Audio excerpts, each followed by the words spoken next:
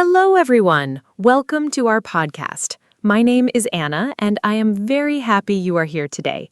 This podcast is for people who are learning English. We talk about simple and important topics. Today, our topic is scamming. Maybe you heard this word before. Maybe you did not. Do not worry. We will explain everything step by step. My friend Mark is here with me today. He knows a lot about this topic. We will talk together and make it easy to understand. So please relax, listen carefully, and enjoy our conversation. Let us begin. Hi, everybody. I am Mark, and I'm so glad to be here with Anna today. Scamming is a very important topic. It happens every day, all around the world. Many people lose money because of scams. Many people feel sad and embarrassed after a scam. But if you know about scams, you can protect yourself. You can protect your family, too. Anna and I will use simple words today. We want everyone to understand. If you hear a word you do not know, do not stop listening. We will explain it. Okay, let us start our conversation. So, Mark, let us start with the basics. What is a scam? Can you explain it in simple words? I think some of our listeners do not know this word yet. A scam is something bad, right? It's when someone tries to take something from you, like money or personal information. Is that correct?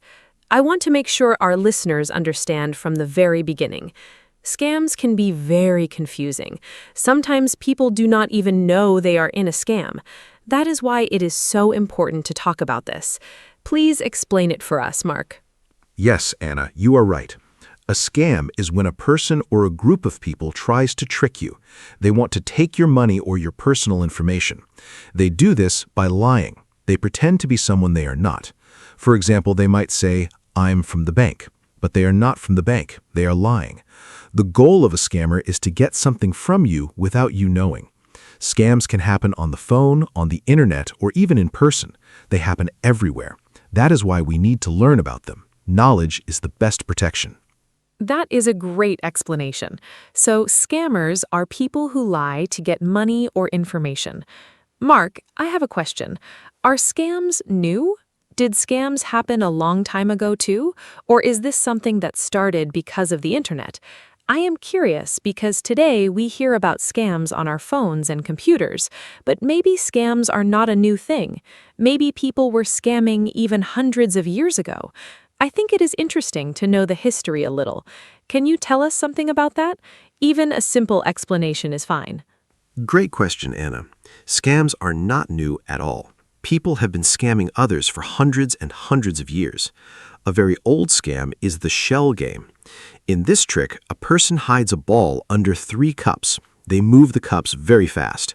You try to guess where the ball is, but the scammer cheats. You almost always lose money. Another old scam is selling fake medicines. People sold water and said it could cure any sickness. Of course, it did not work. So yes, scams are very old. Today, scammers just use new tools like phones and the internet. But the idea is the same. They lie to get your money. Wow, that is very interesting. So scams have been around for a very long time. Okay, Mark, let us talk about today's scams. What are the most common scams right now? I think many of our listeners have seen or heard about some of them. Maybe they received a strange phone call, or maybe they got a weird email. I personally get strange messages sometimes on my phone. It is a little scary. I do not always know if something is real or fake. So what are the most common types of scams that people see today? Please share some examples. Sure, Anna. There are many common scams today. The first one is the phishing scam. In this scam, someone sends you a fake email or message. It looks like it is from a real company, like a bank or a store. The message says, "Click this link and enter your password." But if you click it, they steal your information. Another common scam is the lottery scam. You get a message that says you want a prize, but to get the prize, you must pay a fee first. Of course, there is no prize. Another one is the tech support scam. Someone calls and says your computer has a problem. They ask to access your computer. Then they steal your information. These are very common today. Oh, I have heard of phishing before. That word always sounds funny to me. Phishing. It sounds like fishing, right? like fishing in the water. But instead of catching fish, scammers are trying to catch people. Mark, do you think this is where the word comes from? Also, I want to ask, why do so many people fall for these scams? Sometimes I see a scam message and I think, that is so obviously fake. But I know that many people believe these messages. Why is it so easy to trick people? Can you explain? Yes, Anna, you are right. Phishing does come from the word fishing. Scammers are fishing for victims, just like catching fish. It is a clever word. Now, why do people fall for scams? There are a few reasons. First, scammers are very good at lying. They practice a lot. They know what words to use. Second, they often create fear or excitement. For example, your account is in danger. Act now. When people feel scared, they do not think carefully. They just react. Third, some people are lonely or sad, and scammers pretend to be their friend. This makes it easy to trick them. Scammers understand human feelings very well. That is why it works. That makes a lot of sense. Scammers use fear and emotion to trick people. That is very clever, but in a bad way. Mark, let us talk about a specific type of scam. I want to ask about romance scams. I have heard this term before. I think it is when someone pretends to love you online, but it is all fake. Is that right? I feel very sad when I hear about romance scams. People are looking for love and friendship, and then someone uses that against them. Can you explain how romance scams work? I think this is important for our listeners to know.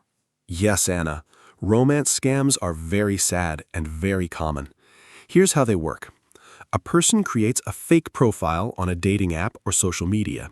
They use a beautiful photo, usually not their real photo. They start talking to you. They're very kind and sweet. They say they love you very quickly. Then, after some time, they ask for money. Maybe they say they are sick and need help. Or they say they are stuck in another country and need a ticket home. But none of it is true. Everything is a lie. They never had real feelings for you. When you send money, they disappear. Romance scams break people's hearts and take their money. It is very cruel. That is so heartbreaking. People really think they found love, and then it's all fake. I feel sorry for anyone who experienced this. Mark, let us talk about something a little different now. What about scams that happen over the phone? I know many elderly people, like grandparents, get phone calls from scammers. My grandmother told me once that she got a strange call from someone who said he was from the government. She did not know what to do. What are common phone scams, and why do they target older people especially? Phone scams are very common, Anna. One of the most famous is the grandparent scam. A scammer calls an elderly person and says, "Grandma, it's me. I'm in trouble. I need money right now. Please do not tell mom or dad." The grandparent thinks it's their grandchild and sends money immediately. Another phone scam is the IRS scam. Someone calls and says, "You owe money to the government. Pay now or the police will come." Of course, this is a lie. The government does not call you like this. Older people are often targeted because they are more trusting and sometimes less familiar with these tricks. That is why we must teach everyone about scams. Oh, the grandparent scam is terrible. Imagine getting that call and thinking your grandchild is in danger. Of course you want to help. Scammers are really cruel. Mark, I want to ask, what about online shopping scams? I love shopping online, and I know many people do too. But I have heard that some online stores are fake. You pay money, and the product never arrives. Or you receive something completely different from what you ordered. Has this happened to you? And what should people know about shopping safely online? This is very useful for everyday life. Oh yes, online shopping scams are very real. Fake online stores are everywhere. They look just like real stores. They have nice photos and low prices. That's the trick. The prices are too low. You think you're getting a great deal. You pay and then nothing arrives. Or you get a very cheap, broken product. I have a friend who bought expensive shoes online for a very low price. He waited 2 months and then he received tiny plastic shoes like toys. He was very angry. So the rule is, if the price looks too good to be true, it probably is a scam. Always buy from stores you know and trust. Ha, tiny plastic shoes. That is funny, but also very frustrating for your friend. Okay, so we need to be careful about prices that are too low. Mark, let us talk about email scams now. I get so many strange emails. Sometimes they say I won something. Sometimes they say my account is locked. Sometimes they say a prince from another country wants to send me money. That last one always makes me laugh. Have you heard of the Nigerian prince scam? It is very old, but people still fall for it. Can you explain how it works and why people still believe it? Yes, the Nigerian prince scam is one of the most famous scams in the world. Here's how it works. You get an email from someone who says they are a rich prince or a businessman in another country. They say they have millions of dollars, but they need your help to move the money. If you help them, they will give you a big reward, maybe 10 or 20% of the money. But first, you need to pay a small fee to start the process. Of course, there is no prince and no money. Once you pay, they ask for more money, then more. They keep asking until you stop. It sounds silly, but millions of people have lost money to this scam. It is a very powerful trick. Wow, millions of people. That is shocking. And it sounds so unbelievable, a prince sending emails asking for help. But I understand now. When people see a huge amount of money, they stop thinking clearly. Greed can be dangerous. Mark, let us talk about social media scams now. I use social media every day. I see advertisements all the time. Sometimes I wonder if they are real. What are common scams on social media? I think young people especially need to know about this because young people spend so much time on platforms like Instagram, Facebook, or TikTok. What should they watch out for? Great point, Anna. Social media scams are everywhere. One common scam is the fake giveaway. A fake account pretends to be a famous person or a big company. They say, "We are giving away $1,000. Follow us and share this post to win." But it's all fake. They just want more followers. Another scam is fake influencer products. An account promotes a product with amazing results, like a cream that makes you look 10 years younger in one day. You buy it, and it does nothing. A third scam is investment scams. Someone says, "Give me $100 and I will make it 1,000 in 1 week." Of course, that money disappears. Always be careful with things that sound too good. Those fake giveaways are everywhere. I see them all the time. And I admit, sometimes they look very real. Mark, I want to ask about something called identity theft. I hear this phrase a lot, but I'm not 100% sure what it means. Does it mean someone steals your personal information and pretends to be you? That sounds very scary. Can you explain what identity theft is, how scammers do it, and what can happen if someone steals your identity? I think this is a very important topic, and our listeners need to know about it. Yes, Anna, identity theft is very serious. It means someone takes your personal information like your name, your address, your date of birth, or your bank details, and uses it to pretend to be you. For example, they might open a bank account in your name or buy things with your credit card. How do they get your information? Sometimes through phishing emails, sometimes through fake websites. Sometimes they even go through your trash to find old documents with your information. The effects can be very bad. You might lose money. Your credit score might go down. It can take months or years to fix the problem. That is why protecting your personal information is so important. Going through your trash. I never thought about that. That means we even need to be careful with old papers and documents. Mark, let us talk about something positive now. How can people protect themselves from scams? I think our listeners want to know what they can do. It is good to know about the dangers, but it's also important to know the solutions. What are the most important rules for staying safe? If you had to give just 3 or 4 simple tips, what would they be? Please keep it simple so everyone can remember. Great idea, Anna. Here are my top tips. Number 1, never give your personal information to someone you do not know. This includes your passwords, bank details, or ID numbers. Number 2, if something sounds too good to be true, like a big prize or a huge investment, it's probably a scam. Number 3, don't click on links in emails or messages from people you don't know. Go directly to the official website instead. And number 4, take your time. Scammers always try to create urgency. They say act now or only today. A real company will give you time to think. If you feel pressured, that's a warning sign. Stop and think before you do anything. Those are wonderful tips, simple and easy to remember.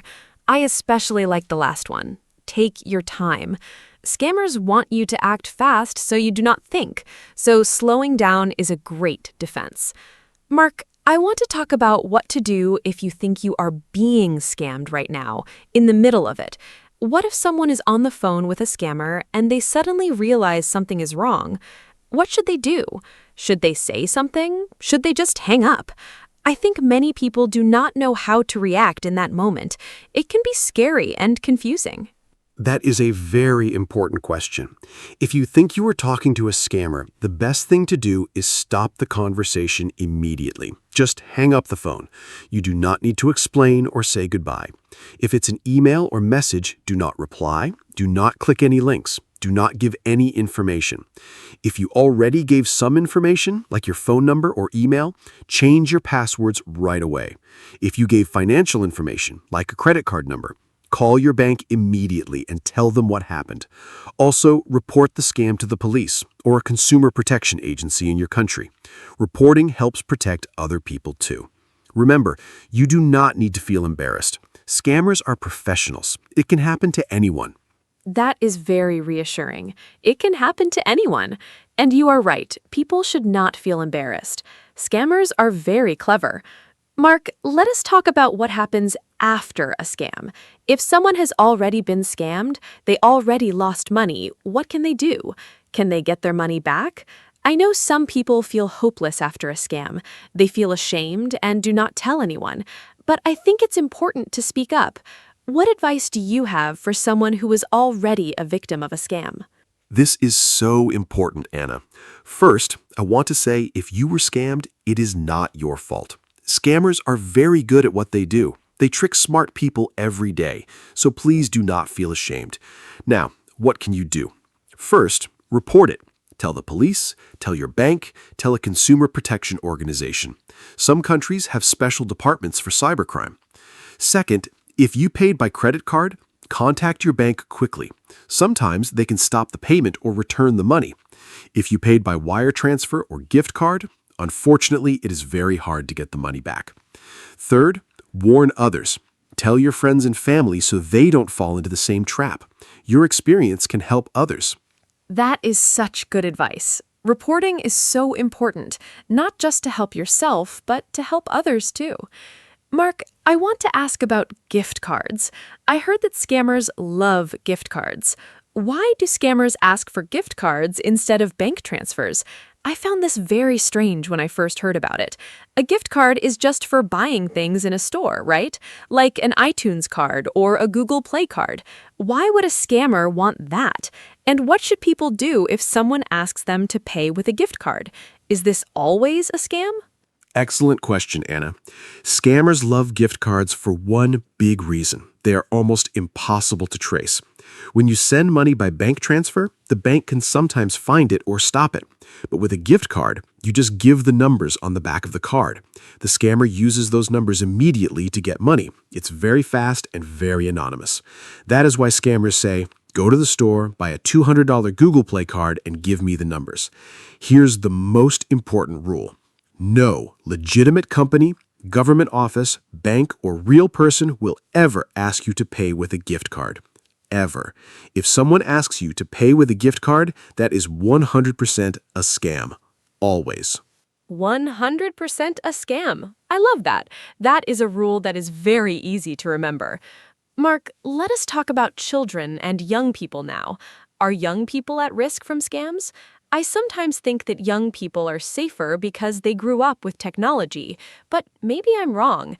Maybe young people are also tricked by scammers. What kinds of scams target young people specifically? Are there scams in online games, for example? I know many young people play video games online. Are there scammers in gaming, too? You are right to ask, Anna. Young people are not always safe. In fact, scammers target young people a lot. In online games, scammers might say, "Give me your account password and I will give you free coins or weapons." Then they take your account and never give it back. Another scam for young people is fake job offers. They send a message on social media saying, "Work from home and earn $500 a week easily." The young person is excited, but then they ask for money first to buy training materials or supplies. Of course, there is no job. Scammers also use social media to create fake profiles and ask young people for personal photos or information. Young people must be careful too. That is so important to know. Even young people who are very comfortable with technology can be tricked. Mark, I also want to ask about investment scams in more detail. I hear a lot about cryptocurrency scams these days. Many people are interested in Bitcoin and other cryptocurrencies, and scammers use this interest to steal money. How does a cryptocurrency scam work? Is it hard to recognize? I know this might be a little more complicated, but please explain it simply so our A1 and A2 listeners can understand the basic idea. Sure, Anna. Cryptocurrency scams are very common right now. Here's a simple example. Someone contacts you, maybe on social media, and says, "I know a secret way to make a lot of money with Bitcoin. I already made $10,000. Let me show you how." They seem very friendly. They show you fake screenshots of their profits. They ask you to invest a small amount first, maybe $100. You see your account growing, you invest more, then one day the website disappears, the person disappears, your money is gone. This is called a pig butchering scam. They slowly fatten you up by making you trust them more and more, then they take everything. Always be very careful with investment advice from strangers. Pig butchering? What a strange and scary name. But it makes sense. They make you feel safe and then take everything. Mark, let us change the topic a little. I want to talk about scams that happen in real life, not just online or on the phone. Are there scams that happen in person, face-to-face, like on the street, for example? I know some cities have people who try to trick tourists. What kinds of in-person scams should people watch out for, especially if they are traveling to a new city or a new country? Yes. In-person scams are very real, especially in tourist areas. One classic scam is the gold ring scam. Someone walks up to you on the street and says, "Excuse me, I found this gold ring. I don't need it. You can have it." Then they ask for a small amount of money for a good luck fee. The ring, of course, is not gold. Another scam is the friendship bracelet scam. Someone puts a bracelet on your wrist and then demands money for it. Another common one is fake monks. People dressed like Buddhist monks give you a small gift and then ask for a donation. They are not real monks. In markets, some sellers use tricks with scales to make you think you are getting more than you are. Always be aware of your surroundings. Oh, I actually saw the friendship bracelet scam when I was traveling in Europe. Someone tried to put a bracelet on my wrist, and I quickly said no and walked away. Now I understand exactly what was happening. Mark, let us change the topic a little. I want to talk about one more type of scam, job scams. I know many people are looking for jobs, especially young people, and scammers know this. They create fake job advertisements. What does a fake job advertisement look like, and how can someone tell if a job offer is real or fake? This is very practical information that can really help people. Job scams are a huge problem, Anna. A fake job advertisement usually has these signs. First, the salary is unrealistically high, like earn $2,000 a week working only 2 hours a day from home. Second, they don't require any experience or skills. Real good jobs almost always need some qualifications. Third, they ask you to pay money before you start for training, uniforms, or background checks. Legitimate employers never ask workers to pay before starting. Fourth, the communication is strange, bad grammar in the emails, or they only communicate by WhatsApp or Telegram, not by official company email. Fifth, you can't find information about the company online. If you see these signs, be very careful. Research the company before you apply. Those are such helpful signs to watch out for. I love how you gave us a clear list. Mark, I think it is also important to talk about how to report a scam. We mentioned this briefly before, but let's go a little deeper. If someone in another country is trying to scam people in your country, who do you even call? Is there a special number? And does reporting actually make a difference? Sometimes people feel like reporting is useless, like nothing will happen. What do you think? Does reporting scams actually help? Reporting absolutely helps, Anna. Maybe your report alone won't stop a scammer immediately, but when many people report the same scammer, the police and agencies can take action. In most countries, you can report scams to the National Police, the Consumer Protection Agency, or a special cybercrime department. In the United States, for example, you can report to the FTC, the Federal Trade Commission. In the UK, there's Action Fraud. In many countries, you can also report scam phone numbers directly to your phone company. Your report adds important data. It helps investigators find patterns and stop criminals. So yes, please report every scam. Even if you didn't lose any money, your information matters. That is great motivation to report. Every report matters. Mark, before we start wrapping up, I want to ask one more important question. What about people who feel too embarrassed to tell anyone they were scammed? I know this is a real problem. Victims often feel ashamed or stupid. They do not want to tell their family or friends. They keep it secret.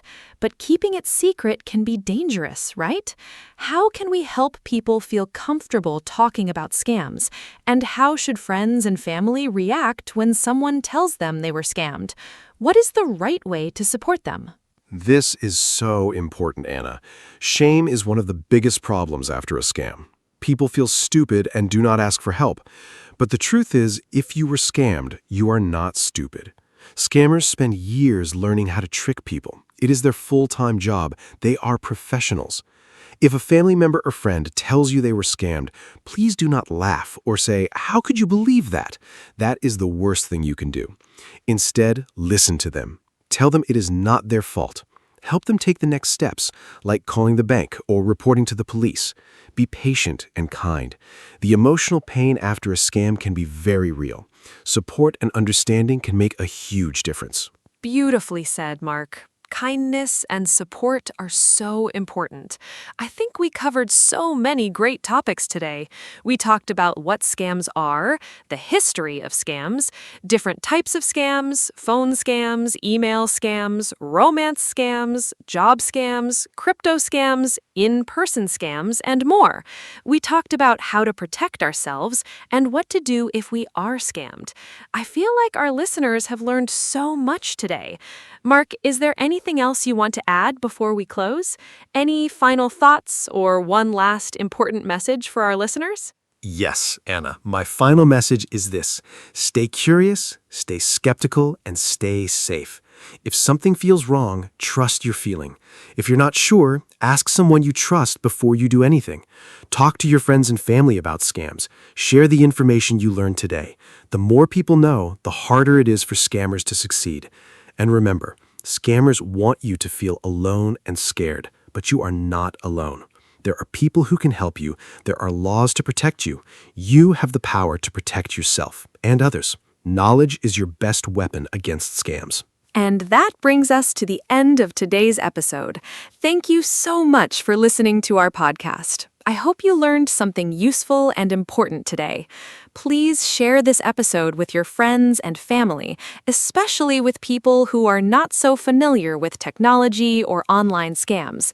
They might really need this information. Remember the key lessons. Do not give your personal information to strangers. Think before you click. Take your time and do not let anyone rush you. And if something feels wrong, it probably is. If you have questions or comments, we would love to hear from you. See you next time. Stay safe, everyone. Thank you so much, Anna, and thank you to all our wonderful listeners.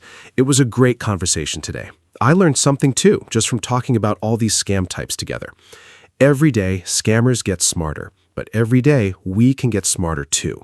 Keep learning, keep sharing, and keep protecting each other. If you enjoyed this episode, please tell a friend about our podcast. That is the best way to help us grow. And as always, if you ever think someone is trying to scam you, stop, breathe, and think.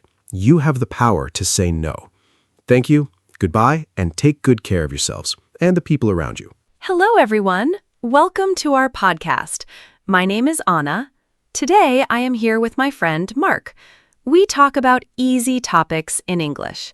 This podcast is for people who are learning English. We speak slowly and use simple words. Today's topic is very interesting. We talk about wasting time. What does that mean? When you do something but it is not useful or important, you are wasting time. I think everyone does this sometimes. I do it too. So Mark, are you ready to start? Hi, Anna. Hi, everyone. Yes, I am very ready. Thank you for the nice introduction. I am Mark. I am happy to be here today. This topic is fun because everyone can understand it. We all waste time sometimes. It is a normal part of life. Some people waste a lot of time, some people waste a little time, but nobody is perfect. I think we can learn a lot from talking about this. So, Anna, let's begin. This will be a great conversation. I'm excited. So Mark, what does wasting time mean to you? Can you explain it in simple words? For me, wasting time means doing something that has no result. For example, I sit and look at my phone for 1 hour. After that, I do not feel good. I did not learn anything. I did not do any work. I just looked at videos and pictures. That is wasting time for me. Sometimes I feel a little sad after doing that, but I still do it. I think it is very easy to waste time. What do you think? That is a great example, Anna. I agree with you. For me, wasting time means spending time on things that are not important right now. For example, I sometimes watch TV for 3 or 4 hours. I am not tired. I do not need rest. I just sit and watch. After that, I remember my homework or my work, and I feel worried. I think, oh no, I need to do that. It's a bad feeling. But in the moment, watching TV feels easy and nice, so it is hard to stop. I think that is why people waste time. Mark, do you think wasting time is always bad? I sometimes think a little rest is not bad. For example, when I am very tired, I sit and do nothing for 30 minutes. Is that wasting time? I'm not sure. Maybe sometimes we need to rest. We need to stop doing work. Our brain needs a break. So maybe sometimes doing nothing is okay. But if I rest for 4 hours and I am not tired, that is different. That is a problem. What do you think? Is all wasting time bad? That is a really good question, Anna. I think it depends. If you are tired and you rest, that is not wasting time. That is important for your body and your mind. But if you are not tired and you still do nothing, that is different. You feel bored. You feel empty. That is wasting time. I also think it depends on the person. Some people need more rest. Some people need less. So I don't think all wasting time is bad, but too much is a problem. We need a balance. What are the most common ways people waste time? I have a few ideas. First, social media. I spend so much time on social media every day. I look at pictures, I read short messages, I watch short videos. Hours can pass very fast.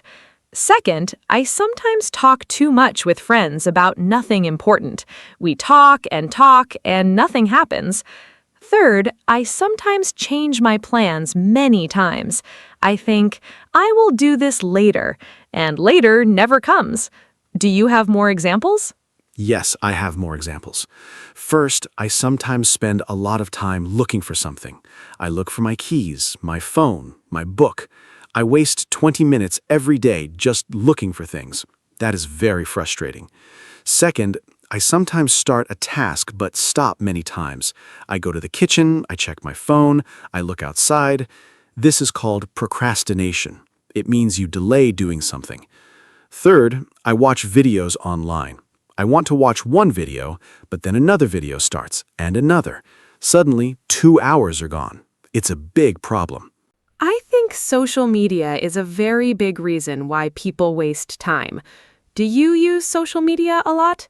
I use it every day. In the morning, I check my phone before I get up. I look at messages, I look at pictures. Sometimes 30 minutes pass before I even stand up from my bed. That is not good. I start my day already behind. I think this is very common now. Many people do this. Phones are everywhere. It is very easy to pick up your phone and start scrolling. Scrolling means looking through many things quickly. Yes, Anna, I do the same thing. In the morning, my phone is next to my bed. I hear a sound and I immediately pick it up. I check messages, news, and social media. Before I know it, it is late.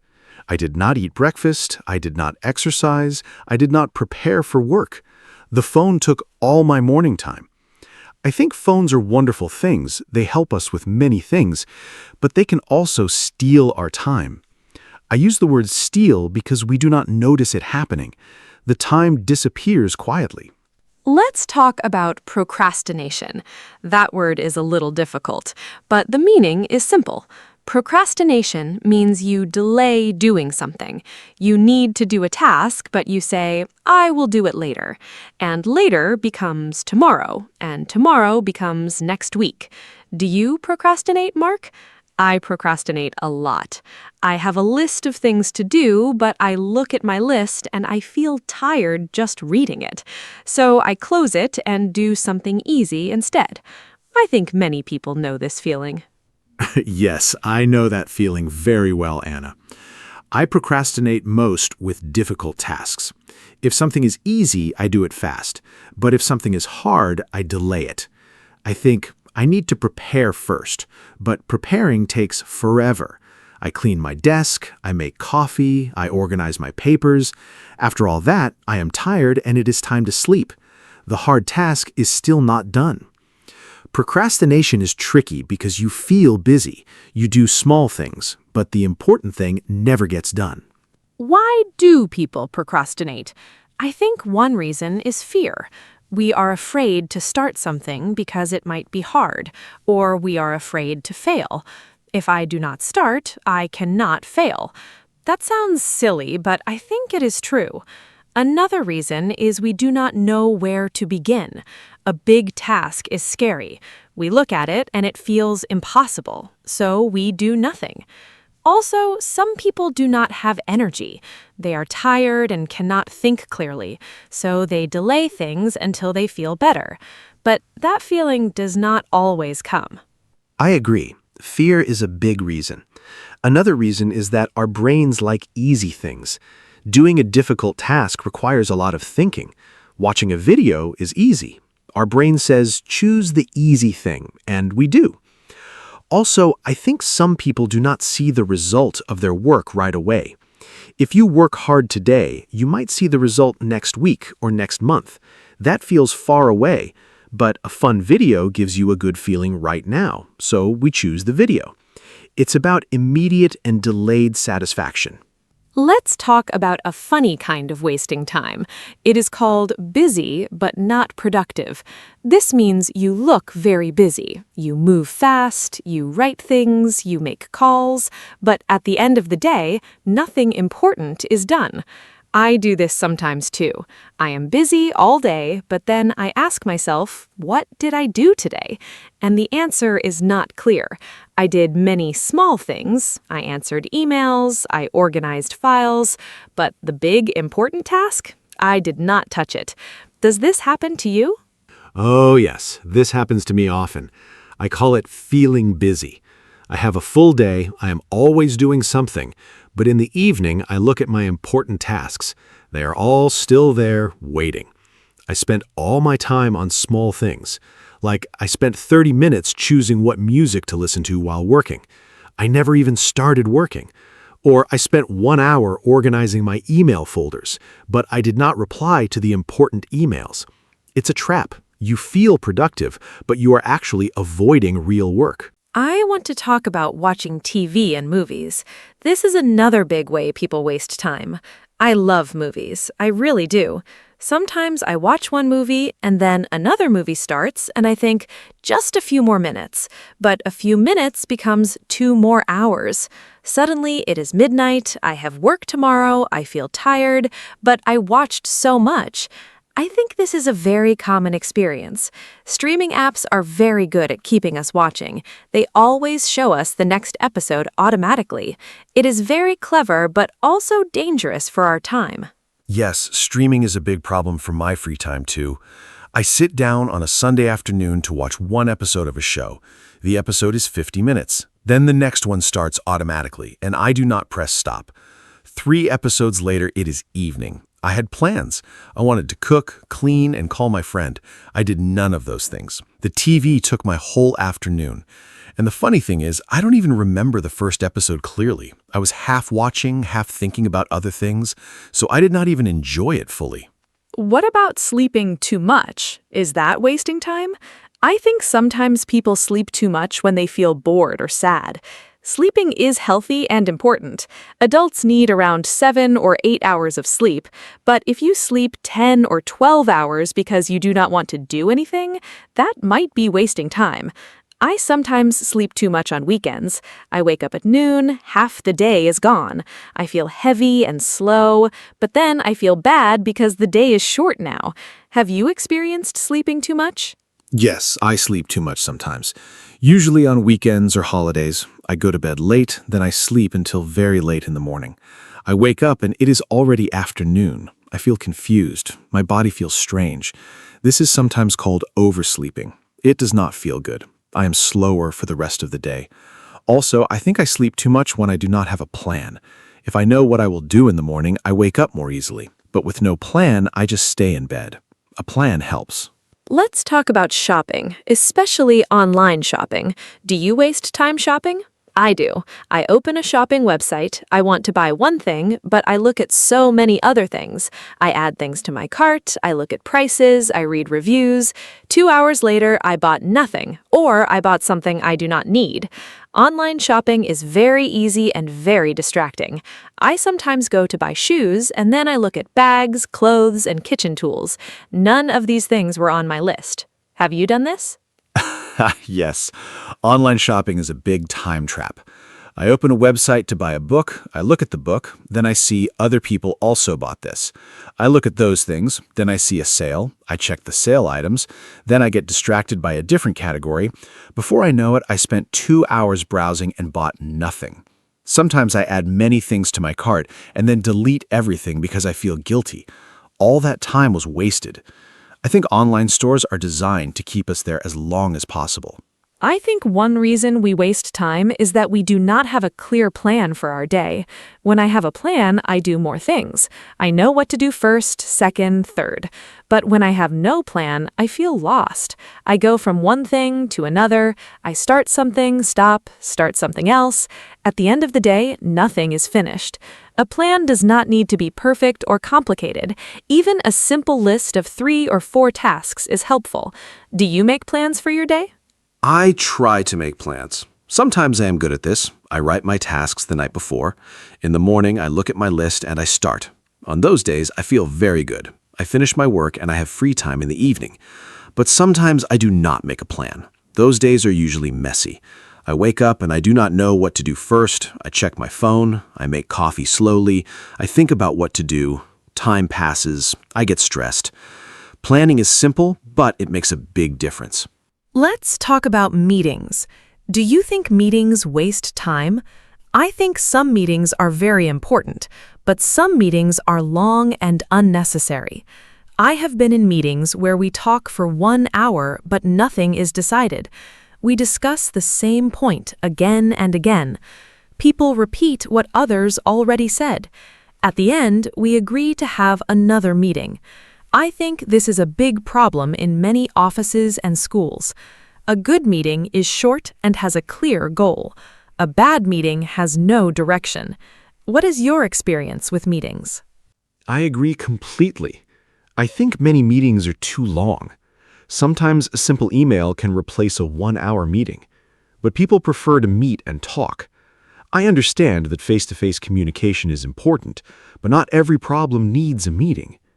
I've attended meetings where I did not need to be there. My part was 5 minutes, but I stayed for the whole hour. That is 60 minutes of my life that I did not use well. The best meetings are short, clear, and end with a decision or action. I think everyone should learn how to have shorter meetings. Now let's talk about something positive. How can we stop wasting time? One thing I try to do is put my phone in another room when I am working. If my phone is next to me, I always want to check it. But if it is in the bedroom and I am in the kitchen working, I do not go to get it every 5 minutes. Out of sight, out of mind. This phrase means if you cannot see something, you think about it less. It really helps me focus. Another thing I do is set a timer. I work for 25 minutes without stopping. Then I rest for 5 minutes. Those are great tips, Anna. I do some of these too. Another thing that helps me is starting with the most difficult task first. In the morning, my energy is high. My brain works well, so I do the hard thing first. After that, everything else feels easy. If I do easy things first, I get tired. Then the hard task feels even harder. I also try to keep my workspace clean. A messy desk distracts me. I see things and I start thinking about them instead of working, so I clean my desk before I start. Small habits can help a lot. I want to talk about the concept of time blindness. This means some people do not feel time passing. They do not notice that an hour has passed. It feels like 10 minutes. I think I have this sometimes. I start reading and suddenly 2 hours are gone. I did not notice. I think people who have ADHD often experience this. ADHD is when it is hard to focus and control attention. But even without ADHD, many people do not notice time passing. This is why timers and alarms are very helpful. They tell you when time is up. That is very interesting, Anna. I think I have time blindness too sometimes, especially when I'm doing something I enjoy. Time flies. But when I do something boring, every minute feels long. This is normal. Our brain experiences time differently based on what we're doing. I think the problem comes when we are doing something fun but unproductive, like playing games or watching videos. Time flies and we do not notice. Then we feel shocked. It is already evening, but I just sat down. Having alarms or timers is a simple and helpful solution. Let me talk about something called decision fatigue. Every day, we make many, many decisions. What to eat, what to wear, what to do first. All these decisions take mental energy. After many decisions, our brain gets tired. Then we make bad decisions, or we make no decision and we just do nothing.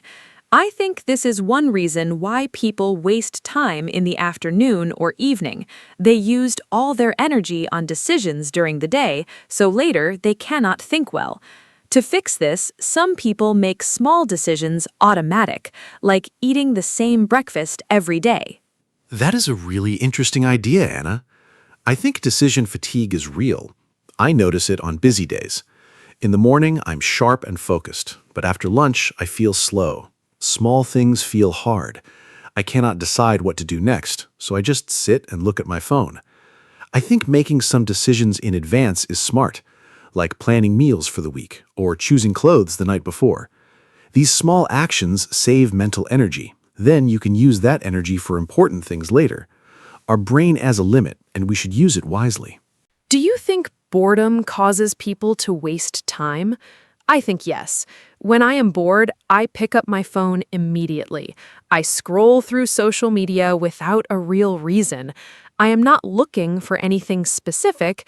I just feel empty, and I want something to fill that feeling. Boredom is very uncomfortable.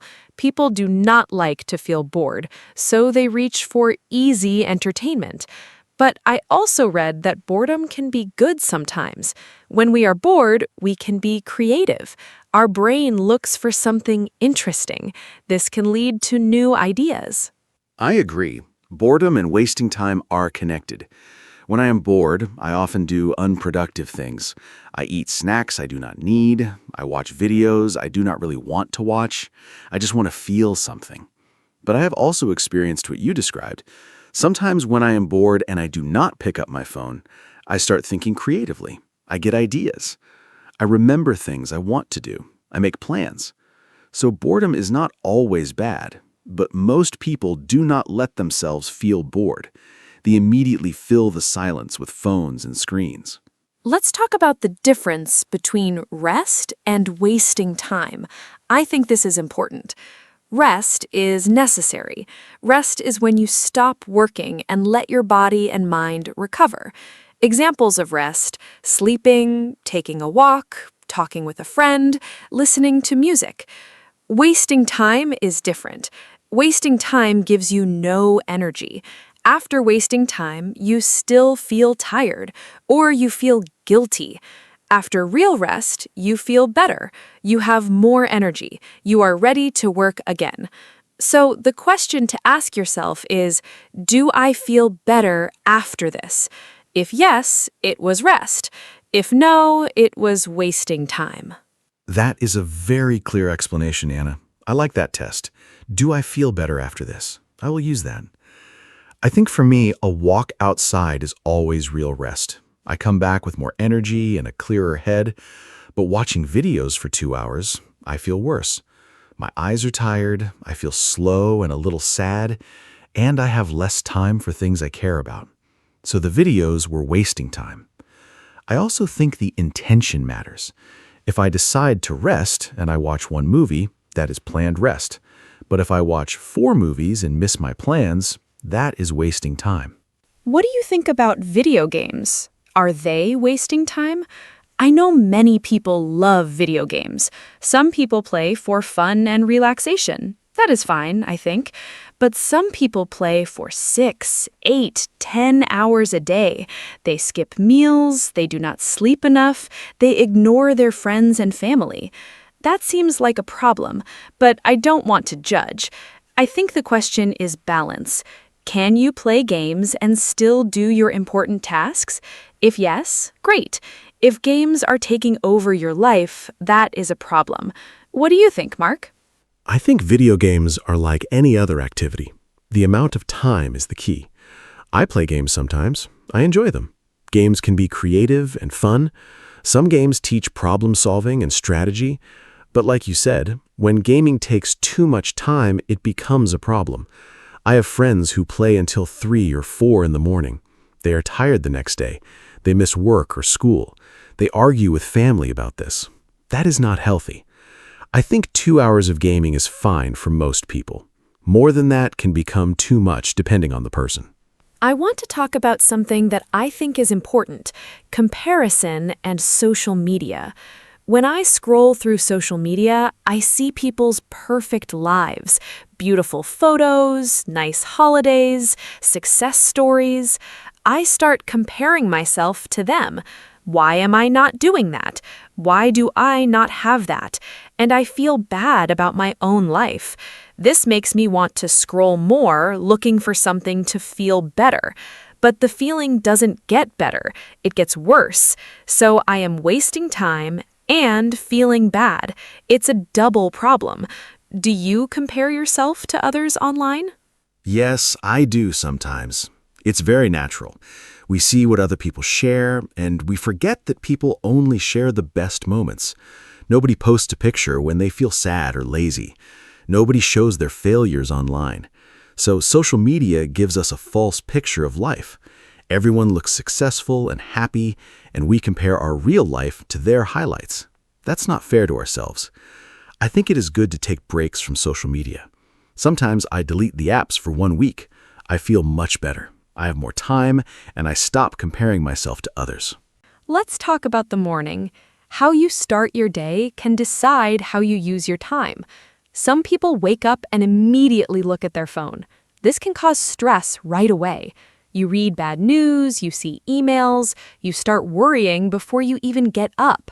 This is not a good way to start the day. Other people wake up and do something calm first. Drink water, stretch, walk outside, eat breakfast slowly. This helps the brain start well. I am trying to not look at my phone for the first 30 minutes after waking up. It is difficult, but helpful. I think the morning is very important. I used to check my phone immediately. My first thought of the day was someone else's message or some news story. It put me in a reactive mood. I was responding to others before I even thought about my own day.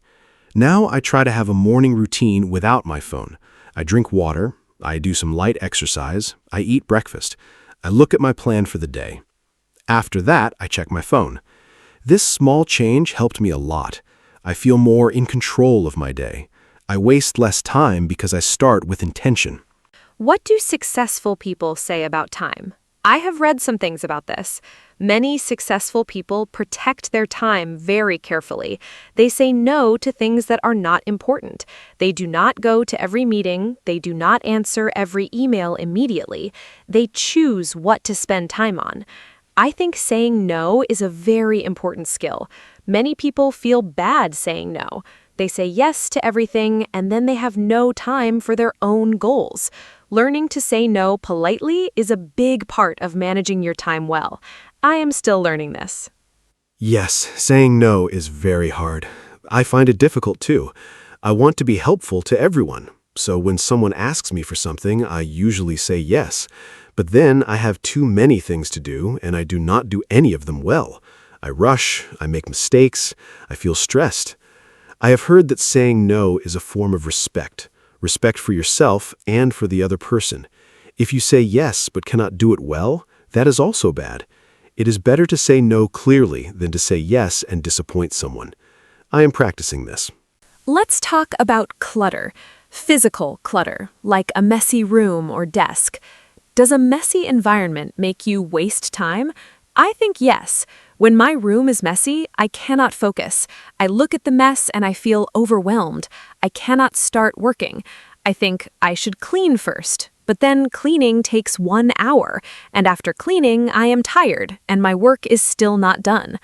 Also, I waste time looking for things in a messy space. Where is my charger? Where is my notebook? These small searches add up. A clean space helps me work faster and better. I completely agree. A clean space is very important for me too.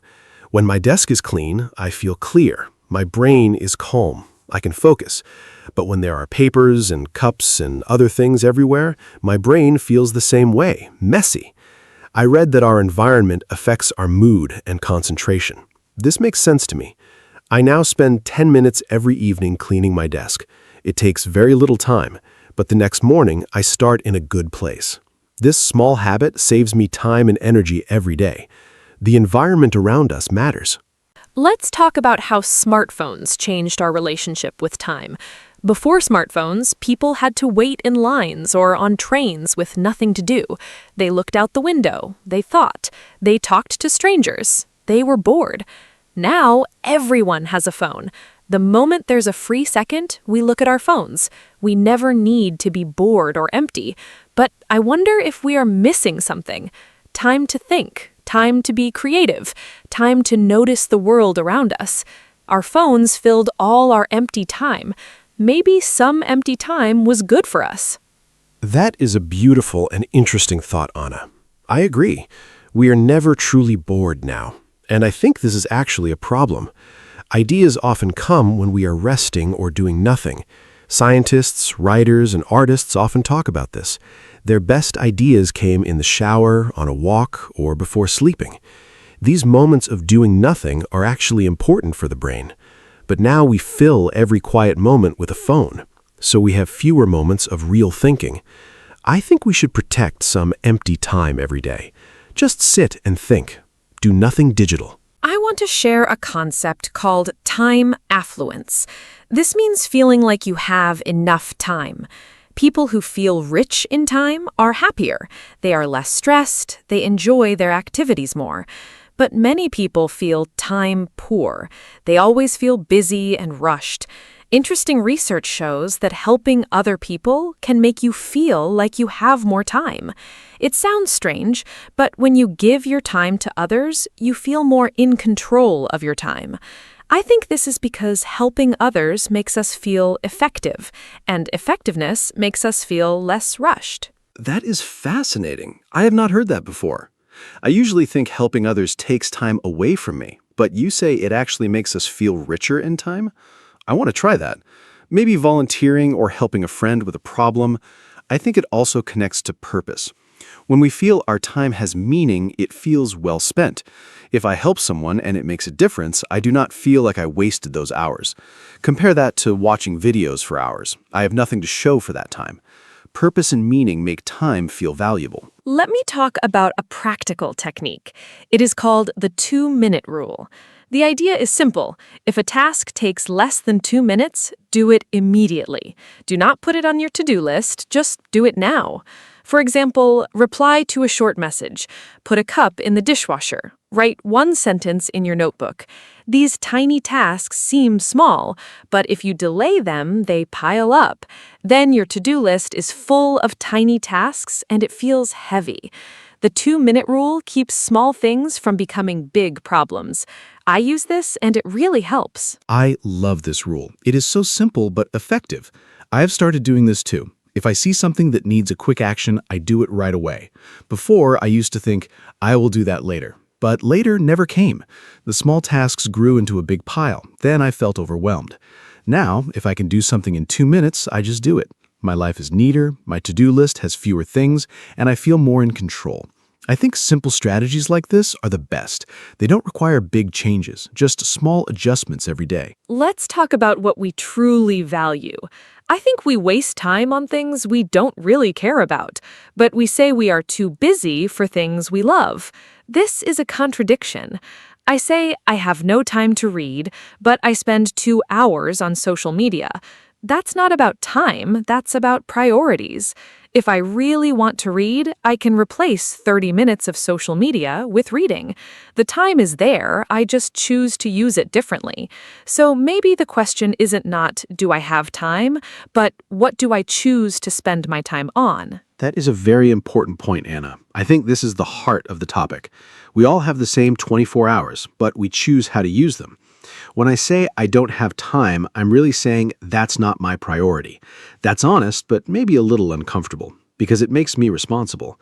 I can't blame my schedule. I make the choices. So if I want to exercise, I need to choose exercise over something else. This thinking is empowering, but also challenging. It puts control back in our hands, and that's a good thing. Let's talk about the weekend. For many people, the weekend is for rest, but sometimes the weekend passes and we feel like we did nothing. Sunday evening comes and we think, what happened to Saturday and Sunday?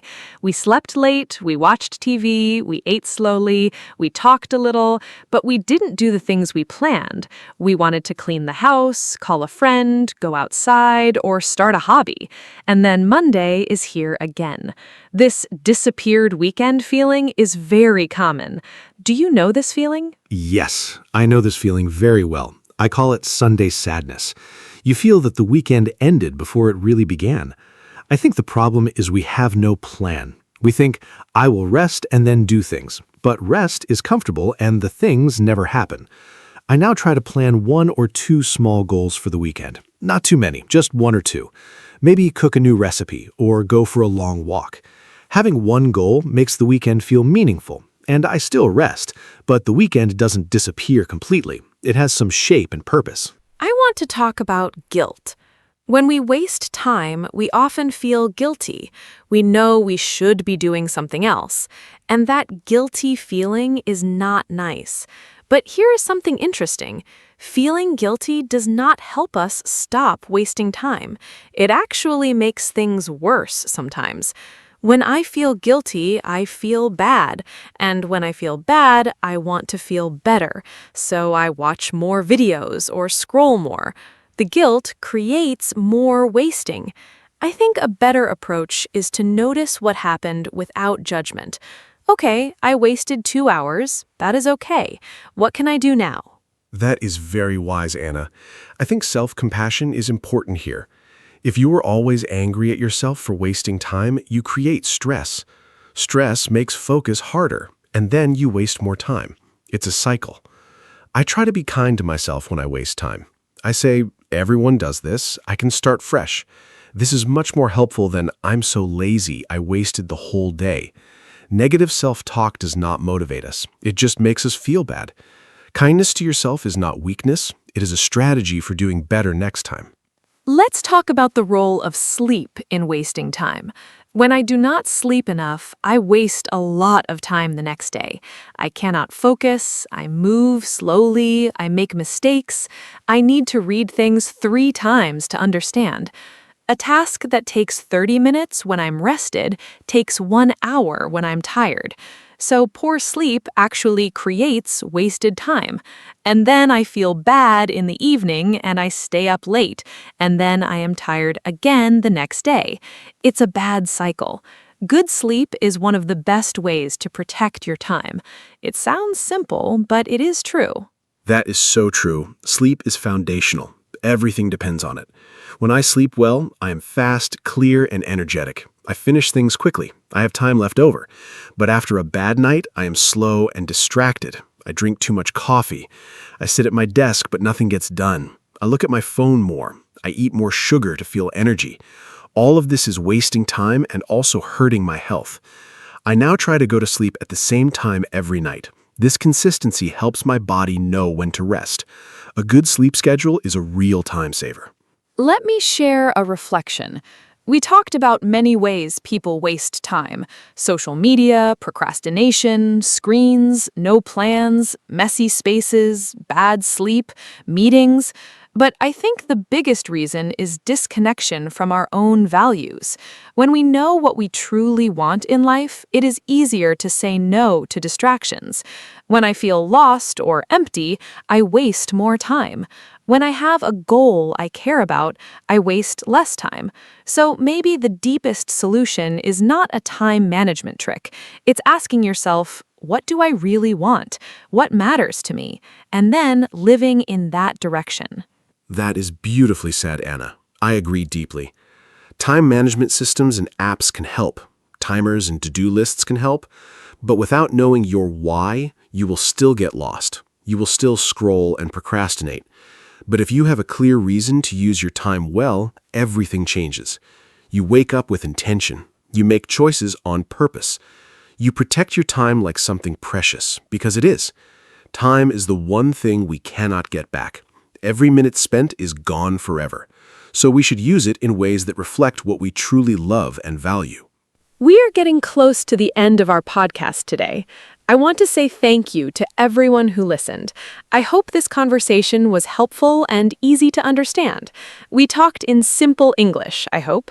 We covered many topics about wasting time, from social media to procrastination, from sleep to values. I learned things from this conversation too. Talking with Mark always helps me think better. I hope you feel the same. Remember, you do not need to be perfect with your time. Small improvements are good enough. Even using your time a little better each day makes a big difference. Thank you, Anna, and thank you to all our listeners. I really enjoyed today's conversation. It made me think about my own habits. I know I waste time too, but I also know I can do better. And hearing Anna's thoughts helped me understand new ideas.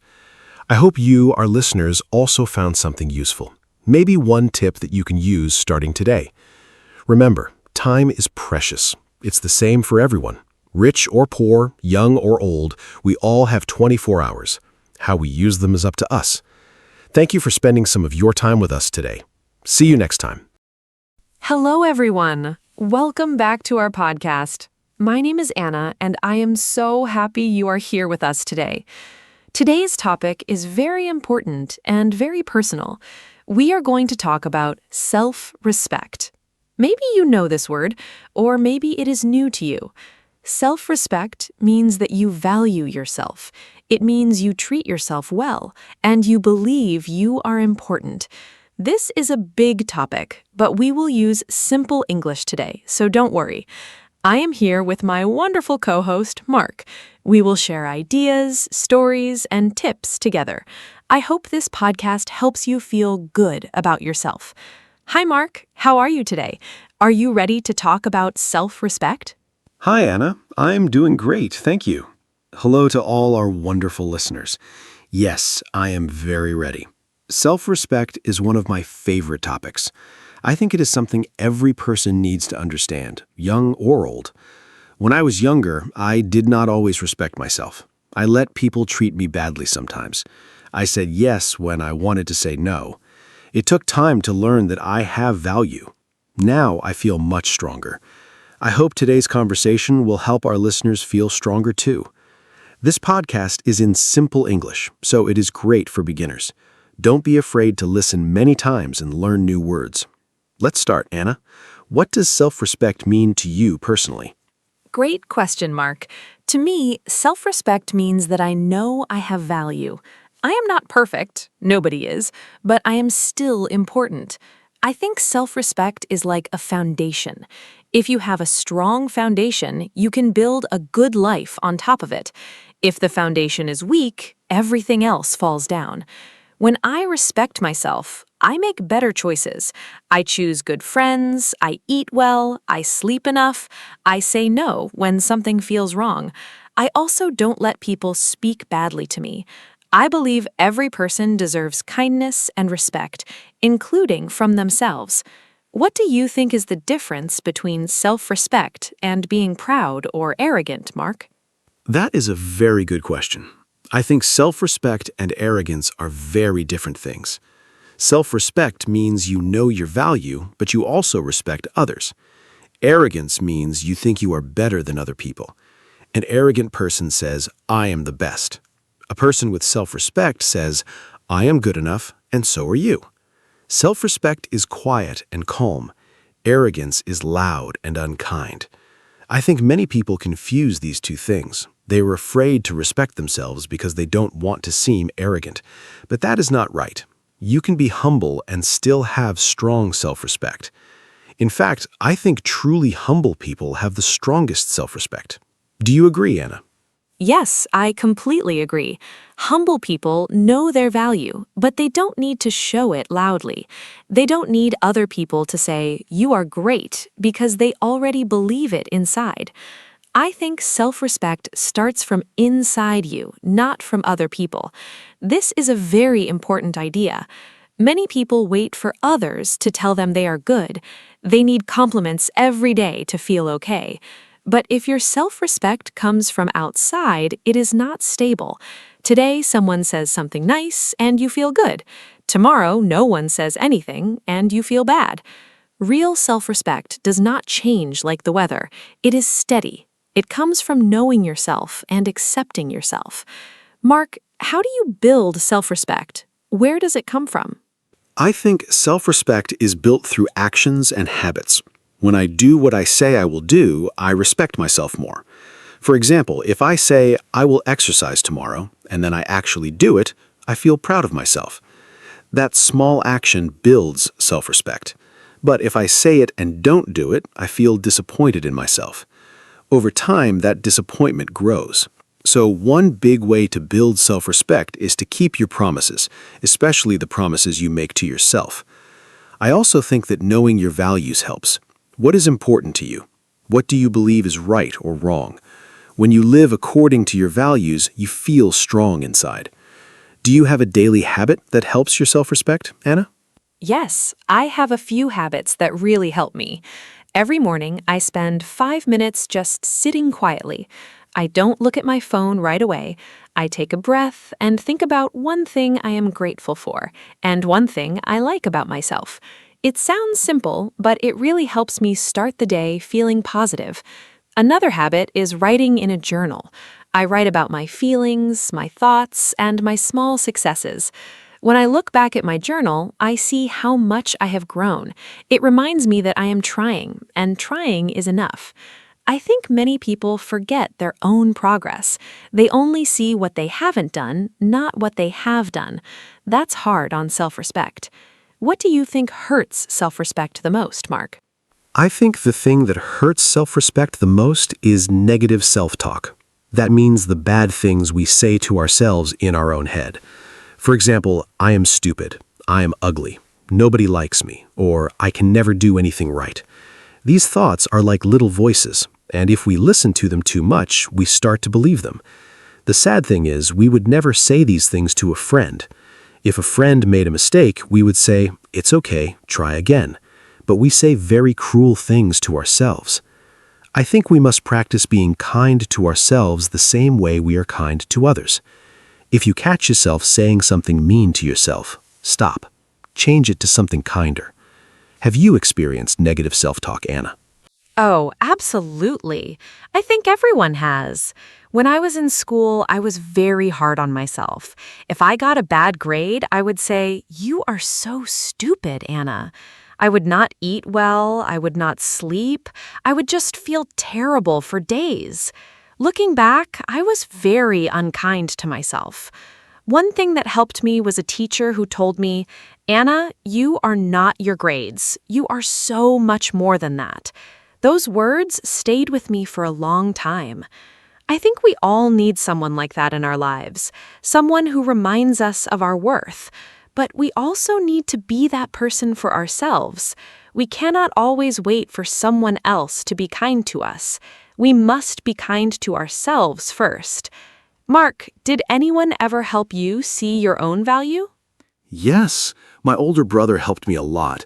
When I was about 16, I had a group of friends who were not very nice. They made fun of me sometimes. They called me names. I thought that was just normal because they were my friends. My brother saw what was happening and he said, "Mark, friends do not treat each other this way. You deserve better." At first, I didn't believe him. I thought maybe I was the problem, but slowly I understood that I was allowing people to disrespect me because I didn't respect myself. That was a turning point for me. I slowly changed my friends. I started to choose people who treated me well. And when I was around kinder people, I started to feel better about myself too. Do the people around us really affect our self-respect, Anna? Absolutely, they do.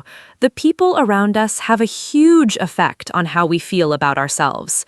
If you spend time with people who criticize you, put you down, or make you feel small, your self-respect will slowly get weaker. But if you are around people who support you, encourage you, and treat you with kindness, your self-respect grows. I think of it like a plant. If you put a plant in dark, cold conditions, it will die. But if you give it sunlight and water, it will grow beautifully. We are the same.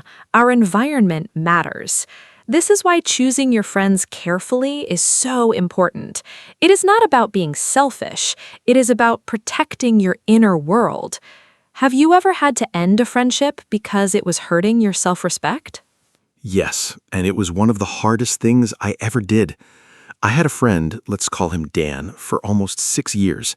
At first, our friendship was fun, but slowly he became more and more negative.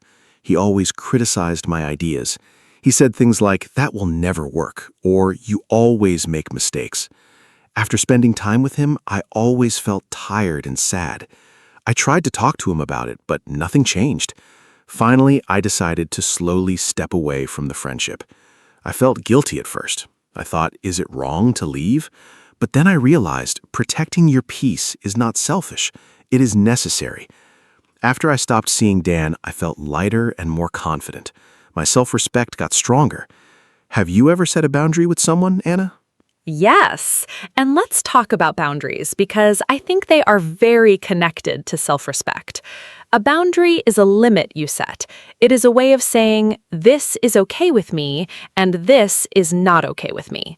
For example, please don't speak to me that way, or I need time alone on weekends.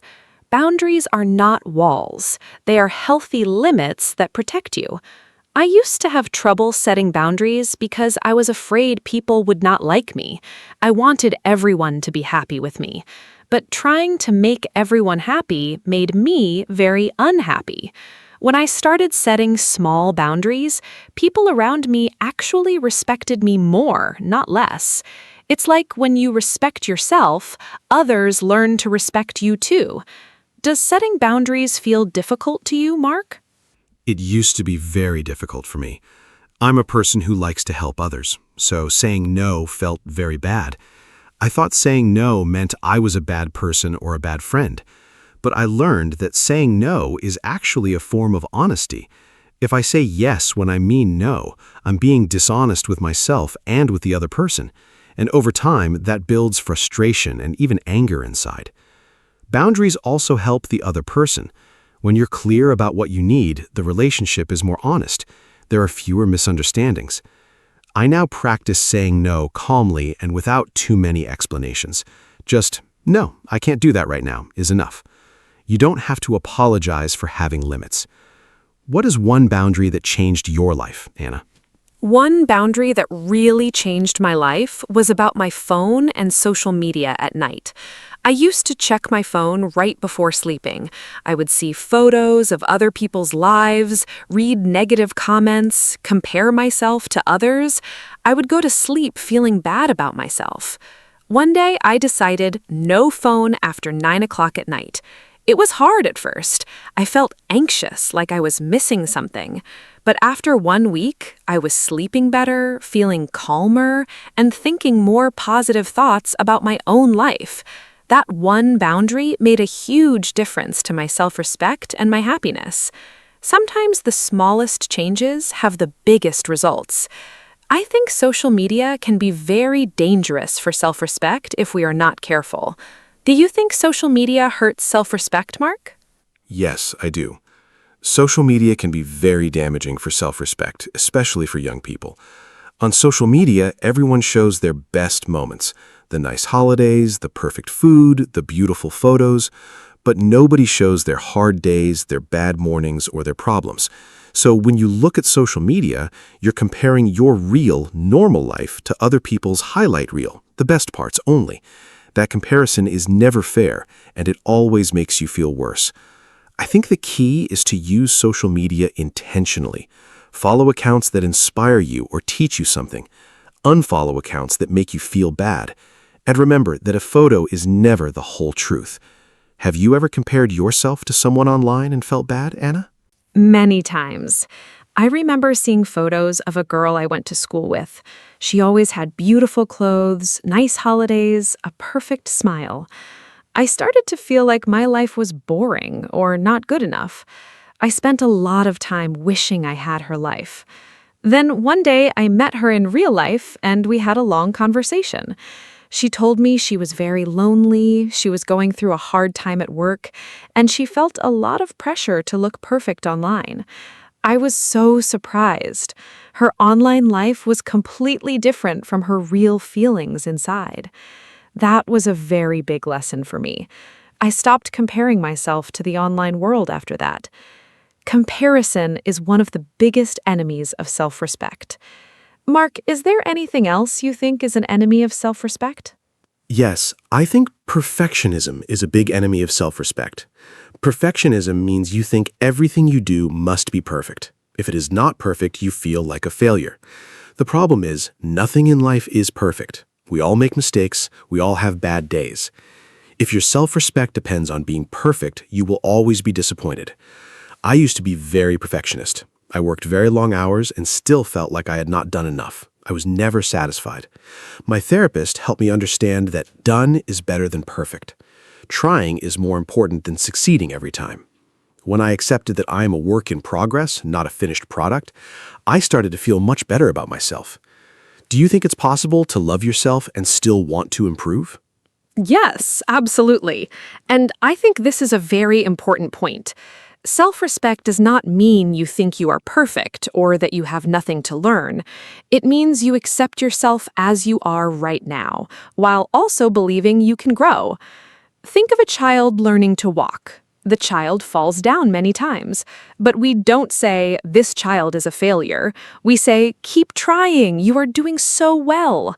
We need to be that encouraging voice for ourselves, too. You can look in the mirror and say, "I have things to work on, and I am still worthy of love and respect." Both things are true at the same time.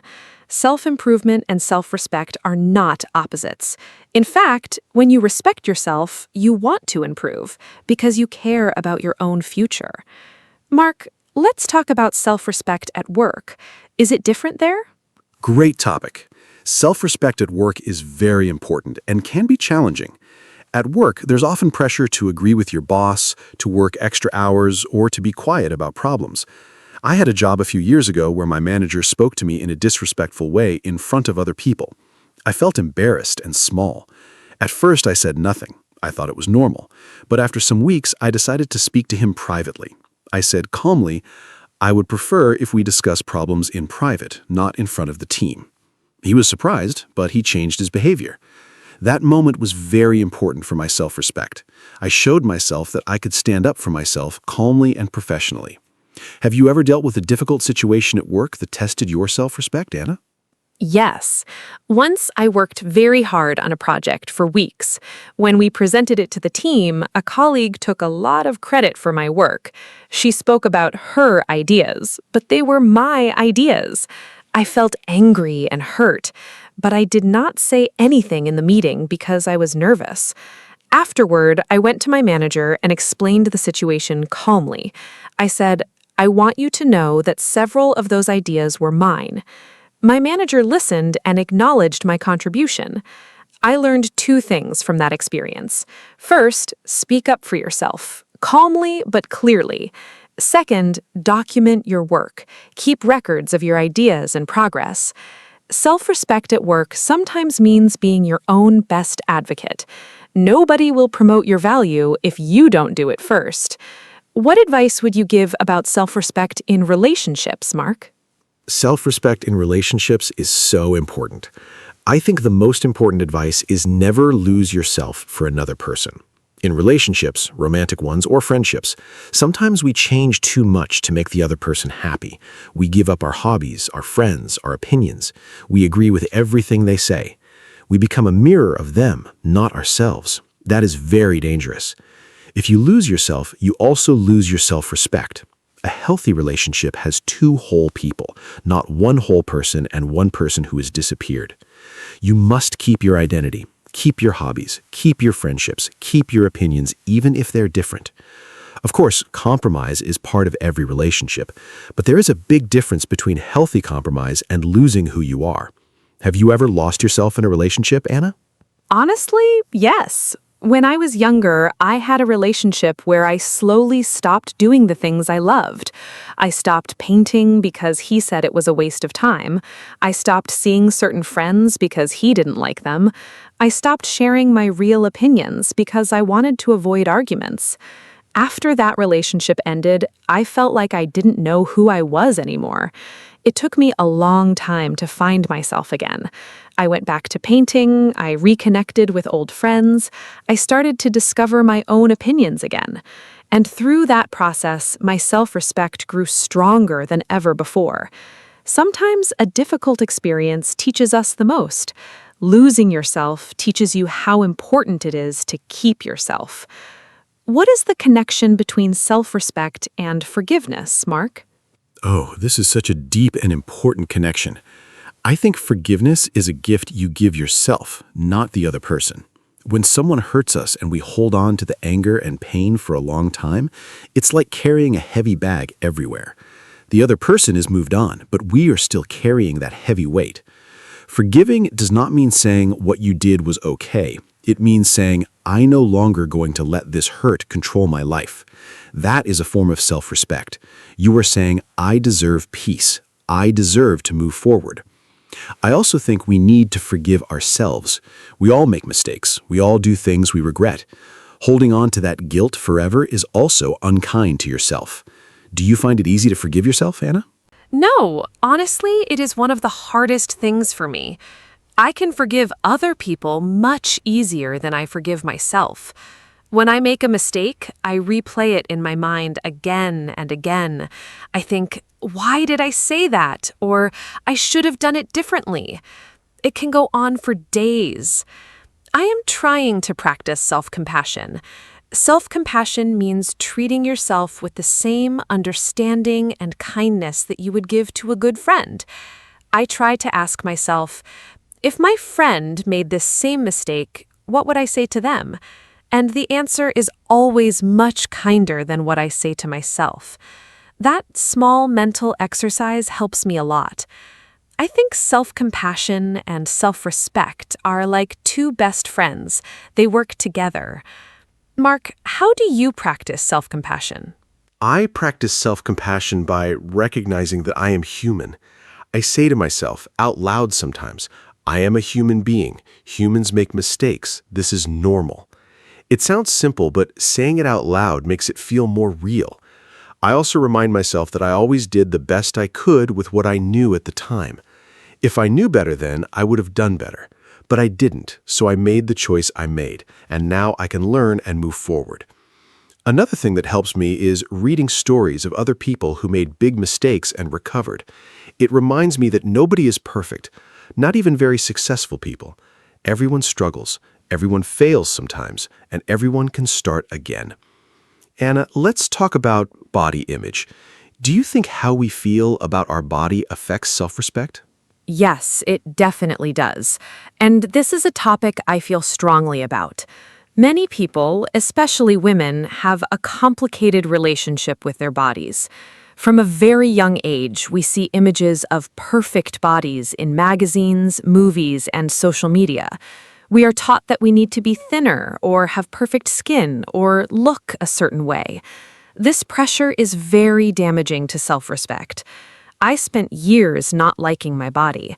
I thought I would be happier when I lost weight or changed something about myself. But happiness never came from changing my body. Happiness came when I decided to respect my body as it is. My body does so much for me every day. It breathes, it moves, it thinks. I am grateful for it. Treating your body with care is an act of self-respect. How do you think men experience body image, Mark? Men experience body image issues too, but we often don't talk about it. There's a pressure on men to be strong, muscular, tall. If a man doesn't look like those images, he might feel embarrassed or not good enough. I was quite thin when I was young, and some people made jokes about it. I hated taking off my shirt at the pool. I felt ashamed of my body. Over time, I started exercising, not to look a certain way, but because it made me feel strong and healthy. That shift in motivation was very important. When you exercise to punish your body or to look like someone else, it is not self-respect. When you exercise because you love and value your body, that is self-respect. The goal changes everything. Do you think self-respect is connected to mental health, Anna? Absolutely. They are deeply connected. When we have low self-respect, we often feel anxious, sad, or empty. We feel like we don't matter. Those feelings can grow into bigger problems like depression or anxiety over time. On the other hand, when we have healthy self-respect, we handle stress better. We bounce back more quickly from difficult situations. We feel more stable and calm inside. I think self-respect is like a mental immune system. When it is strong, you can handle life's challenges without breaking. When it is weak, even small problems feel enormous. This is why working on self-respect is not selfish. It's actually taking care of your mental health. Have you ever struggled with your mental health, Mark? And how did self-respect play a role? Yes, I went through a period of depression about 5 years ago. I was working too much, sleeping too little, and ignoring my own needs completely. I thought, I must be productive. I must achieve more. I had no time for rest, for friends, for fun. My self-respect was actually quite low at that time, even though from the outside I looked busy and successful. I finally asked for help and started seeing a therapist. One of the first things she helped me understand was that I was treating myself like a machine, not a person. Machines don't need rest or love. People do.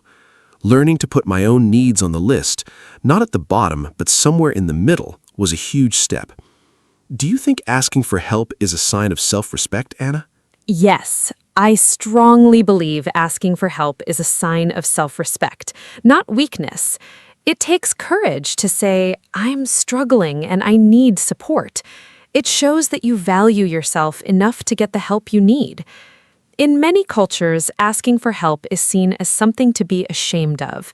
Especially for men, there's a message that says, be strong, handle it yourself, don't show your feelings. But that message is very harmful.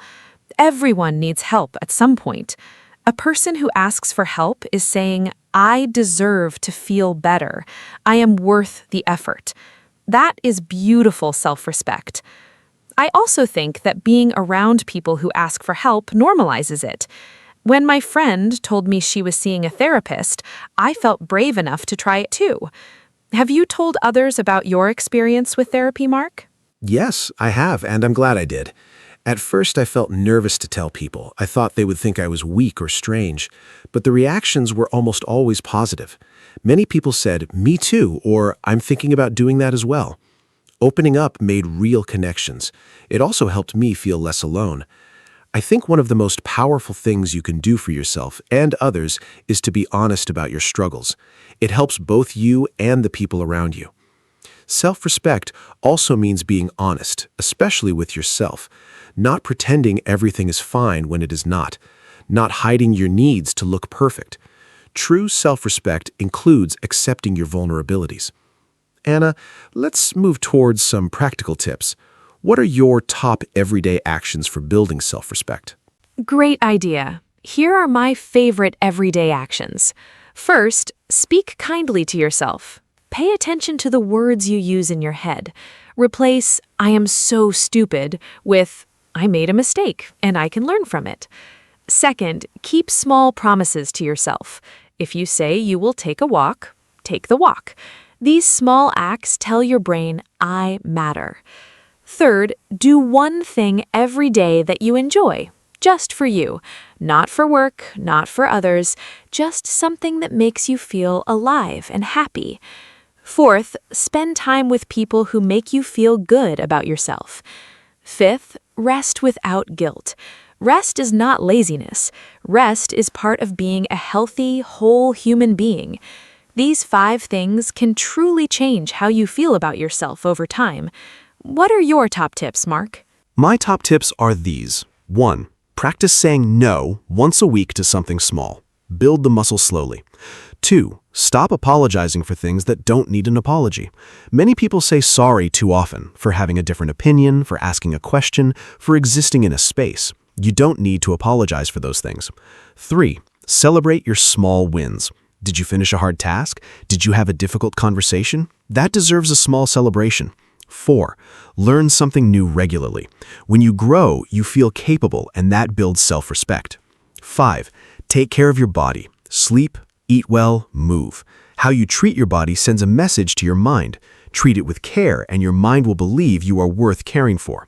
Which of these do you think is the hardest for most people, Anna? I think the hardest one for most people is stopping over-apologizing.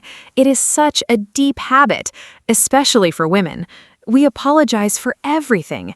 Sorry, can I ask a question? Sorry, I have a different opinion. Sorry for taking up space. I used to do this all the time. I thought being apologetic made me polite, but actually, over-apologizing sends a message that says, "I don't think I have the right to be here." It is the opposite of self-respect. Now, I try to replace unnecessary sorry with thank you. Instead of "sorry I'm late," I say "thank you for waiting." It changes the energy completely. It is still polite, but it does not put yourself down. Small language changes can really shift your mindset over time. Mark, what do you think is the connection between self-respect and success? I think self-respect is the foundation of success, whatever success means to you. When you respect yourself, you believe you deserve good things. You believe your goals are worth pursuing. You are willing to work for them because you think you are worth the effort. Without self-respect, even if you achieve something big, you might not feel happy or satisfied. You might think, "I got lucky," or "I don't really deserve this." That's called imposter syndrome, the feeling that you are not good enough even when you are doing well. I've experienced that myself. On the other hand, with strong self-respect, even failure does not destroy you. You say, "This did not work. What can I learn? How can I try again?" Self-respect gives you resilience. Anna, do you think self-respect can be learned at any age? Yes, 100%. Self-respect can be learned and grown at any age. I have met people in their 50s and 60s who said they finally found their self-respect after a long life. It is never too late. In fact, some of the most self-assured people I know are older people who have lived through many experiences, learned from them, and accepted themselves fully. The brain can change and grow at any age. Science has proven this. Habits can be changed at any age. Old beliefs can be questioned and replaced at any age. Of course, it is wonderful if children learn self-respect early. That is why it is so important to teach children to know their value from a young age. But if you didn't learn it as a child, you can absolutely build it now. Before we say goodbye, I want to say a big thank you to Anna for this wonderful conversation. Talking about self-respect is not always easy, but it is so necessary. I hope that everyone listening today takes away at least one small idea that helps them feel more valued and more confident. Remember, self-respect is not arrogance. It is not selfishness. It is the quiet, strong belief that you matter. And that belief is available to every single person, including you. If you are struggling with self-respect right now, please be patient with yourself. It's a journey, not a destination. Every small step counts. Start with one kind thought about yourself today, and come back to listen to this podcast again. Repetition is great for learning. Thank you so much for being with us today, everyone. Thank you, Mark. What a truly beautiful conversation this has been. And a huge thank you to all of you who listened today. I hope this podcast gave you something to think about and something to feel. Self-respect is a lifelong practice. Some days are easier than others, but every time you choose yourself, every time you say no to something that hurts you, every time you speak kindly to yourself, every time you set a small boundary, you are building something beautiful inside you. You are building your self-respect. If today's episode helped you, please share it with someone who might need it too. And remember our key message: you are worthy, you are enough, and you deserve to be treated with kindness, starting by yourself. Until next time, take care of yourselves. Goodbye from me, Anna. Hello, everyone. Welcome to our podcast. My name is Anna. I am so happy you are here today. Today, we have a very special topic. We are going to talk about family. Family is very important to all of us. In this podcast, I am with my friend Mark. We will talk about our families, our parents, brothers, sisters, and more. I think this is a great topic for people who are learning English. It is simple, but it is also very personal and nice. I hope you enjoy our conversation. Now, let me say hello to Mark. Hi, Mark. How are you today? Hi, Anna. I am great, thank you. And hello to all our listeners. I am Mark, and I am very happy to be here today. I love talking about family. For me, family is everything. It is the most important thing in life. I think this topic is perfect for beginners because we all have a family, and we all know words like mother, father, sister, and brother. So this podcast will help you learn those words in English and use them in real conversations. I am excited to share my family stories with you today. Let's start, Anna. Tell us a little about your family first. Sure. My family is not very big. There are 4 people in my family. I have my mother, my father, my younger brother, and me. We all live together in one house. My mother's name is Maria. She is very kind and warm. My father's name is David. He is strong and funny. My brother's name is Tom. He is 12 years old. I am 25, so I am older than Tom. We are a close family. We eat dinner together every evening. We also watch TV together on weekends. I love my family very much. They are always there for me. What about you, Mark? How many people are in your family? My family is a little bigger than yours. I have my mother, my father, 2 sisters, and 1 brother, so there are 6 people in my family. My mother's name is Helen. She is a teacher. My father's name is Robert. He works in an office. My older sister is Lisa. She is 30 years old. My younger sister is Becky. She is 20. My brother's name is Sam. He's 22. I am the second oldest. We all grew up in the same town. Now some of us live in different places, but we still talk every week. Family is family, right?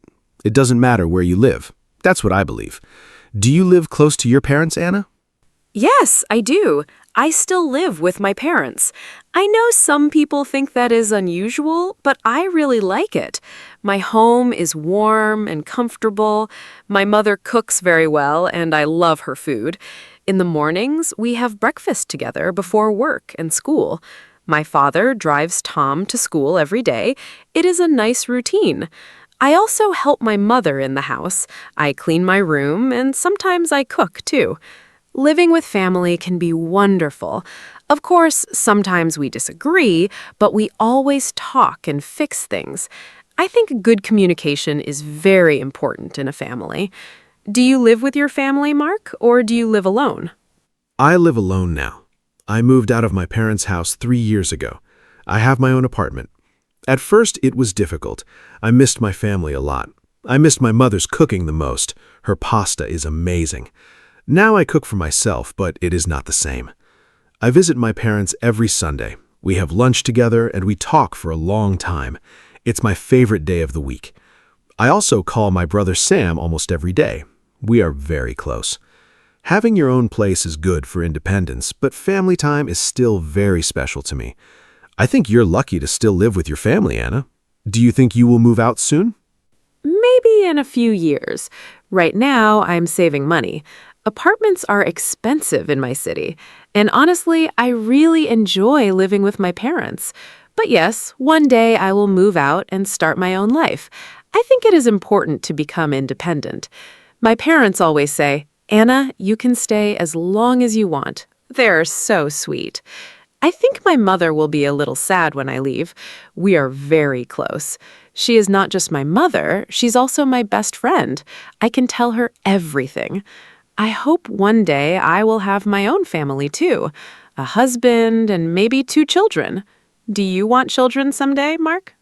Yes, definitely. I love children. I think having a family is a beautiful thing. I want 2 or 3 children someday. Right now, I am not married, but I hope to get married in the future. I think being a good father is one of the most important things a man can do. My own father is a great example for me.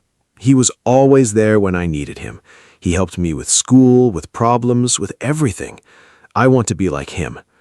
I also want my future children to know my parents, their grandparents. Grandparents are very special. They have so much love and wisdom. Do you have grandparents, Anna? Are they still alive? Yes, I do. I have 2 grandparents on my mother's side. My grandmother's name is Rose, and my grandfather's name is George. They are both in their 70s, and they are still very active. They live in a small village about 2 hours from our city. We visit them in the summer. I love going there. Their house is old but very cozy. My grandmother always bakes bread and cakes. The smell is wonderful. My grandfather tells amazing stories about the past. I can listen to him for hours. Unfortunately, my father's parents passed away before I was born, so I never met them. That makes me a little sad. But I feel very lucky to have Rose and George. Do you have grandparents too? Yes, I have one grandmother. Her name is Betty. She's 81 years old, and she's still very sharp and funny. She lives in a care home now, but she is happy there. I visit her every month. She always remembers everything and asks me many questions. Are you eating well? Do you have a girlfriend? She makes me laugh every time. My grandfather on my mother's side passed away 5 years ago. His name was Jim. I miss him very much. He was a great man, very wise and gentle. My father's parents both passed away when I was young. I have some photos of them, but no real memories. It is a little sad. But Betty is wonderful, and I treasure every visit with her. Betty sounds wonderful. I love that she is still funny and curious at 81. Old people have so many interesting stories and experiences. Let's talk about siblings now. You said you have 2 sisters and a brother. Are you close to all of them? I only have one sibling, my brother Tom. He is still young, only 12, so sometimes we don't have much to talk about. He likes video games and cartoons. I prefer books and music, but I love him very much. I help him with his homework sometimes. He calls me the homework helper. It's funny. When he was a baby, I used to carry him around the house. Now he is almost as tall as me, growing up so fast. Do you get along with your siblings well? Yes, mostly. I am very close to Sam, my brother. We talk almost every day. We like the same sports and the same music. It is very easy to be friends with him. With my sisters, it is a little different. Lisa, my older sister, is very serious. She works a lot and is always busy. We love each other, but we don't talk as often as I would like. Becky, my younger sister, is very cheerful and funny. She always makes the family laugh. When we are all together, it is a lot of fun. Of course, when we were children, we fought sometimes, over toys, over the TV, over small things. But now that we are adults, we appreciate each other much more. That is normal, I think. Did you fight with Tom when you were young? Not really, because Tom is much younger than me. When he was born, I was 13, so I was more like a second mother to him than a sister who fights. I helped my mom take care of him. I fed him, I read him stories, I played with him. It was sweet. He looked up to me a lot. Even now, he still comes to me when he has a problem and doesn't want to tell mom or dad. I like that. It means he trusts me. I think the age difference is actually nice. We don't compete, we just support each other. Let's talk about parents now. Tell me more about your mom. You said she is a teacher. What does she teach? My mom teaches English at a primary school. She's been a teacher for over 25 years. She loves her job. She always says that children give her energy. She is very patient and kind, and I think those qualities make her a great teacher. At home, she was the same way, patient with us, always ready to explain things. My mom is also a great cook. On Sundays, she makes a big traditional meal for the whole family. It is our favorite time of the week. She works very hard, but she never complains. I really admire her for that. What does your mother do, Anna? Does she work or does she stay at home? My mother works part-time as a nurse at a local clinic. She works 3 days a week. It is not a full-time job, so she also has time for the family. She is very caring and calm. I think her job made her that way, or maybe she chose her job because she was always that way. She is always the person in the family who makes everyone feel better when they are sad or sick. When I was a child and had a fever, she stayed next to me all night. She never slept until I was better. That memory is very special to me. She is my hero. I think mothers are truly amazing people. Your mother sounds great too, Mark. We are both very lucky. We really are. Now let's talk about fathers. My dad, Robert, works in an office. He's an accountant. His job is about numbers and money. At home, he is very different from work, very relaxed and funny. He loves football and watches every match on TV. He also likes gardening. On weekends, he spends a lot of time in the garden. He grows tomatoes, peppers, and herbs. It is his hobby, and he is very proud of it. Every summer, we eat vegetables from his garden. They taste so much better than vegetables from a shop. My dad is also very wise. When I have a big decision to make, I always call him first. His advice is always good. What is your dad like, Anna? My dad is a mechanic. He fixes cars. He has his own small garage near our home. He loves his work. He is always talking about engines and cars. I don't understand much about cars, but I love listening to him because he is so passionate about it. My dad is also very strong and protective. He is quiet sometimes, but when he talks, everyone listens. He is not the type of person who shows emotions easily, but I know he loves us deeply. He shows it through actions, not words. He fixes things around the house. He makes sure we are safe. He works hard for our family. One of my happiest memories is going to his garage as a child and helping him with small things. Do you have a special memory with your dad, too? Yes, my best memory with my dad is going fishing together. Every summer, just the two of us would go to a lake near our town. We would wake up very early in the morning at 5 o'clock and drive to the lake. We never caught many fish, but that was not really the point.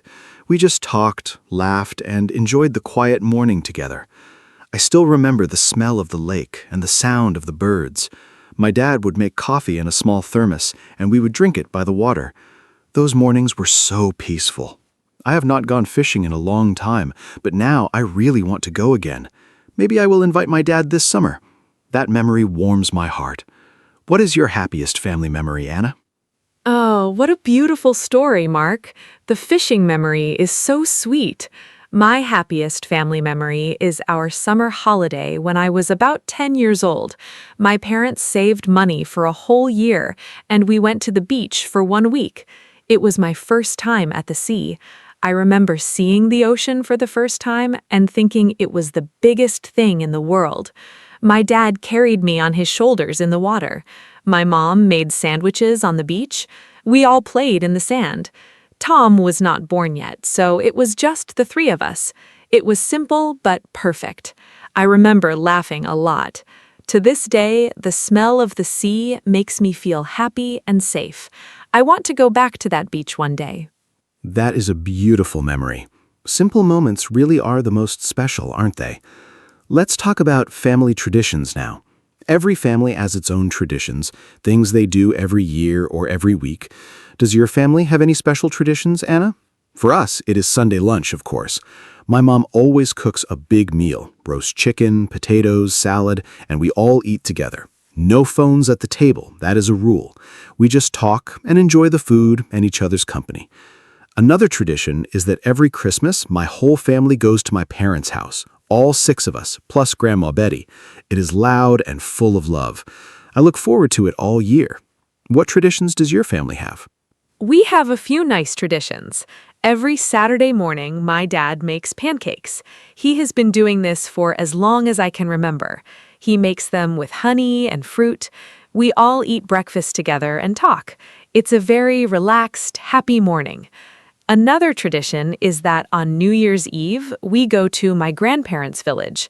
We spend 2 or 3 days there. My grandmother cooks a huge dinner on New Year's Day. We play card games and watch old movies. It's very cozy. I also love our birthday traditions. In our family, on your birthday, you choose the dinner menu. The birthday person is king or queen for the day. It sounds simple, but it makes everyone feel very special. These little traditions bring us together. I love the birthday tradition. Choosing your own dinner menu is a great idea. In our family, the birthday person also gets breakfast in bed. My mom always brings a tray with eggs, toast, and orange juice to your room in the morning. It feels so special.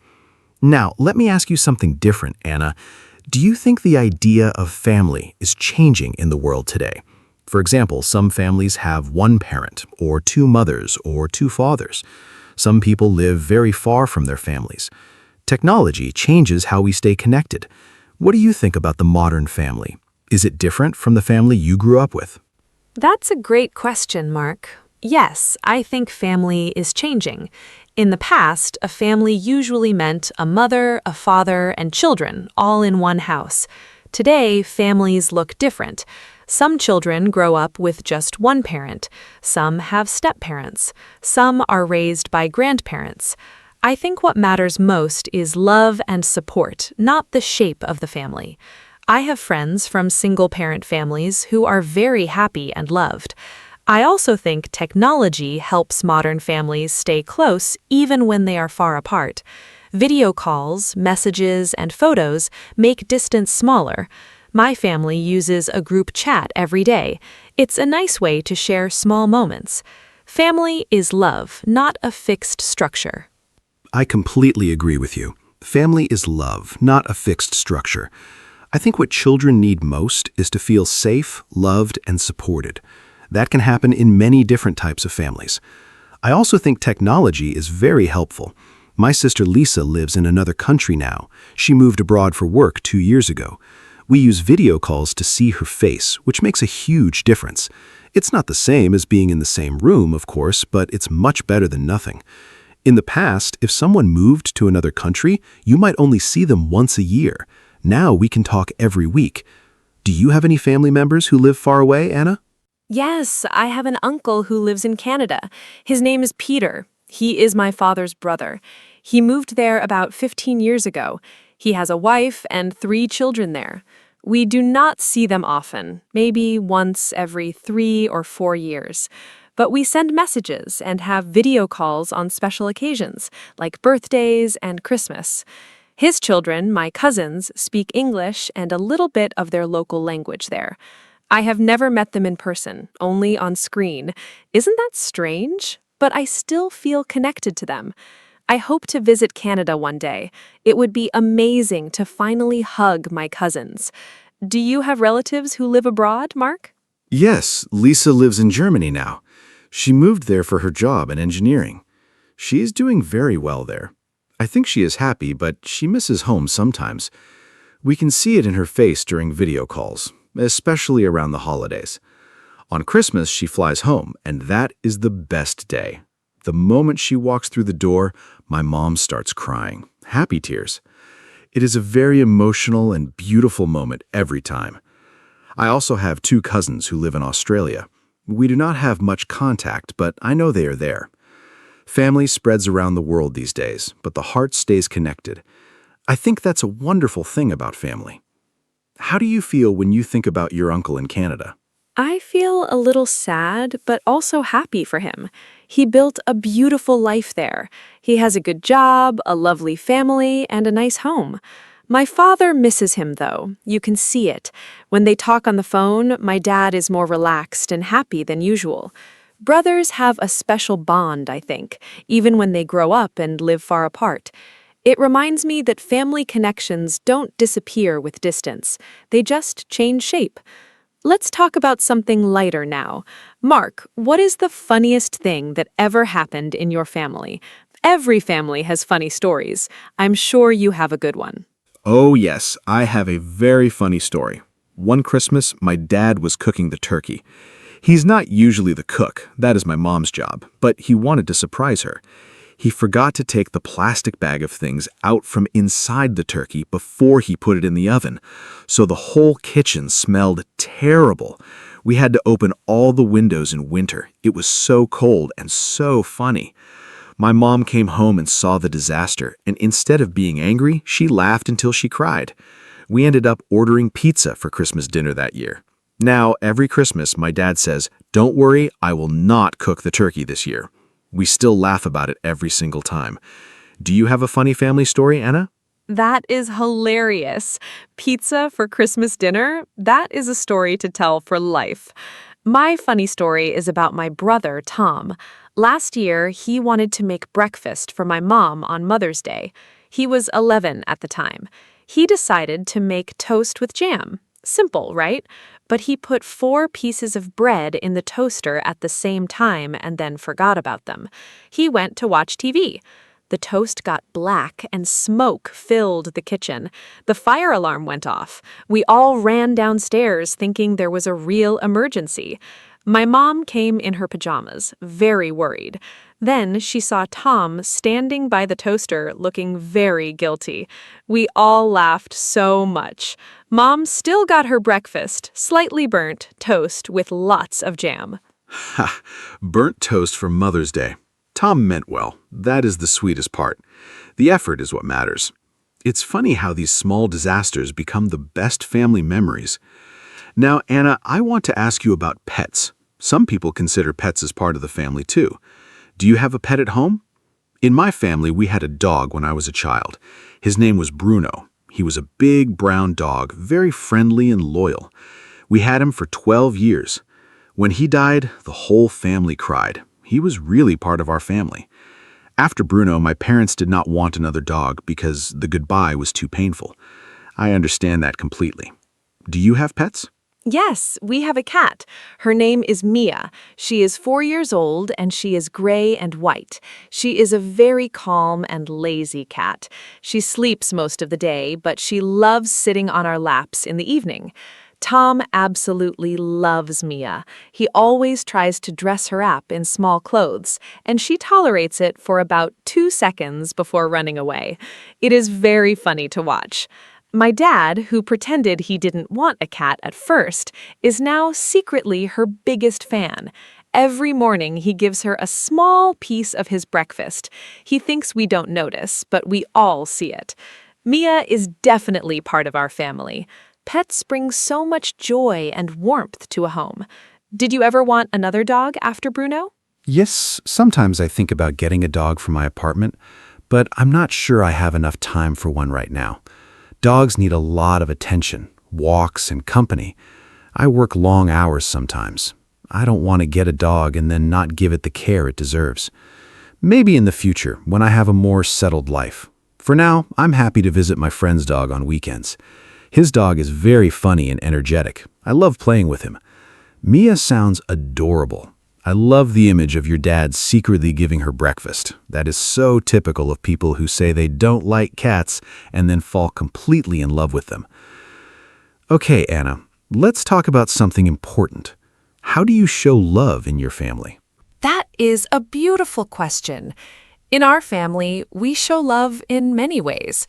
My mom says I love you a lot, out loud, directly. She is very expressive. My dad shows love through actions. He fixes things, he provides for us, he shows up. He does not say I love you as often, but when he does, it means the world. My brother gives very enthusiastic hugs. He just runs at you and hugs you with his whole body. It is very sweet. I show love by being present and by listening.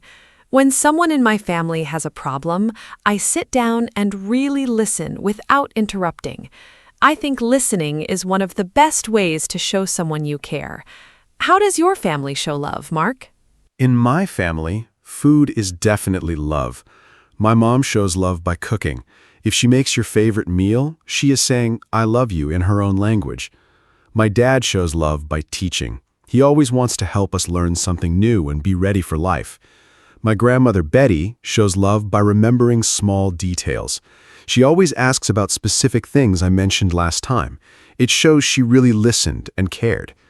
Becky, my funny sister, shows love through jokes and laughter. She makes sure no one feels sad or alone. Sam shows love by always being available. You can call him anytime and he answers. Each person in a family has their own love language. I think recognizing those different ways is very important. It helps you feel more connected. I love the idea of different love languages in a family. It is so true. Some people hug, some people cook, some people fix things, some people just listen. All of those are forms of love. Mark, let me ask you one more thing before we start to wrap up. What is the most important lesson your family taught you? For me, the most important lesson is that family always comes first. No matter what happens, good times or bad times, your family is there. My parents always said, "We may not be perfect, but we are always here for each other." That has shaped how I see the world. I try to be that kind of support for the people I love. What lesson did your family give you, Mark? The most important lesson from my family is to work hard and never give up. My dad used to say, "Nothing good comes easy, but everything good is worth it." He worked very hard his whole life to give us a comfortable home and education. My mom showed me the value of patience and kindness every single day. And from watching my siblings, I learned how to compromise and share. Because with 4 children in one house, you have no other choice. Together, these lessons shaped who I am today. I'm grateful for every single one of them. I think families are our first and most powerful teachers. No school can teach you what a loving family teaches you. That is something I believe very deeply. Beautifully said, Mark. Families really are our first school. I want to say one more thing. I think it is also important to appreciate your family while you can. Sometimes we are so busy with work or school or phones that we forget to really be present with the people we love. I am trying to be more mindful about this. I put my phone away at dinner. I ask my parents how they are feeling, not just what they are doing. I sit with Tom when he wants to show me something on his computer, even if I don't understand it. Small moments of attention are a gift. I think after today's conversation, many of our listeners will want to call or hug their families. I hope so. Now, let's say our goodbyes, Mark. Yes, let's wrap up. Today was such a warm and wonderful conversation. I really enjoyed talking about family with you, Anna. I think we touched on so many important things: parents, siblings, grandparents, traditions, memories, love, and lessons. I hope all of you listening today enjoyed it too, and I hope it helped your English a little. Try to use some of the words and phrases we talked about today. Words like siblings, tradition, memory, show love, and come first. Use them when you talk about your own family. The best way to learn a language is to connect it to something real and personal, and nothing is more personal than family. Thank you for being with us today, everyone. Thank you so much, Mark. It was wonderful talking with you today. And thank you to all our lovely listeners for spending this time with us. I hope this podcast was not only good for your English, but also made you smile and think about your own family. Family is a topic we can all relate to, no matter where we are from or what language we speak. That's the beauty of it. If you enjoyed this episode, please share it with a friend who is also learning English. It is always more fun to learn together. And please come back next time. We have more interesting topics coming very soon. Until then, take good care of yourselves and your families. Goodbye from me, Anna. Hello, everyone, and welcome to our podcast. My name is Anna, and I am so happy you are here with us today. Today, we have a very exciting and important topic. We are going to talk about self-motivation. Self-motivation means the ability to push yourself forward, to do things, reach your goals, and keep going even when it is hard. This topic is important for everyone: students, workers, parents, dreamers. Everyone needs motivation in life. I am joined today by my wonderful co-host, Mark. We will talk about what motivation is, why we lose it, and how to find it again. We use simple English, so this podcast is perfect for beginners. Hi, Mark. How are you feeling today? And are you ready to talk about self-motivation? Hi, Anna. I am feeling great and very motivated today, which is perfect for our topic. Hello to all our wonderful listeners. Self-motivation is one of my favorite subjects. I think about it a lot because, honestly, staying motivated is something I have personally struggled with over the years. I've had periods of very high energy and ambition, and other periods of feeling completely stuck. Learning about self-motivation helped me understand why that happens and what to do about it. And the good news is, self-motivation is a skill. You can learn it and get better at it over time. That is very encouraging. So let's explore this topic together today. Anna, let's start from the beginning. What exactly is self-motivation? Great question. Self-motivation is the inner drive that makes you want to do something or achieve something without needing someone else to push you. When you are self-motivated, you start things by yourself. You keep going by yourself. You don't wait for your boss, your teacher, or your parents to tell you what to do. You just do it because you want to. There are two types of motivation. The first is external motivation.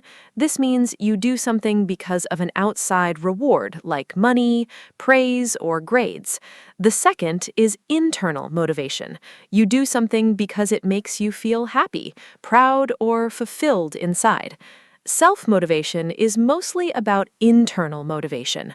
Mark, what do you think is the difference between the two types in everyday life? The difference is very important in everyday life. External motivation works well for a short time. For example, if your boss gives you a bonus, you feel motivated for a while. But when the bonus is gone, the motivation often disappears too. Internal motivation lasts longer because it comes from inside you.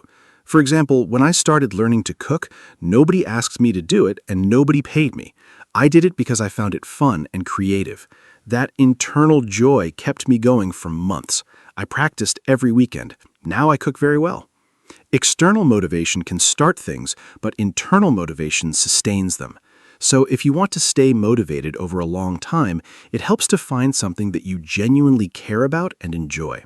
Anna, do you think some people are naturally more motivated than others? That is a great question. I think some people seem naturally more energetic and driven, but I believe motivation is mostly a skill and a habit, not just a fixed personality trait. Some people learned good motivation habits early in life, maybe from their parents or teachers.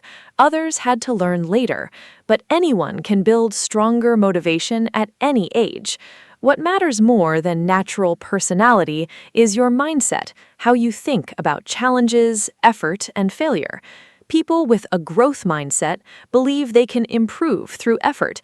They see failure as a lesson, not as proof that they are not good enough. That mindset creates strong self-motivation. People with a fixed mindset think abilities are fixed. You either have them or you don't. That thinking kills motivation. Mark, have you heard of the growth mindset before? Yes, the growth mindset comes from the work of psychologist Carol Dweck. She did many years of research and found that students who believed their abilities could grow and improve performed much better than students who believed their abilities were fixed. It is a very powerful idea. I remember when I first heard about it, I realized I had been using a fixed mindset in some areas of my life. For example, I always said, I am bad at math. That's just who I am. That belief stopped me from even trying to get better. When I changed to a growth mindset and said, I can improve at math if I practice and get help, everything changed. I started trying harder and I did improve. Your beliefs about yourself directly affect your motivation. Anna, how did you first learn about self-motivation? I started learning about self-motivation after a difficult year in my mid-20s. I had big dreams. I wanted to start my own small business, improve my English, travel more, and get healthy. But I wasn't doing any of those things. I had the dreams, but not the action. I felt frustrated and confused. Why could I not just do the things I wanted to do? I started reading books about habits and motivation. One book that changed my life was about setting clear goals and taking small actions every day. I learned that motivation doesn't always come first. Sometimes action comes first and motivation follows. That was a completely new idea for me. I thought you had to feel motivated before you could act, but actually, you often feel motivated after you start acting. Mark, what do you think about that idea? I think that idea is one of the most useful things anyone can learn about motivation. Many people wait to feel motivated before they begin. They say, I will start exercising when I feel more energetic, or I will study when I feel like it. But that feeling often never comes, or it comes and goes very quickly. The secret is to start even when you don't feel like it. Start small. Do just 2 minutes. Just open the book. Just put on your shoes. That small start usually creates a little momentum, and momentum builds motivation. I heard someone compare it to pushing a heavy cart. It's hardest to move at the very beginning, but once it starts rolling, it's much easier to keep going. Starting is always the hardest part. Have you experienced this, Anna? Yes, absolutely. This is something I experience almost every week. For example, I go for morning walks. There are many mornings when I wake up and I really don't want to go. My bed is warm and comfortable, and going outside in the cold seems terrible. But I have a rule. I just put on my walking shoes. That's it. Just the shoes. Once I have my shoes on, I almost always go. And once I am outside and walking, I feel wonderful. I am always happy I went. I never come home and think, I wish I had stayed in bed. The motivation follows the action. This is called the 2-minute rule by some coaches. You just commit to 2 minutes of anything. Often, 2 minutes turns into 20.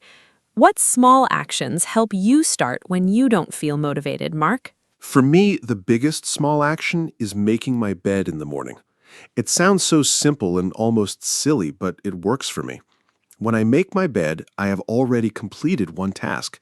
My brain feels a small win and it wants another. That feeling of completion gives me energy and a sense of control over the day. Another small action I use is writing one sentence in my journal first thing in the morning. Just one sentence about how I feel or what I want from the day. Once I write that one sentence, I usually write more. These entry point habits are very powerful. They lower the barrier to starting. The hardest part of any task is beginning. Make the beginning as small as possible, and you make it easy to start. Let's talk about goals now, Anna. How important are goals for self-motivation? Goals are extremely important for self-motivation. Without a clear goal, motivation has nowhere to go. Imagine you are driving a car, but you have no destination. You would just drive around without purpose. Goals give you direction. They tell you where to go and why. But not all goals are created equal. I think goals need to be specific and personal. A goal like, I want to be healthier, is too vague. A better goal is, I will walk for 30 minutes 3 times a week for the next month. That is specific, measurable, and realistic.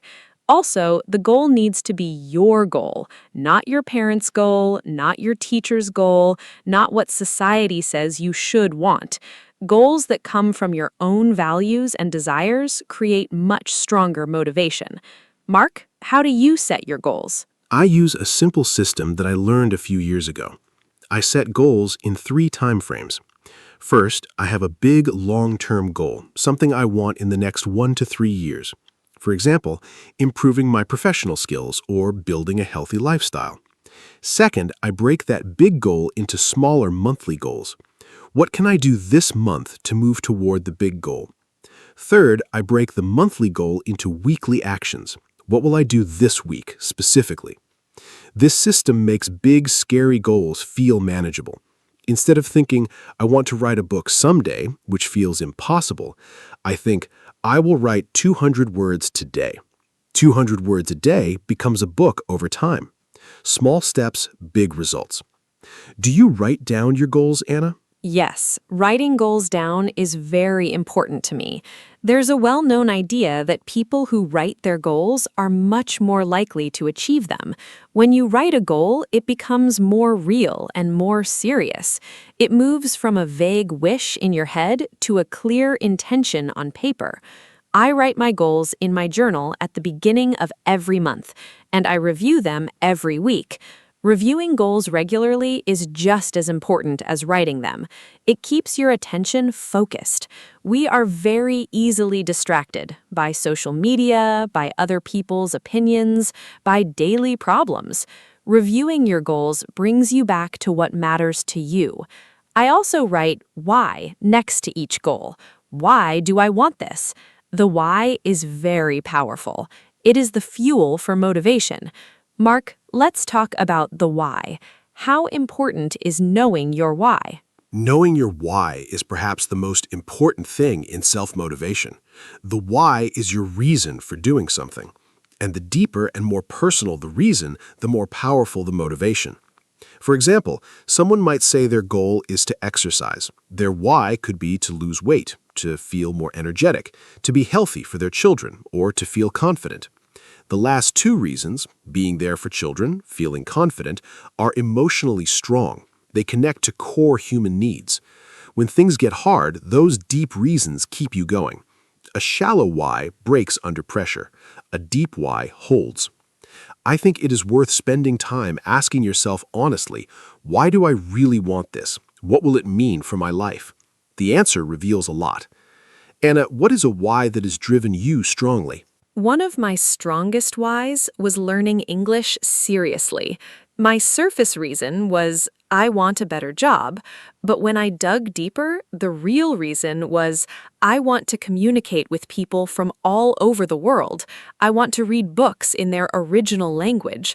I want to travel freely and not feel lost. I want to feel confident and capable. Those deeper reasons were very emotional for me. They connected to my identity and my dreams. On days when studying English was boring or hard, I remembered those reasons and kept going. Now I'm here, hosting an English podcast. The why really works. I also think it helps to picture yourself after you achieve the goal. How will you feel? What will your life look like? That visualization is a great motivator. Do you use visualization, Mark? Yes, visualization is a technique used by many athletes, performers, and successful people. You close your eyes and imagine yourself achieving your goal in detail. What do you see? What do you hear? How do you feel? The more vivid and detailed the image, the better. Your brain responds to a strong mental image in a way that is similar to actually experiencing it. It builds confidence and desire. I use visualization when I have a big presentation or a new challenge. I close my eyes and picture myself doing it confidently and well. It reduces my fear and increases my motivation. But I also think visualization should be paired with planning and action. Just imagining a goal without working toward it is just daydreaming. You need both the dream and the plan. Let's talk about planning now, Anna. How does a plan help motivation? A plan is like a map for your motivation. Without a plan, you have a goal, but you don't know how to get there. That uncertainty is very discouraging. You feel overwhelmed and don't know where to start. A clear, simple plan removes that confusion. It says, do this today, do this tomorrow, do this next week. You follow the steps, and slowly you move forward. I keep my plans very simple. I don't write complicated systems. I just write 3 things I will do today that move me toward my goal. Just 3 things. That is manageable and not overwhelming. I also plan for obstacles. I ask myself, what might stop me today? And what will I do if that happens? This kind of planning makes me feel prepared and confident. Mark, what do you do when your plan doesn't work? When my plan doesn't work, I try not to treat it as a failure. I treat it as information. Something didn't work. Okay, why? Was the plan too ambitious? Was the timing wrong? Was I missing a skill or resource? I ask those questions and I adjust. Flexibility is very important in self-motivation. Many people have an all-or-nothing mindset. If they miss one day of exercise, they say, I failed. I give up. But that is not realistic. Life is messy. Plans change. The key is not to be perfect, it is to be persistent. Persist means you keep going even after small failures. I sometimes think of motivation like a bouncing ball. You will drop it sometimes. That is normal. The important thing is to pick it back up again. How do you handle failure and setbacks, Hannah? Handling failure is one of the most important skills for self-motivation. When something goes wrong, my first step is to allow myself to feel disappointed, but only for a short time. I give myself 1 day to feel bad. Then I move on. I think it is important to allow negative feelings, but not to live in them forever. After that short feeling time, I look at what happened objectively. What went wrong? What can I learn? What will I do differently? I write these things down. This turns a failure into a lesson. It keeps my self-respect and my forward momentum. I also remind myself of past successes. When I doubt myself after a failure, I look at my journal and read about times I succeeded. That reminder gives me confidence to try again. Let's talk about confidence and motivation. Are they connected, Mark? Yes, confidence and motivation are deeply connected. When you feel confident, you believe you can do something, so you try. When you try and succeed, your confidence grows. And growing confidence increases your motivation. It's a positive cycle. But the opposite is also true. When you feel low confidence, you doubt yourself and avoid trying. When you avoid things, you miss the chance to succeed, and that decreases your motivation further. So how do you build confidence? Mainly through small successes. You set a small, achievable goal. You achieve it, you feel proud and capable. You set another small goal. Over time, these small wins build a strong foundation of confidence. I always say success builds success. One small win is the seed of the next. Anna, what gives you confidence when you feel low? When I feel low in confidence, a few things help me. First, I remember my past wins. I have a small list I keep in my journal, moments when I did something I was proud of. Reading that list reminds me that I am capable. Second, I do something I am already good at. If I feel insecure about a new challenge, I first do a task I know I can complete well. That small success warms up my confidence, like stretching before exercise. Third, I talk to someone who believes in me. Sometimes we need a friend to remind us of our strengths. We can be very blind to our own abilities. Having 1 or 2 people who genuinely support you is incredibly valuable for motivation. Mark, how does the people around us affect our self-motivation? The people around us have a huge effect on our motivation, probably more than we realize. Research shows that we are strongly influenced by the habits and attitudes of the people we spend the most time with. If you are surrounded by motivated, positive, ambitious people, their energy is contagious. You naturally start to think and act like them. But if you spend most of your time with people who complain, give up easily, or discourage new ideas, that energy is also contagious, in a negative direction. I'm not saying you should abandon friends who struggle, but I do think you should be intentional about where you spend your energy and who you listen to. Find people who inspire you. Spend more time with them. Their motivation will feed yours. Do you have people like that in your life, Anna? Yes, I have a few people who are very important for my motivation. My best friend is a very hardworking and creative person. When I am around her, I feel more energetic and ambitious. She inspires me without even trying. I also follow a few people online, writers, coaches, creators, whose work and words inspire me. Reading their stories or watching their videos helps me feel connected to a bigger world of motivated people. I think community is very powerful for motivation. Many people join groups or clubs, running groups, study groups, online communities, where everyone shares the same goal. That shared energy is very motivating. You feel less alone in your efforts. And when others see your progress, it encourages you to continue. Have you ever joined a group to help with motivation, Mark? Yes, a few years ago I joined a running group. I'm not a natural runner. I find it hard and I used to hate it. But when I started running with a group every Saturday morning, everything changed. I did not want to let the group down. I knew they would be there and I didn't want to be the person who didn't show up. That social commitment was very motivating. Over time, I also started to enjoy the conversations during the runs. And the feeling of finishing a run with a group is wonderful. You celebrate together. I went from hating running to looking forward to Saturdays. The group changed my motivation completely. Commitment to others is a very powerful tool for motivation. When you make a promise to yourself, it's easy to break. When you make a promise to others, it's much harder. Anna, let's talk about habits and routines now. Yes, habits and routines are incredibly important for self-motivation. Here's the thing about motivation. It naturally goes up and down. Some days you feel very driven and energetic. Other days you feel flat and unmotivated. If your progress depends only on your feelings, you will be very inconsistent.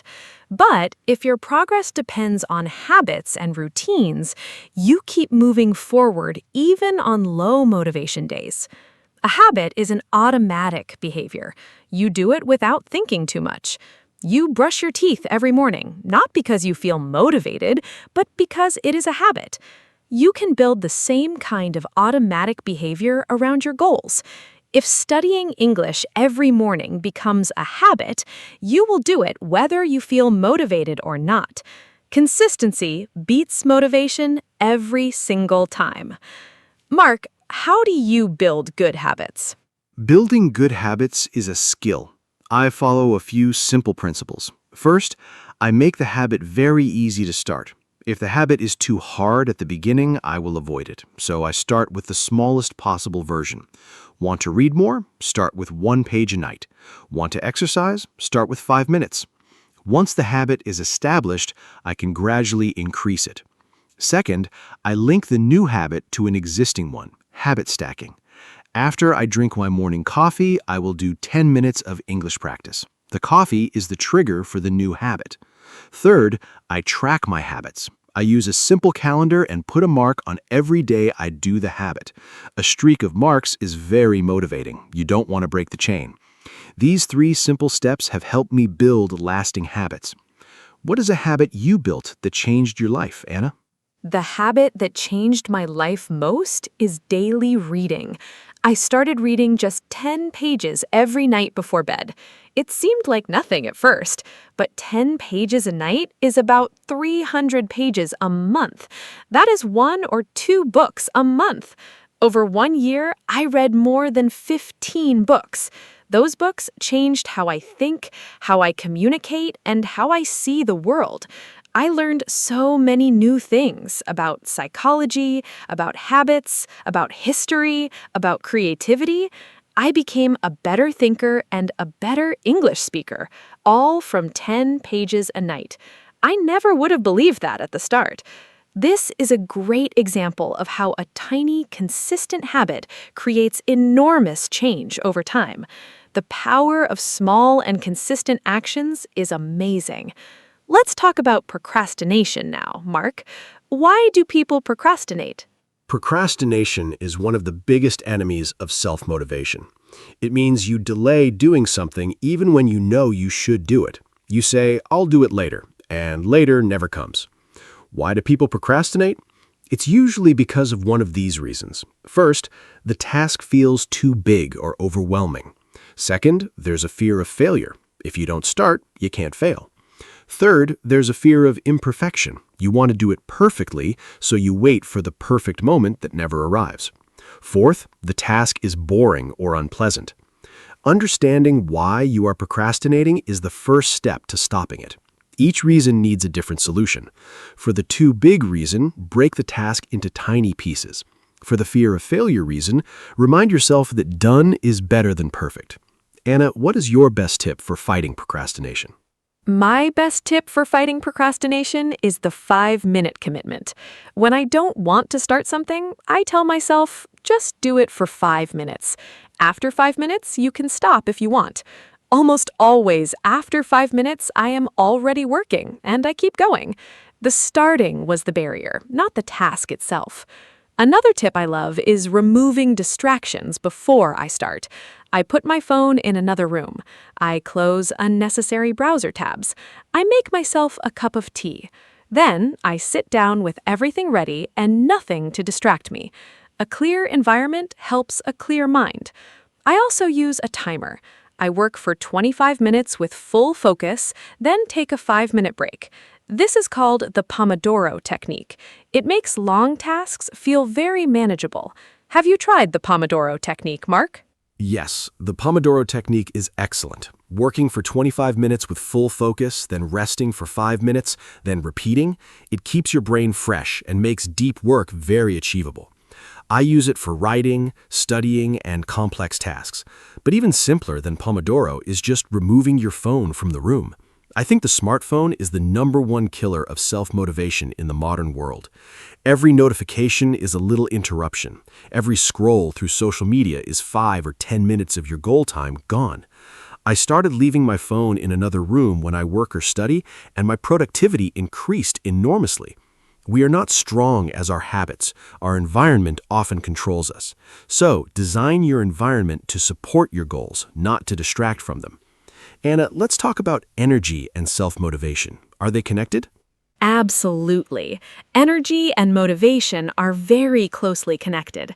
When your energy is low, even small tasks feel impossible. When your energy is high, you feel motivated to do many things. So taking care of your physical energy is a form of self-motivation. This means sleeping enough, eating nutritious food, moving your body regularly, and taking real breaks. I noticed that my most motivated periods always coincide with the times I sleep well and exercise regularly. My lowest motivation periods are always when I am tired, eating poorly, or sitting too much. Many people try to push through low energy with willpower or caffeine, but that only works for a short time. The sustainable solution is to manage your energy levels through good physical habits. Motivation follows energy. Mark, when during the day are you most motivated? I am definitely a morning person. I feel most sharp, creative, and motivated in the first 2 to 3 hours after I wake up. That's when I do my most important and creative work. I protect those morning hours very carefully. I do not check social media or emails until I've finished my most important task of the day. After lunch, my energy naturally drops a little. I use that lower energy time for smaller, routine tasks, answering messages, organizing, reading. In the late afternoon, my energy often comes back a little, but not as strongly as the morning. Understanding your own energy patterns is very useful for self-motivation. Schedule your hardest, most important tasks for your highest energy time. Don't waste your peak hours on easy tasks. Do you know your own energy patterns, Anna? Yes, I am also more productive in the mornings.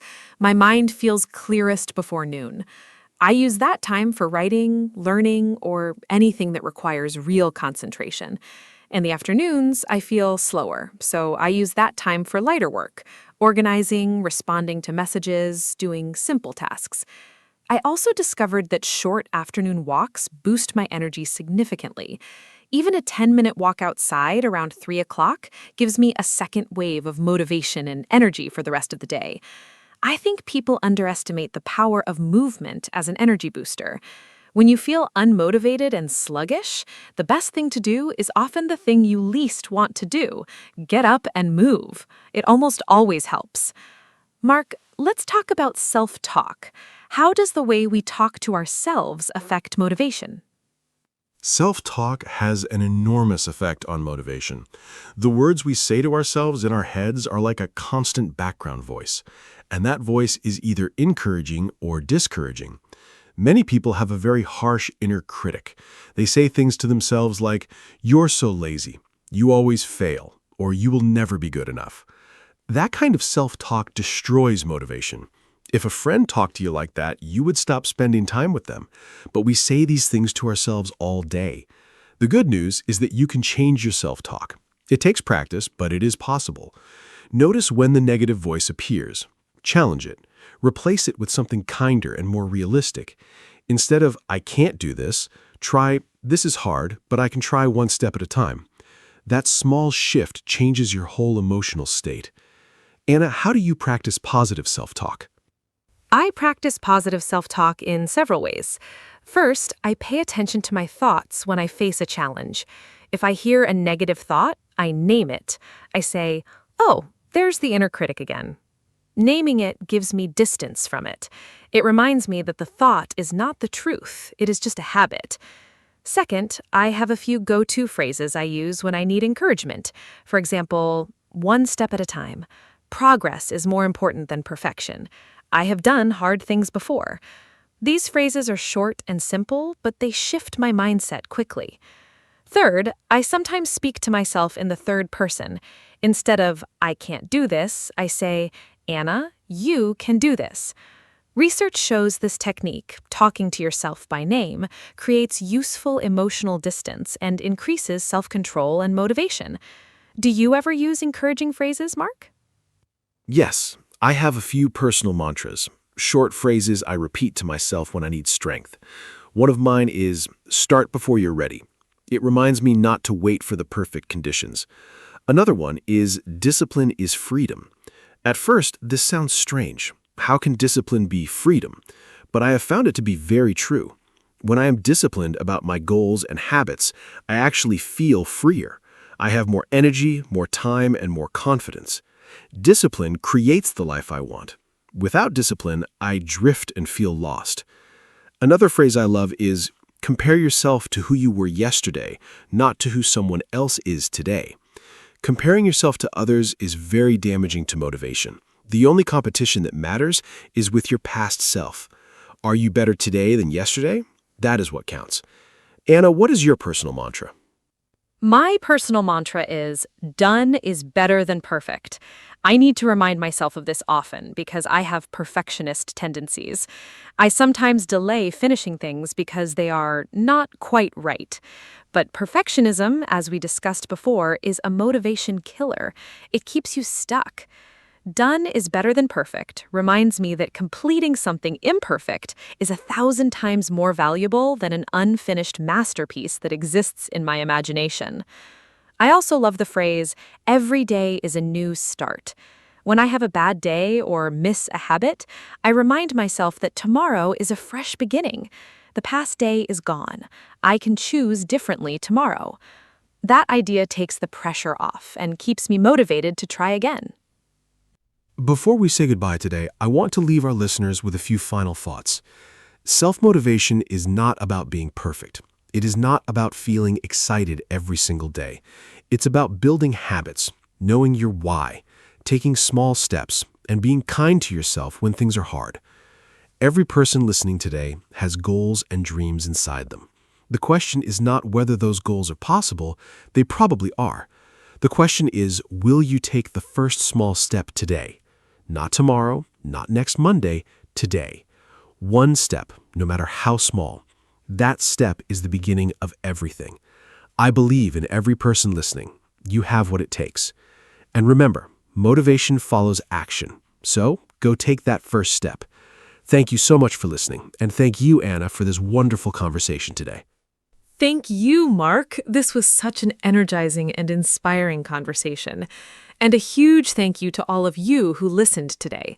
I hope this episode gave you something useful, a new idea, a tip, a phrase, or just the reminder that you are capable of more than you think. Self-motivation is a skill, and like any skill, it grows with practice and patience. Be patient with yourself. Celebrate your small wins. Find your why. Build tiny habits. Surround yourself with people who inspire you.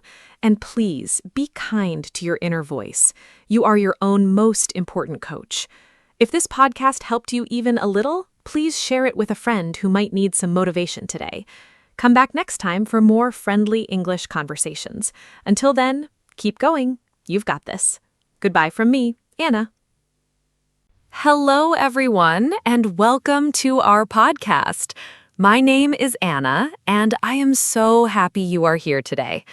Today's topic is very special to me. We are going to talk about self-care. Maybe you have heard this word before. Self-care means taking care of yourself, your body, your mind, and your feelings. It is not selfish. It is necessary. I am joined today by my wonderful co-host, Mark. Together, we will share ideas, personal stories, and simple tips about self-care. We use easy English in this podcast, so it is perfect for beginners. I hope you enjoy our conversation and learn something helpful today. Hi, Mark. How are you? And are you ready to talk about self-care? Hi, Anna. I'm very well, thank you. And hello to all our wonderful listeners. Welcome. Yes, I am absolutely ready. Self-care is a topic I love. I think many people hear self-care and imagine expensive things like spa days or fancy holidays. But real self-care is much simpler than that. It's about small, daily habits that keep you healthy and happy. It's about listening to your body and your mind.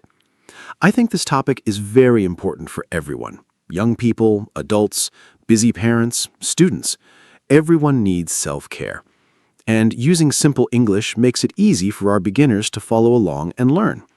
Let's start with the basics, Anna. What exactly is self-care to you? To me, self-care is anything you do on purpose to feel better, physically, emotionally, or mentally. I like to think of it in 3 parts. First, there's body care, sleeping enough, eating well, moving your body. Second, there's mind care, resting your thoughts, reading, learning, or doing creative things. Third, there's emotional care, talking about your feelings, spending time with people you love, and allowing yourself to feel both happy and sad. All 3 parts are important. When one part is not cared for, the others suffer too. For example, when I don't sleep enough, I feel sad and I can't think clearly. Self-care keeps all 3 parts balanced. Mark, how would you describe self-care in one simple sentence?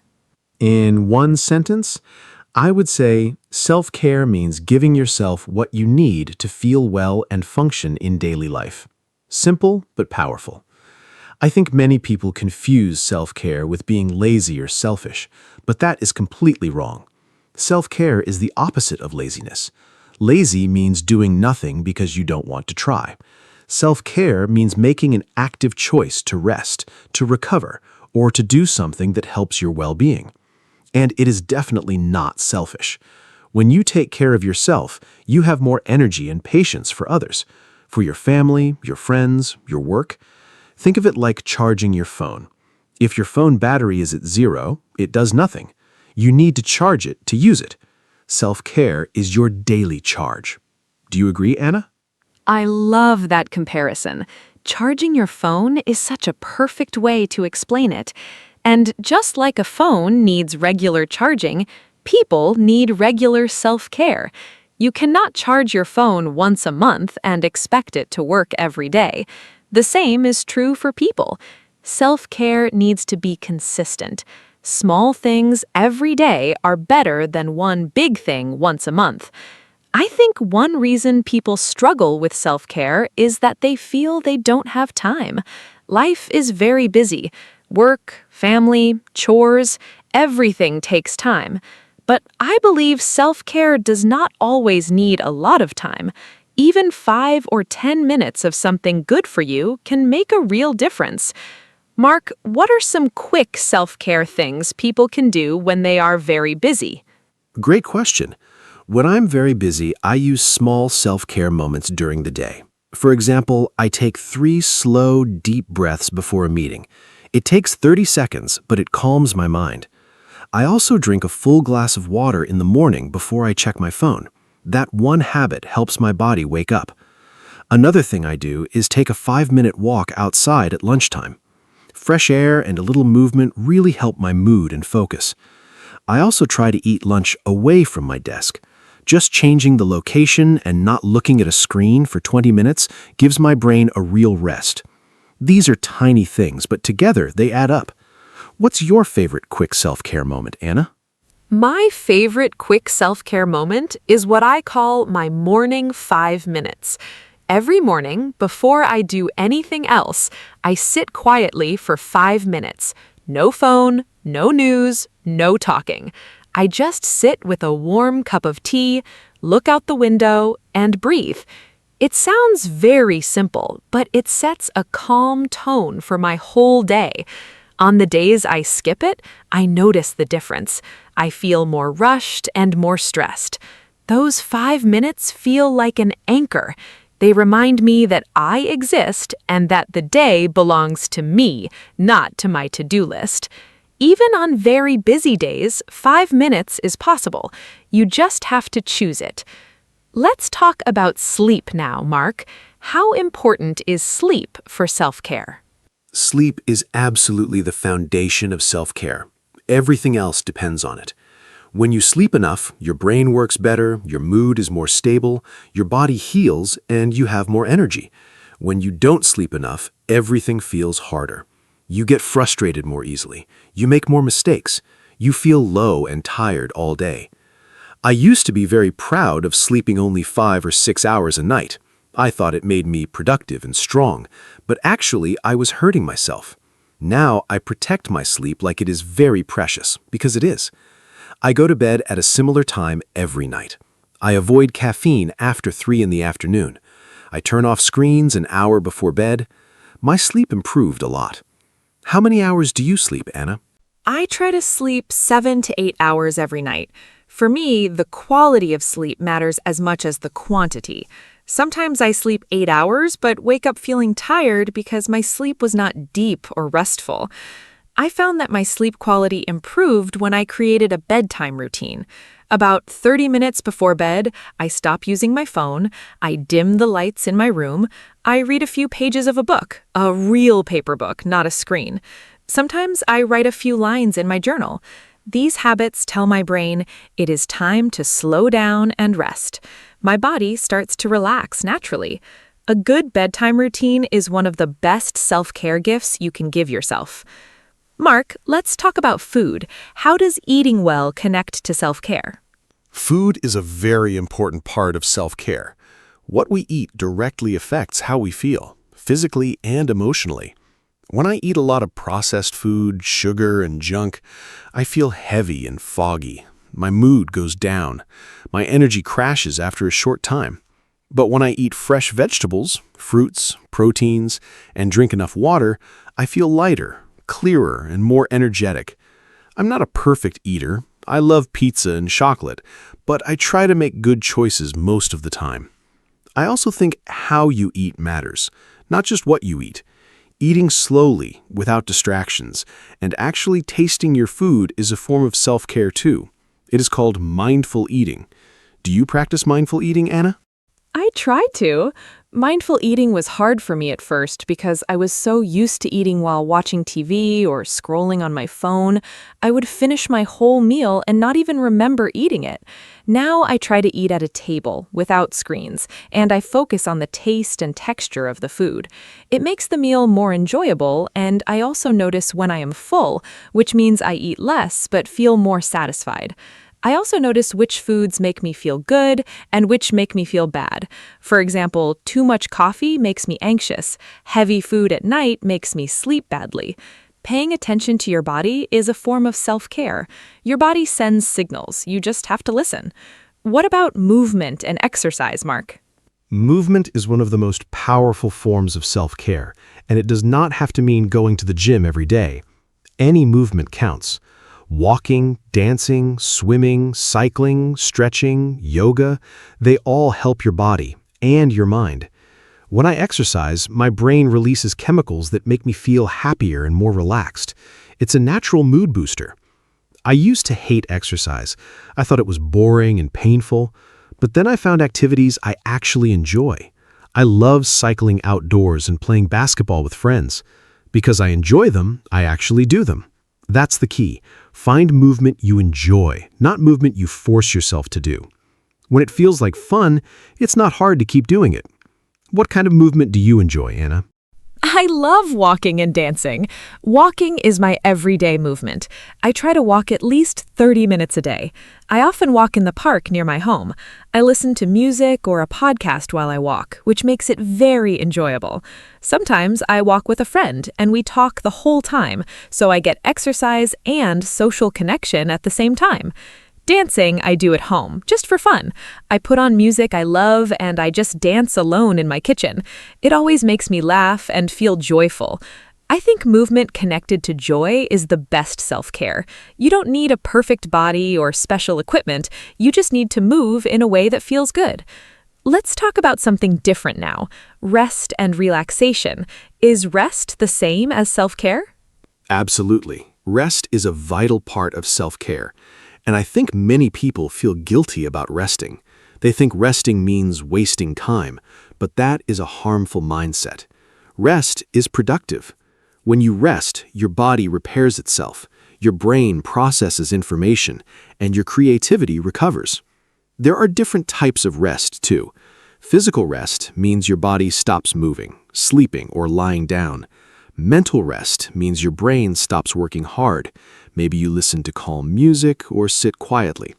Social rest means you spend time alone, away from people. Creative rest means you stop creating and just enjoy other people's art or beauty. Most people only think of sleep when they hear rest, but we need all these types. Which type of rest do you find hardest, Anna? The hardest type of rest for me is mental rest. My brain is always thinking. Even when I lie down to relax, my mind is making lists, replaying conversations, planning tomorrow. It is very hard to switch it off. I've been practicing techniques to help with this. One thing that really works for me is a body scan. I lie down, close my eyes, and slowly bring my attention to each part of my body, from my feet up to my head. It takes about 10 minutes, and it usually quiets my mind. Another thing that helps is writing a brain dump in my journal before bed. I write down everything I'm thinking or worried about. Once it's on paper, my brain seems to relax. Have you found ways to quiet your mind, Mark? Yes. Meditation has been the biggest help for me. I know some people think meditation is strange or difficult, but it's actually very simple. You just sit quietly, focus on your breathing, and when your mind wanders, which it always does, you gently bring it back to your breath. I started with just 5 minutes a day using a free app on my phone. Now I meditate for 15 minutes every morning, and it has changed my life. I'm calmer, more patient, and better at handling stressful situations. I also spend time in nature to quiet my mind. Being outside, surrounded by trees or near water, helps me feel very peaceful. Nature is a free, powerful tool for mental rest. Do you spend time in nature, Anna? Yes, and I think nature is one of the most underrated forms of self-care. Being outside in a park, a forest, or near the sea, it does something magical to the body and mind. My stress level drops very quickly when I am in nature. Even sitting in a garden or near a plant at home helps. I read that spending just 20 minutes in nature lowers the stress hormone cortisol in your body. That is a scientific fact. I try to visit a park or a natural space at least a few times a week.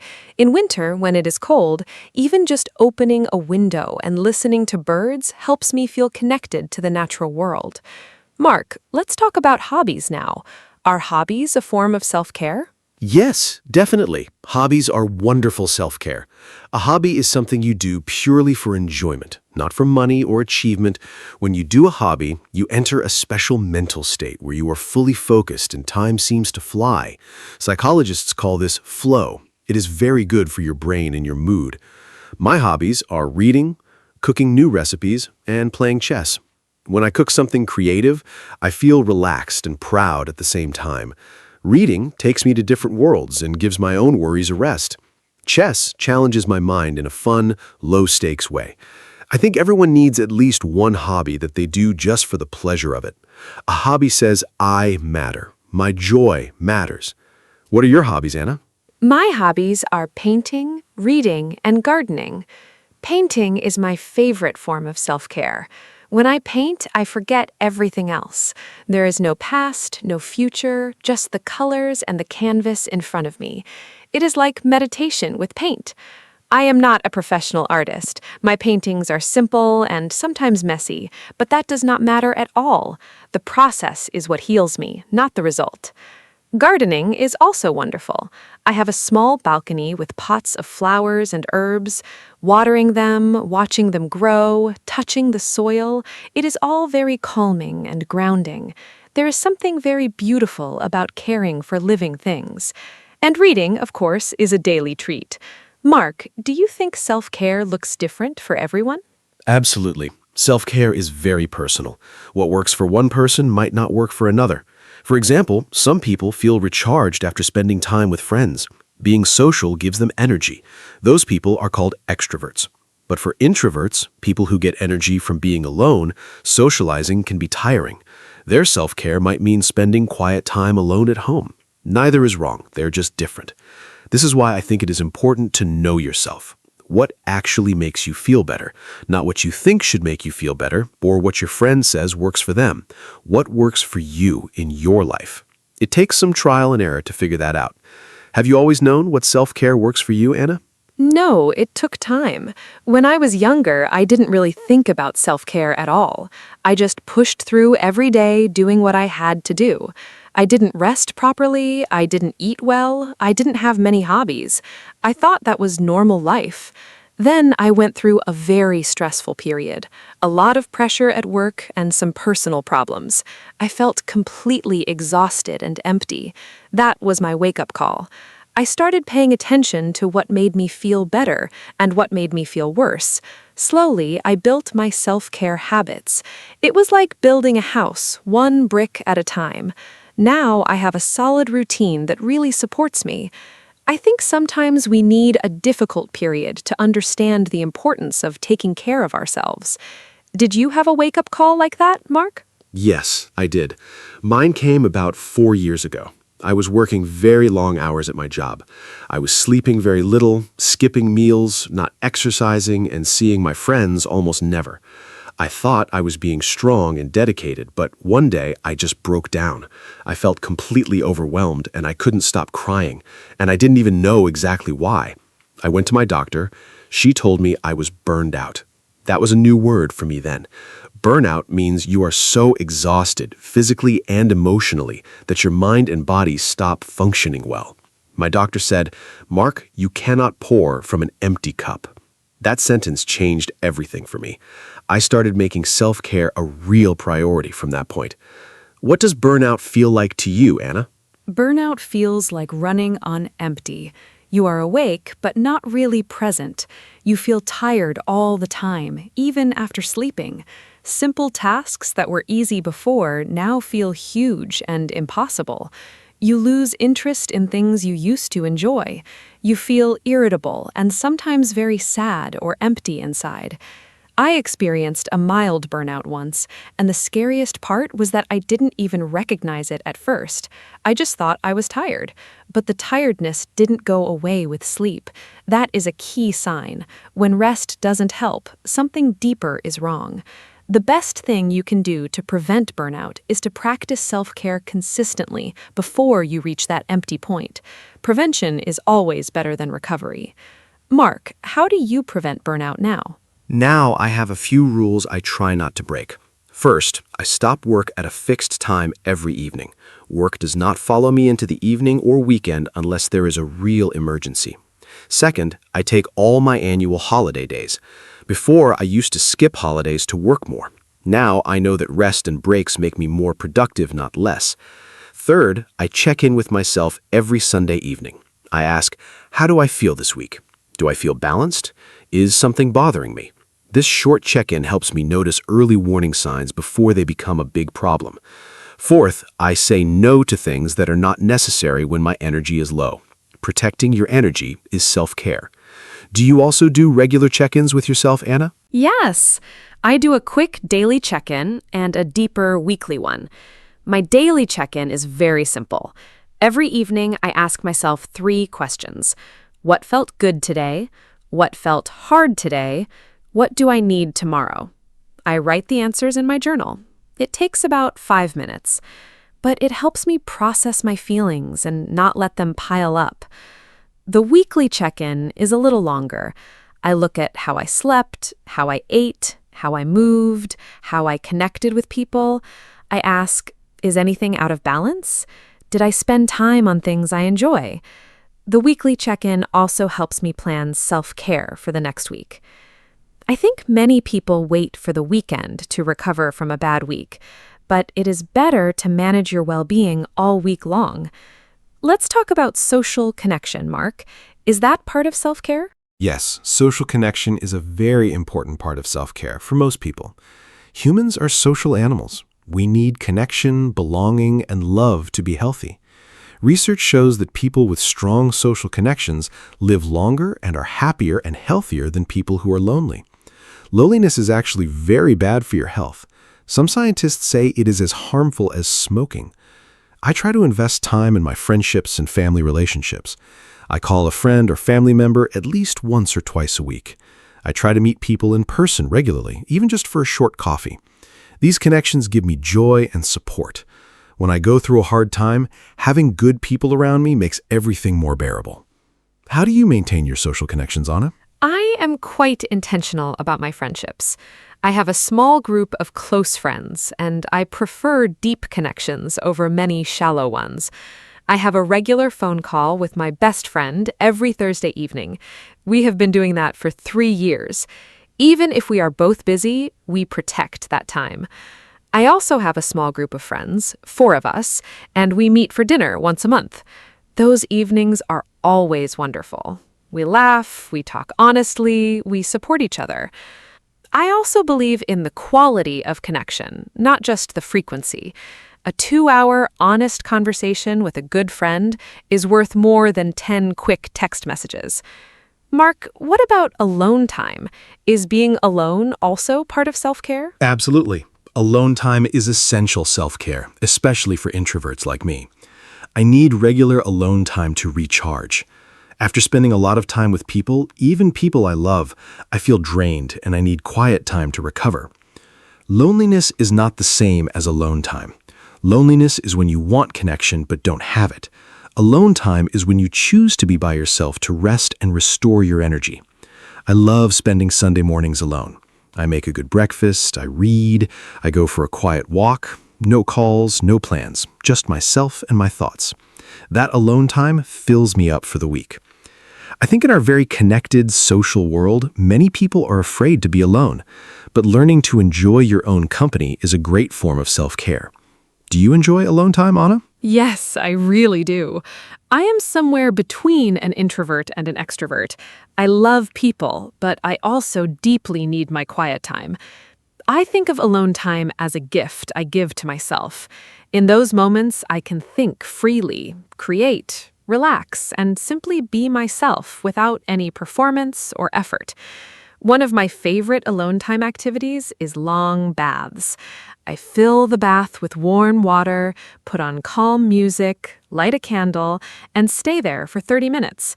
It is simple and inexpensive, but it feels very luxurious and deeply restorative. I come out feeling calm and renewed. I think self-care does not need to be expensive. Let's talk about that.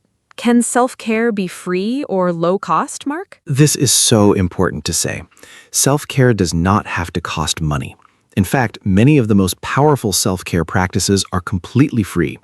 Sleeping is free, breathing exercises are free, walking in nature is free, drinking enough water is free, calling a friend is free, writing in a journal is nearly free, stretching at home is free, watching the sunrise or sunset is free, laughing with someone you love is free. I get a little frustrated when I see advertisements for expensive self-care products. They make people feel that self-care is only for people with money, and that is simply not true. Yes, a massage or a spa day can be lovely, but the daily habits that truly support your health are available to everyone, regardless of money.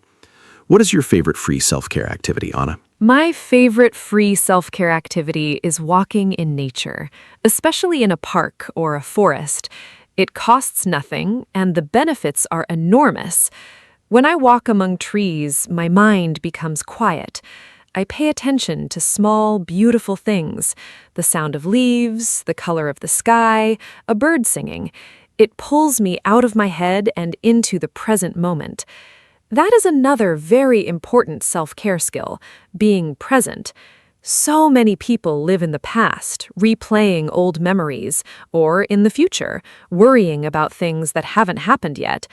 Being present means you are here, now, in this moment.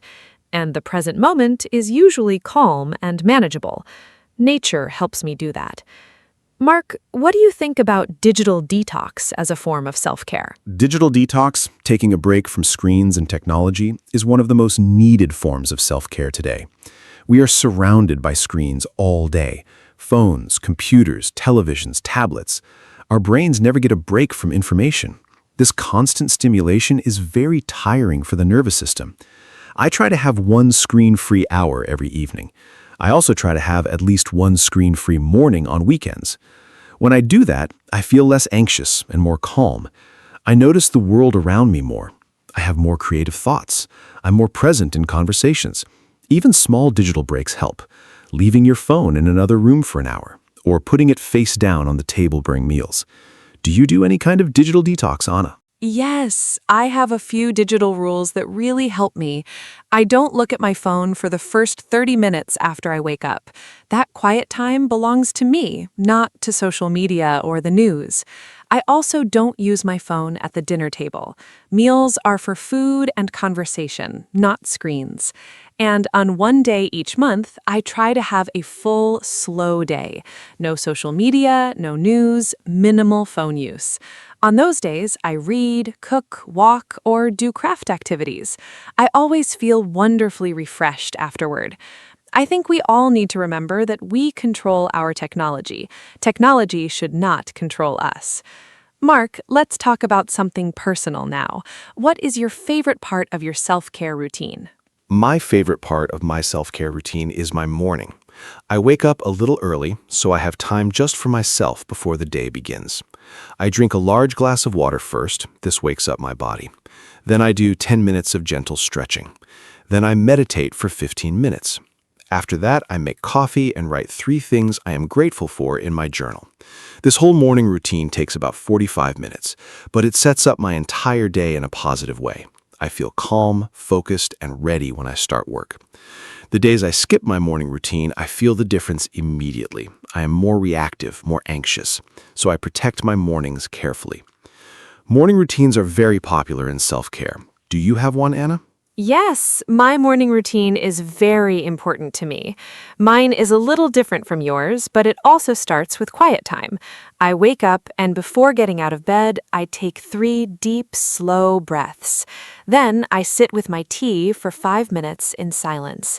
After that, I write in my journal, just a few sentences about how I feel and what I want from the day. Then I wash my face with cold water, which wakes me up beautifully. I get dressed, eat a simple, healthy breakfast, and then I am ready. The whole routine is about 40 minutes. Mornings used to be chaotic and rushed for me. Now they are calm and intentional. A good morning really does create a good day. Mark, let's talk about gratitude. Is gratitude a form of self-care? Yes, gratitude is a beautiful and powerful form of self-care. When we practice gratitude, we train our brain to notice what is good in our lives, instead of always focusing on what is missing or wrong. Research shows that people who regularly practice gratitude feel happier, sleep better, and have stronger relationships. I write 3 things I am grateful for every morning. They don't have to be big things. Today, I wrote, I am grateful for hot coffee, for sunshine through my window, and for a good conversation with my brother yesterday. Small things count. When you do this every day, you start to notice more and more things to be grateful for. Your brain changes its default from what is wrong to what is good. That shift is life-changing. Do you practice gratitude, Anna? Yes, I do. I write in my gratitude journal every evening before bed. I write 3 things from my day that I am grateful for. Even on difficult days, and there are difficult days, I can always find 3 things. Maybe I am grateful that the day is over and tomorrow is a new start. Maybe I am grateful for a kind stranger who smiled at me. Maybe I'm grateful for my health. Gratitude helps me end the day on a positive note, which helps me sleep better too. I also try to express gratitude to people, to actually say thank you and mean it, to write a kind message, to tell someone that I appreciate them. Gratitude shared with others is even more powerful. It connects people and creates warmth. Mark, how do you think we can build self-care habits and actually keep them? Building and keeping self-care habits is all about starting small and being consistent. Many people try to change everything at once. They want to exercise every day, meditate, eat perfectly, sleep 8 hours, journal, and read all from Monday. That is too much change, too fast. The brain resists big, sudden changes. Instead, start with one small habit. Do it for 2 weeks, then add another. Small steps over time create big changes. I also suggest habit stacking, attaching a new habit to something you already do. For example, I do my stretching right after I brush my teeth in the morning. It's connected to an existing habit, so I almost never forget it. Another tip, track your habits on a simple calendar. Seeing your progress is very motivating. What is your best tip for keeping habits, Anna? My best tip is don't aim for perfect, aim for consistent. Many people stop their self-care habits after one bad day. They miss one morning walk and think, I failed, the habit is broken. But that is not true. One missed day is not a failure. What breaks a habit is giving up completely after a small slip. So I tell myself, missing once is an accident, missing twice is a choice. So if I miss my morning routine one day, I make sure to do it the next day. I also keep my self-care habits very simple. The simpler the habit, the easier it is to maintain even on hard days. On a very bad day, my morning routine shrinks to just the tea and 3 breaths. That's still self-care. Something is always better than nothing. Mark, any final thoughts before we close? Yes. I want to leave our listeners with this final thought. Self-care is not a luxury. It is a necessity. It is not something you do when you have extra time. It is something you make time for because your health and well-being are worth it. You are worth it. Start today, not next Monday, not next month, today. Pick one small self-care action. Maybe it's drinking a glass of water right now. Maybe it's stepping outside for 5 minutes. Maybe it's calling someone you love. One small action is a beginning, and every great journey begins with one small step. I want to thank our wonderful listeners for spending this time with us. Thank you, Anna, for another beautiful conversation. I really enjoyed it. Take care, everyone. Thank you so much, Mark. This was truly a wonderful conversation, full of warmth and practical ideas. And a huge, heartfelt thank you to all of you listening. I hope this episode reminded you that you deserve care, your own care first. Please don't wait for a crisis to start taking care of yourself. Start now with something small and gentle. Remember, self-care is not selfish, it is not lazy, and it does not need to be expensive. It's simply choosing yourself every day in small and loving ways. If today's episode helped you, please share it with someone who might need it. And come back next time for more friendly English conversations. Until then, be kind to yourselves. Goodbye and take care. From me, Anna. Hi, everyone, and welcome to our podcast. My name is Anna. Today, we are going to talk about time management. This is a very important topic. Many people feel they do not have enough time. They feel busy every day. But maybe the problem is not the time. Maybe the problem is how we use the time. I think it is possible to learn good habits. We can all get better at this. I am happy to talk about it today with my friend Mark. Mark, hello. How are you? Hello, Anna. I am very happy to be here. Thank you for that introduction. Yes, time management is a great topic. I think about it a lot. Every morning I wake up and I think, what do I need to do today? Sometimes I have a long list, and sometimes I do not do everything on the list. I feel bad about that, but I am learning. I think small changes can help a lot. I want to share some simple ideas today. I hope our listeners find them useful. Let us begin. Great. So, Mark, let us start with a basic question. What is time management? Can you explain it in simple words? I think some people hear this phrase and they feel confused. It sounds very professional, but I think it is not so difficult to understand. Time management means we plan how to use our time. We decide what to do first and what to do later. We try to use our time well. Does that sound right to you, Mark? I think it is a simple idea, but it is not always easy to do in real life. Yes, Anna, I agree completely. Time management is simple to understand, but not always simple to do. It means you are the boss of your time. You decide what is important. You decide what to do now and what to do tomorrow. For example, if I have a big project at work, I plan my time for it. I do not wait until the last minute. I start early. This helps me feel less stressed. I think the key word is plan.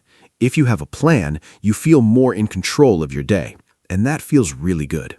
I love that, being the boss of your time. That is a great way to say it. So, Mark, why do you think time management is important?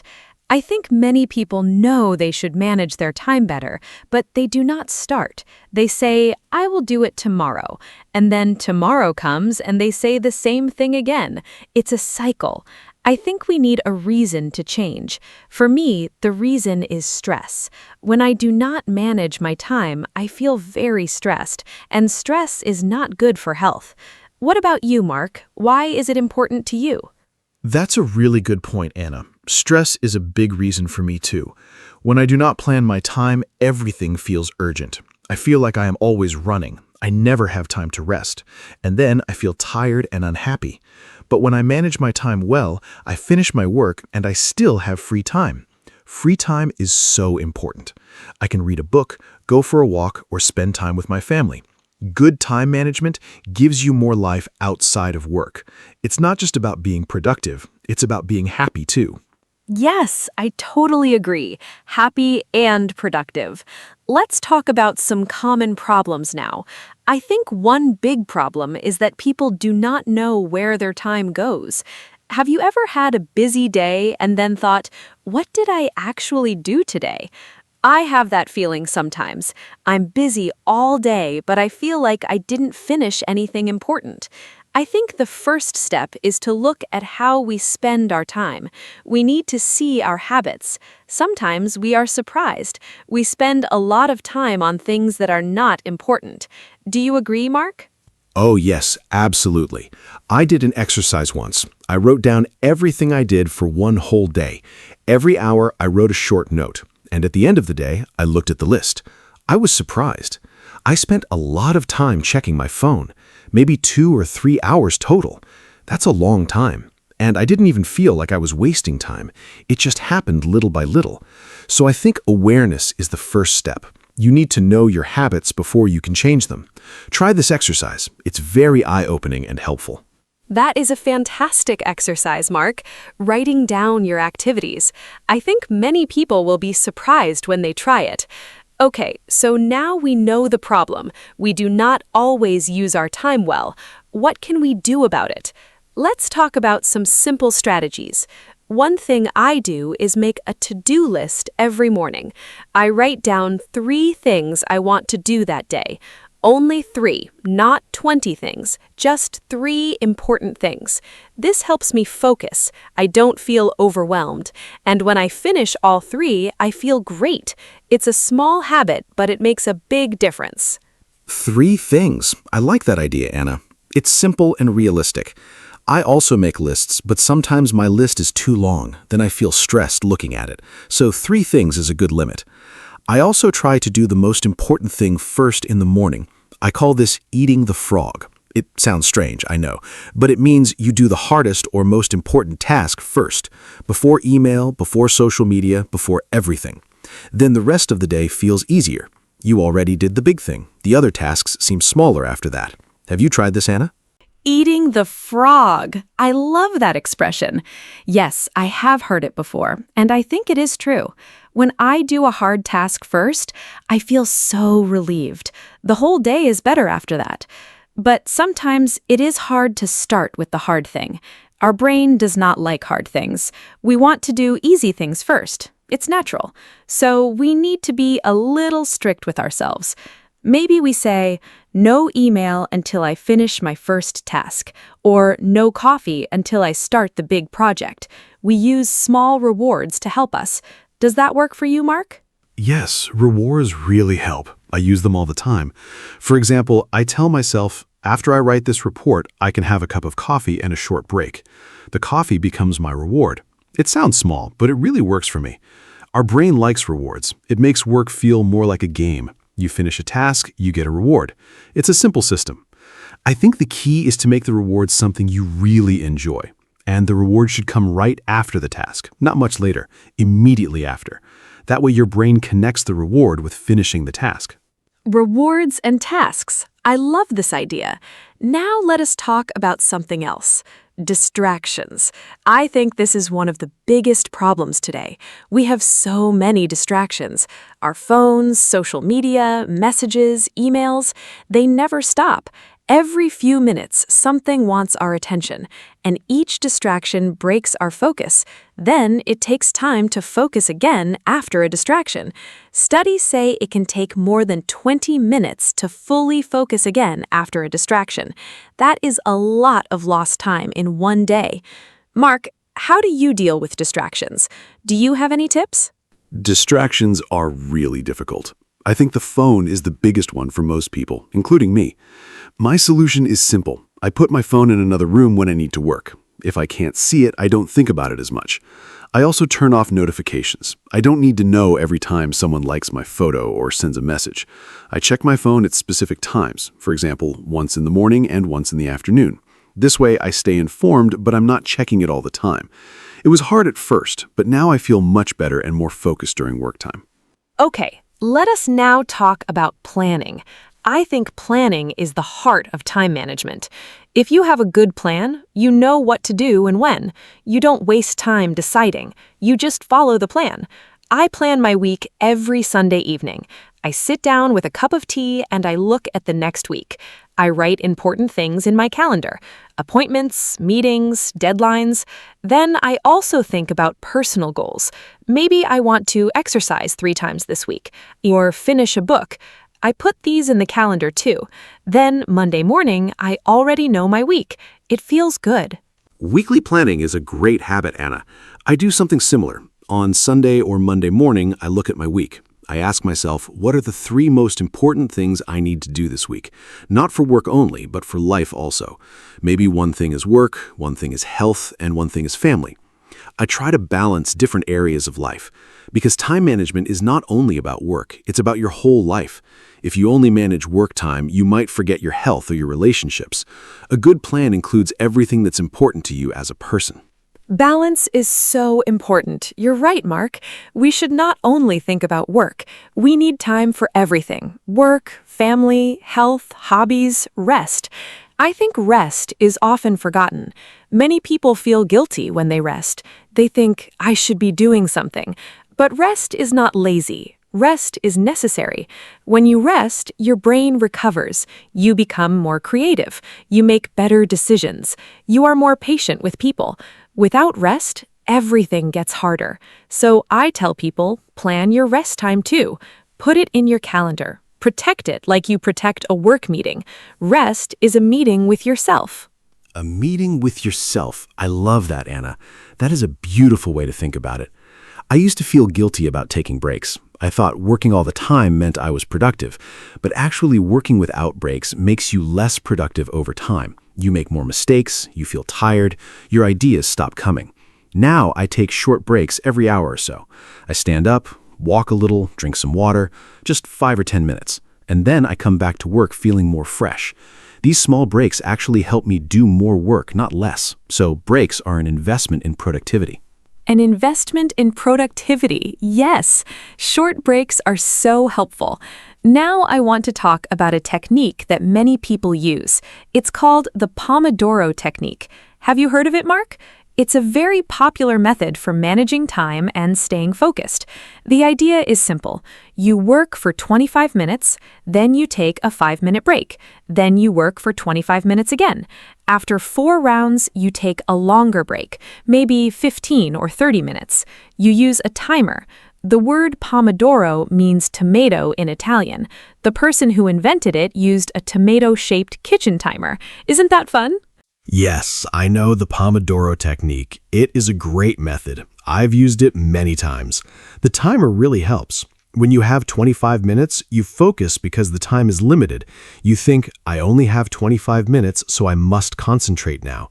And the break is also nice because you know it is coming. You do not feel like you are working forever. You think, just 25 minutes, then I can rest. It makes hard work easier to start. Many people find it hard to begin a task, but starting a 25-minute session is not scary. It's a small and manageable amount of time. Exactly. Starting is often the hardest part. Once you start, it is easier to continue. The Pomodoro helps you start. Okay, let us talk about something that I find very interesting. The idea of time blocks. This is when you plan your day in blocks of time. For example, from 9 to 11 is for deep work. 11 to 12 is for email and messages. After lunch, maybe meetings. Then in the afternoon, creative work. Each part of the day has a purpose. You do not mix everything together. This way, your brain knows what kind of thinking to do. It is more efficient. Does this sound useful, Mark? Do you use time blocks? Yes, time blocking is one of my favorite methods. I really recommend it. In the morning, my brain is fresh and I use that time for thinking and creating. I never schedule meetings in the morning if I can help it. Meetings take energy and time. I prefer mornings for my own work. Then in the afternoon, I do easier tasks like emails and calls. I match the task to my energy level. When I have high energy, I do hard things. When I have low energy, I do easy things. I think this is called working with your natural rhythm, and it makes a big difference in how much you can get done each day. Working with your natural rhythm. That is a great concept. Not everyone is the same. Some people work best in the morning. Other people work better at night. We are all different. I think it is important to know yourself. When do you feel most alert? When do you feel most creative? Plan your hard tasks for those times. Do easy tasks when you feel tired. This is a very personal approach to time management. There is no one perfect system for everyone. The best system is the one that works for you, so you need to experiment a little. Try different things and see what helps you personally. I completely agree. Knowing yourself is really important. I'm a morning person. I wake up early and feel great. By 8 o'clock in the evening, I'm tired and I cannot focus well. So I never try to do important work late at night. I know it will not be my best work. But my sister is totally different. She works best at midnight. She is very creative at night. We are all different. So I always say, do not copy someone else's schedule exactly. Take ideas, but adapt them to your own life and body. What works for your friend might not work for you at all. And that's okay. Your sister sounds like me sometimes. I like working in the evening too. Okay, let us talk about something very common, the feeling of being overwhelmed. I think many people have this feeling. You look at your to-do list and it is very long. You have so many things to do, and you don't know where to start, so you feel stuck. You might even start to do nothing because everything feels too big. This is called being overwhelmed. Have you felt this way, Mark? I think most people have at some point. It's a very uncomfortable feeling, and it can stop you from doing anything at all. Oh, I know that feeling very well, Anna. It's terrible. You feel paralyzed. You can't move. I think the best thing to do when you feel overwhelmed is to stop and breathe first. Do not panic. Then take your big list and choose just one task. Just one. The most important or the most urgent one. Forget the rest for now. Focus only on that one task. Start it. When you finish it, choose another one. Take it step by step. The list will slowly get smaller, and each time you finish a task, you feel a little better. The feeling of progress is very powerful and motivating. One task at a time. Simple and powerful. I also want to talk about saying no. I think this is very important for time management. Many people say yes to everything. Someone asks for help, they say yes. Another meeting is added, they say yes. A new project arrives, they say yes. And soon, their calendar is completely full. There is no time for their own priorities. Learning to say no is a skill. It is not rude to say no, it is responsible. When you say no to one thing, you say yes to your own time and priorities. Mark, do you find it easy or difficult to say no? Honestly, saying no is very difficult for me. I'm a people pleaser. I like to help. I don't want to disappoint anyone. So I often say yes when I should say no. And then I'm stressed because I have too much to do. I'm slowly getting better at this. One thing that helps me is to pause before answering. When someone asks me something, I don't say yes immediately. I say, let me think about it and check my schedule. This gives me time to decide honestly. Sometimes I can help, sometimes I cannot, and that's okay. We can't do everything for everyone all the time. It's not possible. Pausing before answering is a wonderful strategy. I do that too now. It's okay to say, I will check and let you know. You don't have to answer immediately. Okay, let us talk about technology and time management. We already talked about phones and distractions, but technology can also help us manage time better. There are many apps and tools for this. Have you used any apps for time management, Mark? I know there are apps for to-do lists, calendar apps, timer apps, and many others. Sometimes I think there are too many options, and it can also be confusing. Do you use any specific apps that you like? Yes, I use a few apps. For my to-do list, I use a very simple app. I just write my tasks and check them off when I finish. The satisfying feeling of checking something off is real and motivating. I also use a calendar app for all my appointments and plans. I sync it with my phone and computer. For the Pomodoro technique, I use a simple timer app, nothing fancy. I think the key is not to use too many apps. Find one or two that work for you and stick with them. Changing apps all the time is also a way to waste time. The tool is not the solution. Your habits are the real solution. That is so true. The habit is more important than the tool. You can have the best app in the world, but if your habits are bad, the app will not save you. Okay, I want to ask you something personal, Mark. What was your biggest time management mistake? Something you did before that you do not do now? I will share mine too. I think it is helpful to learn from mistakes. We all make them. My biggest mistake was trying to do many things at the same time, what people call multitasking. I thought I was saving time, but actually I was doing everything poorly and slowly. What about you? Multitasking. Yes, that was my mistake too. I thought doing two things at once was efficient, but our brains cannot really multitask. We just switch quickly between tasks, and each switch costs time and mental energy. So we think we're saving time, but we're losing it. My other big mistake was not having a morning routine.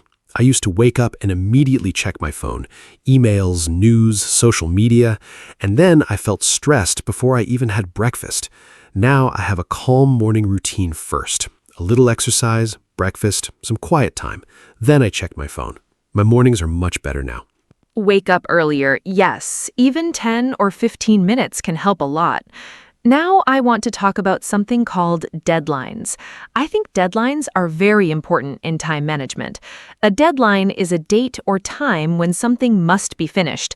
Without a deadline, tasks can go on forever. We keep working on something without finishing it, or we keep postponing it. But with a clear deadline, we work with more focus. We know by Friday this must be done, so we manage our time better during the week. Mark, how do you use deadlines? And what do you do if a deadline feels scary or too close? Deadlines are very useful. They create a little pressure, and sometimes that pressure is good. It helps us focus. I always set deadlines for my tasks, even if no one gives me one. For example, if I need to write a report and my boss says, do it when you can, I still set a deadline for myself. Maybe I say, I will finish this by Wednesday. Without that, I might wait and wait. If a deadline feels scary, I break the big task into small steps. Each step has its own small deadline.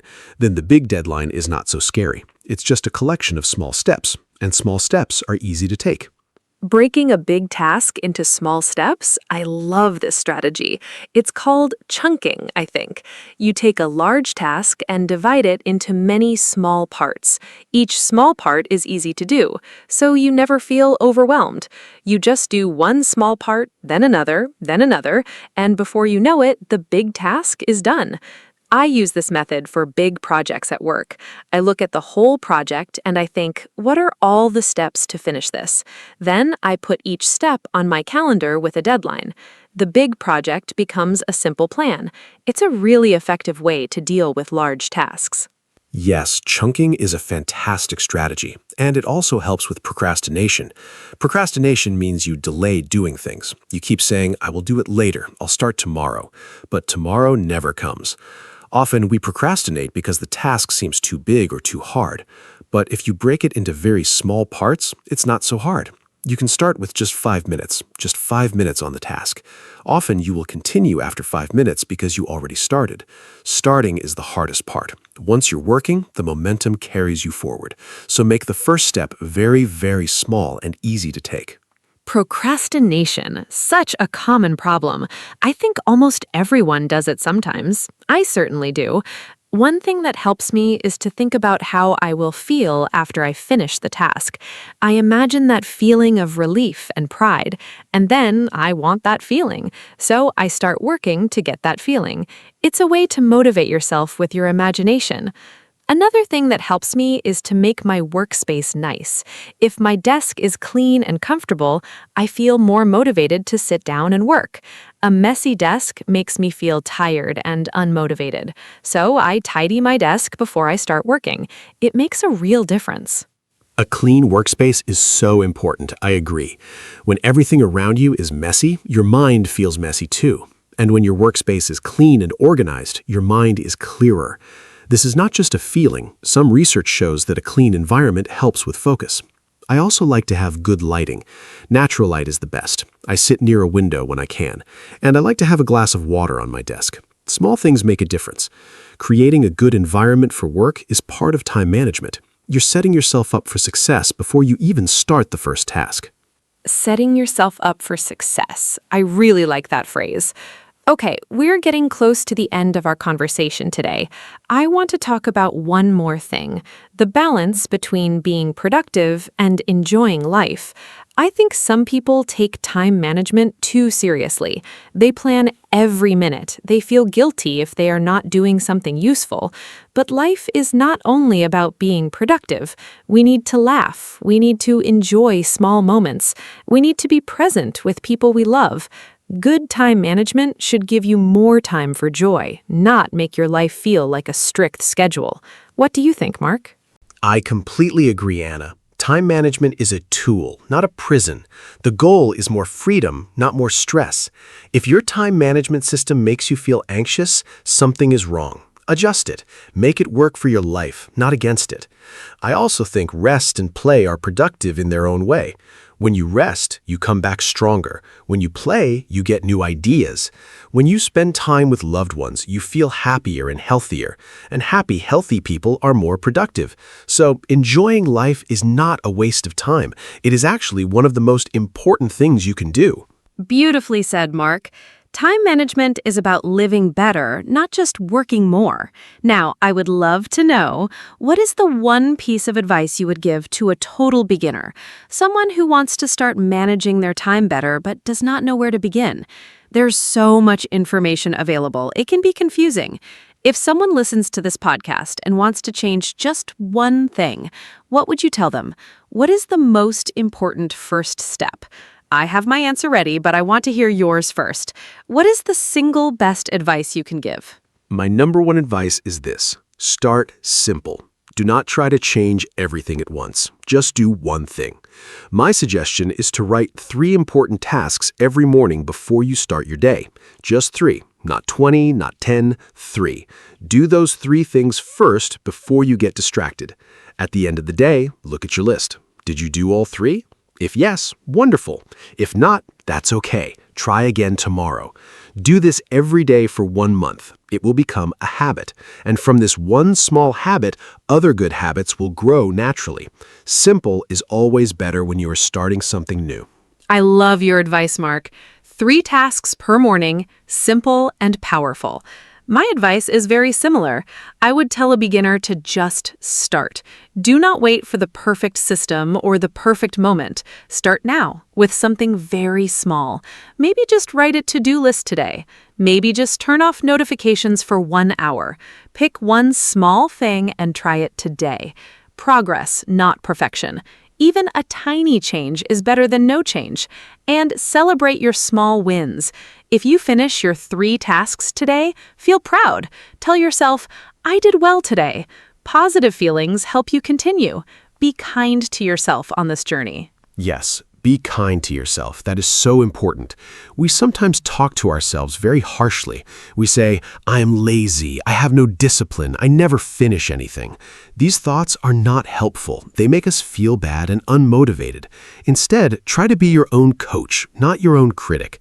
Say, okay, today was not perfect, but I did something. Tomorrow, I will try again. Progress is not always a straight line. Some days are better than others. That is normal and human. The key is to keep going, to try again. Each small step forward counts, and over time, small steps add up to big changes in your life. Be your own coach, not your own critic. What a beautiful message. I think that's a perfect way to end our conversation today.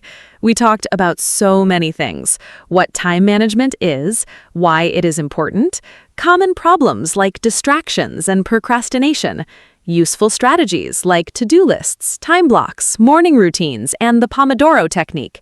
We talked about saying no, deadlines, and the importance of rest and balance.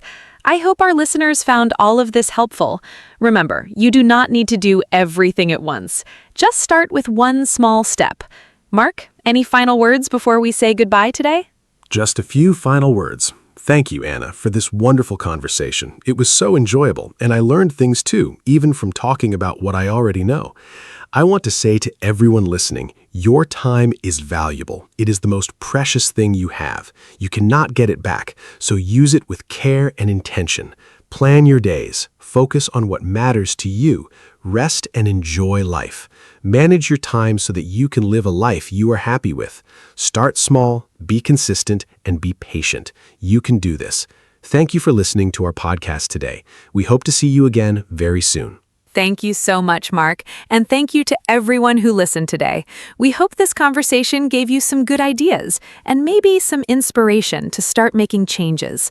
Time management is a journey. It's not something you perfect in one day. It takes practice and patience, but every step you take is worth it. Your future self will thank you. If you enjoyed this podcast, please share it with a friend. Maybe someone you know needs these ideas too. Take care of your time and take care of yourselves. Goodbye for now, and see you in the next episode of our podcast. Bye-bye. Hello, everyone. Welcome to our podcast. My name is Anna. Today, we talk about education. Education is very important in our life. We go to school when we are children. We learn many things there. We learn to read, write, and count. We also learn about the world. I think school is a great place. We meet friends there, we play and study together. Teachers help us every day. I liked school very much when I was a child. Did you like school? Today, my friend Mark is here with me. Hi, Mark. Let's talk about education together.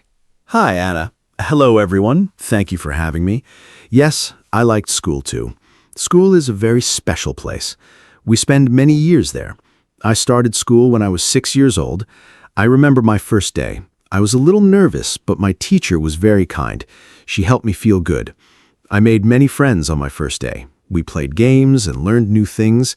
School gave me many good memories. I think education is the most important thing in life. Without education, it is hard to get a good job. I am happy to talk about this today. Yes, Mark, I agree with you. Education helps us in so many ways. First, we learn to read. Reading is very important. We read books, signs, and messages every day. Second, we learn math. Math helps us count money and understand numbers. Third, we learn about history and science. These are very interesting subjects. I loved reading class the most in school. My teacher always told us fun stories. I think every child needs a good teacher. A good teacher makes learning fun. Children learn better when they are happy. What was your favorite subject in school, Mark? My favorite subject was science. I loved learning about animals and plants. Our teacher always brought interesting things to class. One day, she brought a small fish. We all looked at it and asked many questions. I also liked sports class. We played football and basketball. Sports are good for our body. They also teach us how to work as a team. I think physical education is very important for children. A healthy body helps us learn better. Anna, do you think children should have more sports at school? I believe movement helps the brain work better. It is very important. I completely agree, Mark. Children need to move. They cannot sit all day. When children play and move, they feel better and learn more easily. I think schools should have sports every day, not only once or twice a week. But I also think art is very important. In art class, children draw and paint. They use their imagination. Art helps children express their feelings. Some children are very quiet, but they can show their feelings through art. Music is also wonderful. When I was a child, I loved singing at school. I think all subjects are important. Every child is different and likes different things. That is so true, Anna. Every child is different. Some children love reading. Some love drawing. Some love numbers. Good schools understand this. They give children many different activities. This helps every child find what they love. I remember one boy in my class. He was not good at math, but he was amazing at drawing. His teacher always praised his art. This made him feel confident. He grew up and became a great artist. I think teachers must see the talents in every child. When a teacher believes in you, you can do great things. Every child has something special inside. Yes, teachers are so important. They are like second parents to us. They spend many hours with children every day. Teaching is not an easy job. Teachers must be patient and kind. They must explain things clearly. Sometimes a child does not understand a lesson. A good teacher explains it again in a different way. My math teacher was amazing. When I did not understand something, she drew pictures to help me. Pictures made the lesson much easier. I was very grateful for her help. I think we should say thank you to our teachers more often. Teachers work very hard for us every day. Absolutely, Anna. Teachers deserve much more respect and appreciation. In some countries, teachers earn very little money. This is not fair. Teaching is one of the most important jobs in the world. Without good teachers, there are no doctors, engineers, or scientists. Everyone needs a teacher first. I had a history teacher who loved his subject very much. His excitement made us excited too. He told stories about old kings and great events. I never fell asleep in his class. A passionate teacher changes everything. When a teacher loves what they teach, the students feel it. That energy is very powerful and unforgettable. I had a teacher like that too. She taught us English. She brought songs, games, and movies to class. Learning English felt like playing, not studying. I think the way we teach is very important. Old teaching methods were very strict. The teacher spoke and students listened quietly. They could not ask questions. Now, modern teaching is different. Students ask questions, they work in groups, they do projects together. I think this is much better. Children learn more when they are active. They remember things longer when they do them, not just hear them. Good teaching is like a door. It opens the world for children. That is a beautiful way to say it, Anna. Education really opens doors. Let me talk about technology now. Today, many children use computers and tablets at school. They watch videos and play educational games. Technology makes learning very interesting and fast. My little nephew loves learning with his tablet. He watches science videos and then asks his parents many questions. Technology helps children learn at their own speed. Some children are slow learners. That is okay. With technology, they can watch a lesson again and again. This is a great advantage. I think technology is a wonderful tool for education when teachers use it in the right way. Yes, technology is wonderful, but I also think we must be careful. Children should not spend too many hours looking at screens. It is not good for their eyes or their health. Balance is very important. Children need technology, but they also need books, pencils, and paper. Writing by hand is still very important. It helps the brain remember information better. I still write notes by hand when I study something new. It helps me a lot. Also, not all families have tablets or computers at home. Some children are poor. Schools must help these children too. Every child deserves a good education, rich or poor. That is a basic right. You are absolutely right. Education is a human right. Every child in the world should go to school. Sadly, this is not always the case. In some poor countries, many children do not go to school. Some children work instead of studying. They help their families earn money. This is a big problem. Without education, these children have fewer opportunities in the future. Many organizations around the world work to help these children. They build schools and give free books. I think this is very important work. We must support education everywhere. A better educated world is a better and more peaceful world for all of us. That is so sad, but true. Education changes lives. I read a story about a girl in Africa. She walked 5 kilometers every day to go to school. She was very determined. She studied hard and won a scholarship to a university. Now she's a doctor. Her whole village is very proud of her. Stories like this show the true power of education. When we have the chance to study, we must use it. We must not waste it. I always tell young people to study hard and never give up.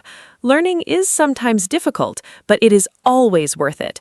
The effort we put into education always brings good results in the end. What an inspiring story. I love hearing things like that. It reminds us how lucky we are. Many of us have schools near our homes. We have books, teachers, and computers. We should not take this for granted. Every morning we go to school, we have a great opportunity. I also want to mention learning languages. Learning a second language is very valuable today. English is spoken all over the world. If you speak English, you can talk to millions of people. You can find better jobs. You can travel more easily. I started learning English at age 8. It was difficult at first, but I kept trying. Now, look at me. I host a podcast in English. Yes, you do, and you do it very well. Learning languages is fantastic. When you learn a new language, you also learn about a new culture. You understand people from other countries better. This is very important in today's world. The world is becoming smaller because of the internet and travel. We meet people from many different countries. Speaking their language is a great sign of respect. Even a few words in someone's language can make them smile. I always try to learn a few words when I visit a new country. People appreciate it so much. Language learning also keeps our brain healthy and active. It is like exercise for the mind. Exercise for the mind. I like that idea very much, Anna. Our brain needs exercise just like our body. Reading books is also great exercise for the brain. I read every day, even if only for 15 minutes. Reading helps us learn new words. It also helps us understand different ideas and opinions. When I was a teenager, I did not like reading very much. I preferred watching TV. Then my father gave me an exciting adventure book. I could not stop reading it. After that book, I fell in love with reading. I think finding the right book for each person is very important. The right book can change your life and make you love reading forever. I love that story, Mark. The right book really can change everything. Parents play a big role in education, too. They are the first teachers in a child's life. Children learn from watching their parents. If parents read books at home, children want to read, too. If parents ask curious questions, children become curious, too. Parents should talk to their children a lot. They should read stories to them before bed. This is very important for children's language development. My mother read to me every night when I was small. I think this is why I love books so much today. Parents must be involved in their child's education. School and home must work together. Totally agree. Parents and teachers must be a team. When they communicate well, children do better in school. Some parents never go to school meetings. They're very busy with work. But it is important to make time. Just one visit to school can make a big difference. The teacher can tell the parents how the child is doing. Parents can share information about problems at home. Together, they can find solutions. My parents always came to my school. They knew all my teachers by name. I felt very supported. I worked harder because I knew my parents cared. Children who feel supported at home do better at school. That connection is truly very powerful. Exactly. Support is everything. Let's talk about university now. After school, many students go to university. University is a place for higher education. Students choose a subject they love. They study it in more depth. University can be very exciting. You meet many new people from different places. You become more independent. You cook for yourself, manage your money, and make your own decisions. University teaches life skills, not only academic knowledge. I studied teaching at university. I loved every minute of it. The friendships I made there are still very strong today. University was a life-changing experience for me. Do you have good memories from university, Mark? Oh, yes. University was amazing. I studied computer science. It was challenging, but very interesting. I learned to think logically and solve problems. These skills help me every day in my work. At university, we also had many group projects. Working in a team taught me a lot. I learned to listen to other opinions. I learned to share ideas and compromise. These are important skills in real life, too. I also joined the university football team. Sport connected me with people from different departments. University is not only about books and exams. It's about growing as a person. I left university feeling much more confident and ready for the world. That is wonderful, Mark. But not everyone goes to university, and that is okay, too. There are many other paths after school. Some people go to vocational schools. There, they learn practical skills like cooking, car repair, or hairdressing. These skills are very valuable. The world needs skilled workers. Not everyone needs a university degree to be successful. What matters most is doing something you love and doing it well. I know a woman who did not go to university. She learned to bake cakes. Now she has her own bakery. She employs 10 people. She is very happy and successful. Success has many different shapes and forms. It is not only one path. That is a great example, Anna. There's no single right path for everyone. The important thing is to never stop learning. Learning does not stop after school or university. We learn every day of our lives. We learn from our experiences. We learn from our mistakes, too. Mistakes are actually very good teachers. When I make a mistake, I try to understand what went wrong. Then I do better next time. I'm not afraid of making mistakes. They help me grow. Lifelong learning is a wonderful concept. Even elderly people can learn new things. My grandmother is 78 years old. She just started learning how to use a smartphone. She is so excited about it every single day. That is so inspiring. Your grandmother is a great example. Learning has no age limit. We can learn something new every day if we choose to. Online learning is also very popular today. People learn cooking, photography, or languages online. There are free websites and apps for everything. You can learn from the best teachers in the world from your own home. This is truly amazing. During the pandemic, many schools moved online. It was hard at first. Teachers and students had to adapt quickly, but it also showed us that learning can happen anywhere. All you need is curiosity and a willingness to try. I think curiosity is the most important quality for a learner. Curiosity is the engine of learning. I love that. Curious people always ask why and how. They are never satisfied with a simple answer. They dig deeper and learn more. Children are naturally very curious. Have you noticed how many questions children ask? Why is the sky blue? Why do birds fly? Why do we sleep? These are wonderful questions. Schools should celebrate curiosity, not silence it. Sometimes teachers get tired of too many questions, but questions mean the child is thinking. Thinking is exactly what education should encourage. I believe a school that teaches children to ask good questions is better than a school that teaches only answers. Questions lead to discovery and innovation. I love what you said, Mark. Questions are more valuable than answers. Let's talk about exams now. Many students feel very stressed about exams. I understand that feeling. My heart beat very fast, my hands were cold, but I prepared well, and the exam was not as bad as I expected. I think preparation is the key. If you study a little every day, you do not need to panic the night before the exam. Some students study everything on the last night. This is called cramming. It is not very effective. The brain cannot absorb so much information so quickly. Regular study, small steps, and good rest are the best strategies for success. That is very practical advice, Anna. I used to cram for exams when I was younger. It never worked well. I would forget everything after the exam. Now I study in small parts every day. It is much better for long-term memory. Sleep is also very important before an exam. When you sleep, your brain organizes all the information you learned. A good night of sleep is sometimes better than an extra hour of studying. Eating well is important too. A healthy breakfast gives your brain energy to think clearly. I always eat a good breakfast on exam day. Water is important as well. When you are well hydrated, your brain works much more efficiently and clearly.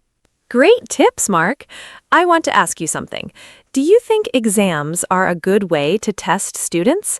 Some experts say exams cause too much stress. They say students should be tested in other ways, for example, through projects, presentations, or portfolios. A portfolio shows all the work a student did during the year. I think this is a more complete picture of a student's ability. An exam is only one day. A student might be sick or very nervous. One bad exam does not mean they are a bad student. I think we need a mix of both. Exams and projects together give a better and fairer picture of what a student truly knows and can do. I think that's a very balanced view. Yes, exams test knowledge quickly, but they do not show creativity or teamwork. Projects show different skills. A student who is nervous in exams might be brilliant in a group project. Every student has different strengths. The education system should recognize this. Finland is famous for its education system. Finnish schools have very few exams. They focus on curiosity, play, and real-life skills. Finnish students are very happy and perform very well internationally. This shows that less exam pressure does not mean lower quality. In fact, it often means better outcomes. Maybe other countries can learn important lessons from the Finnish education model. Finland is a wonderful example. I read about their education system. Teachers there are very highly respected. Only the best graduates become teachers. Teaching is one of the most desired jobs in Finland. In some other countries, teaching is not seen as a prestigious job. This needs to change. If we want better education, we need to attract talented people to teaching. We need to pay teachers well and respect their work. Teachers shape the future of a country. They raise the next generation of doctors, leaders, and scientists. If we invest in teachers, we invest in our future. Governments must understand this and put more money into education systems everywhere in the world. Investing in education is investing in the future. I completely agree.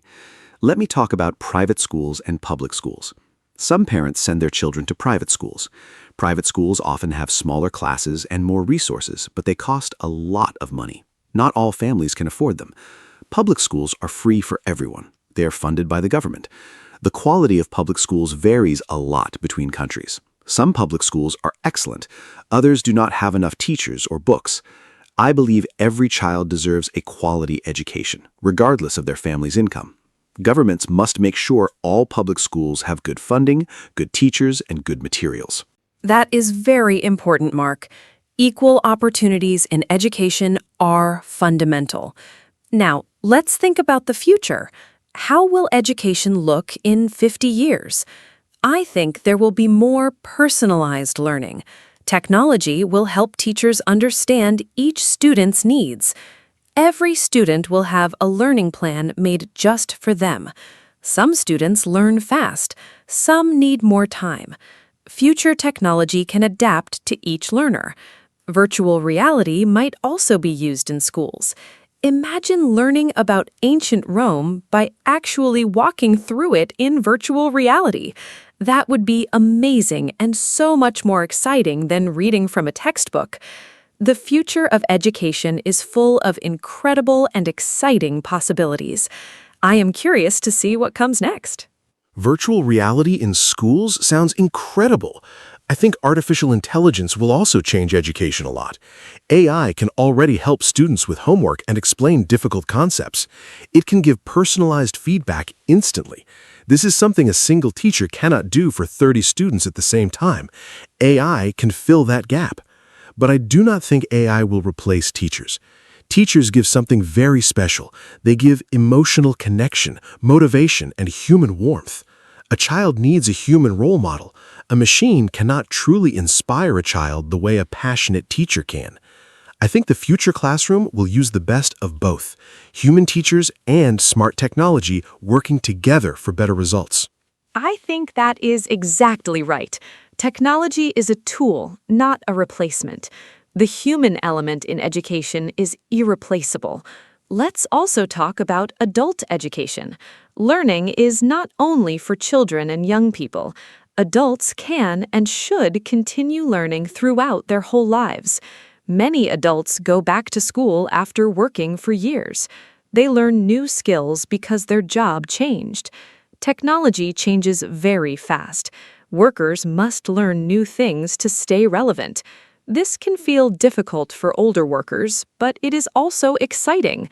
Learning something new at any age feels wonderful. It gives us confidence and energy. Adult education programs are very important. Governments and companies should support their employees in continuing to learn and grow. Adult learning is so important in today's fast-changing world. I took an online course last year to improve my presentation skills. It helped me so much. I feel more comfortable speaking in front of people now. Before, I was very shy when I had to speak publicly. The course gave me tools and techniques. I practiced every day. Slowly, my confidence grew. This experience reminded me that we can always improve. No matter how old we are, we can always learn and get better. I encourage everyone listening today to try something new. Take a class, watch a tutorial, or read a book about something you do not know. Learning enriches life and makes every day more interesting and meaningful. What a great personal story, Mark. I also want to try new things. I want to learn photography next year. I think capturing beautiful moments with a camera is a real skill. I have always admired beautiful photos. Now I want to learn how to take them myself. Learning something creative is very satisfying. It gives us a way to express ourselves. Hobbies are a great form of education too.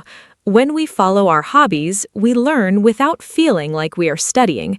Time passes quickly when we do something we love. I believe hobbies make us happier and more interesting people. They also connect us with others who share the same passion.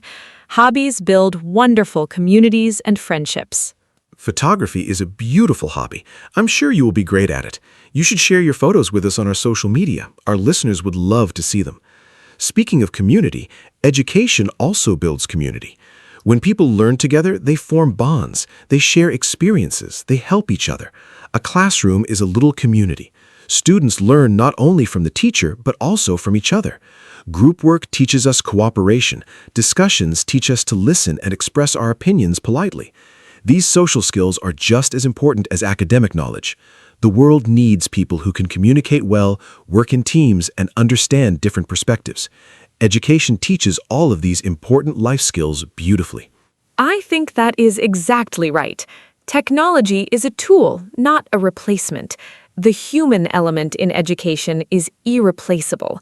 Let's also talk about adult education. Learning is not only for children and young people. Adults can and should continue learning throughout their whole lives.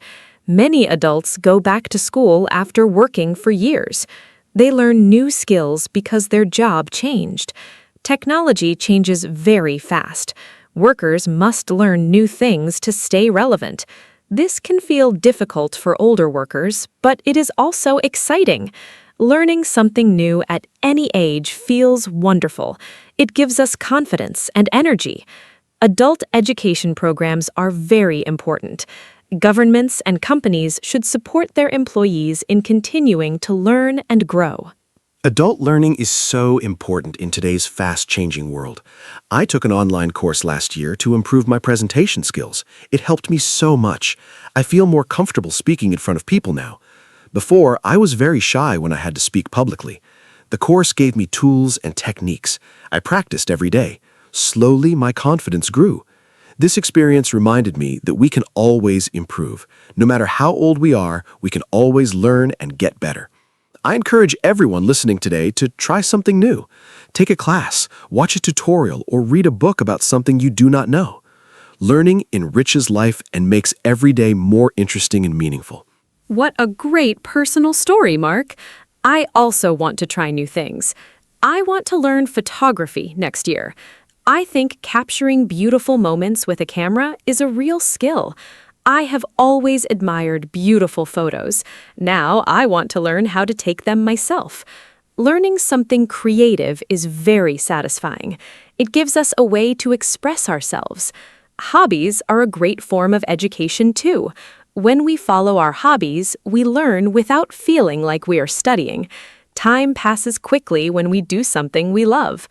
I believe hobbies make us happier and more interesting people. They also connect us with others who share the same passion. Hobbies build wonderful communities and friendships. Photography is a beautiful hobby. I'm sure you will be great at it.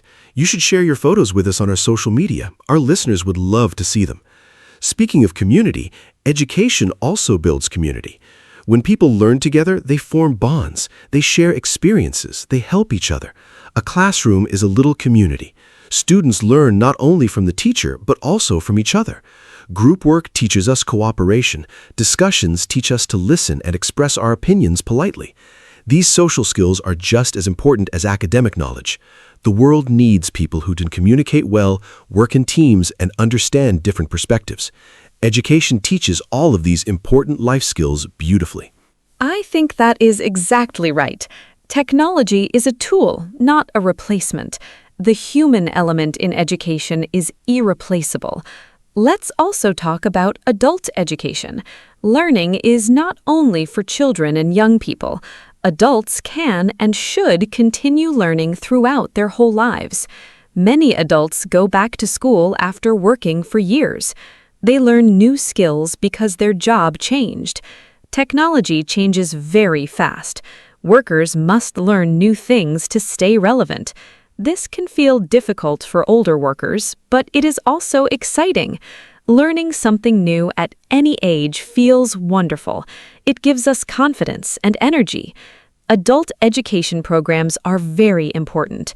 Governments and companies should support their employees in continuing to learn and grow. Adult learning is so important in today's fast-changing world. I took an online course last year to improve my presentation skills. It helped me so much. I feel more comfortable speaking in front of people now. Before, I was very shy when I had to speak publicly. The course gave me tools and techniques. I practiced every day. Slowly, my confidence grew.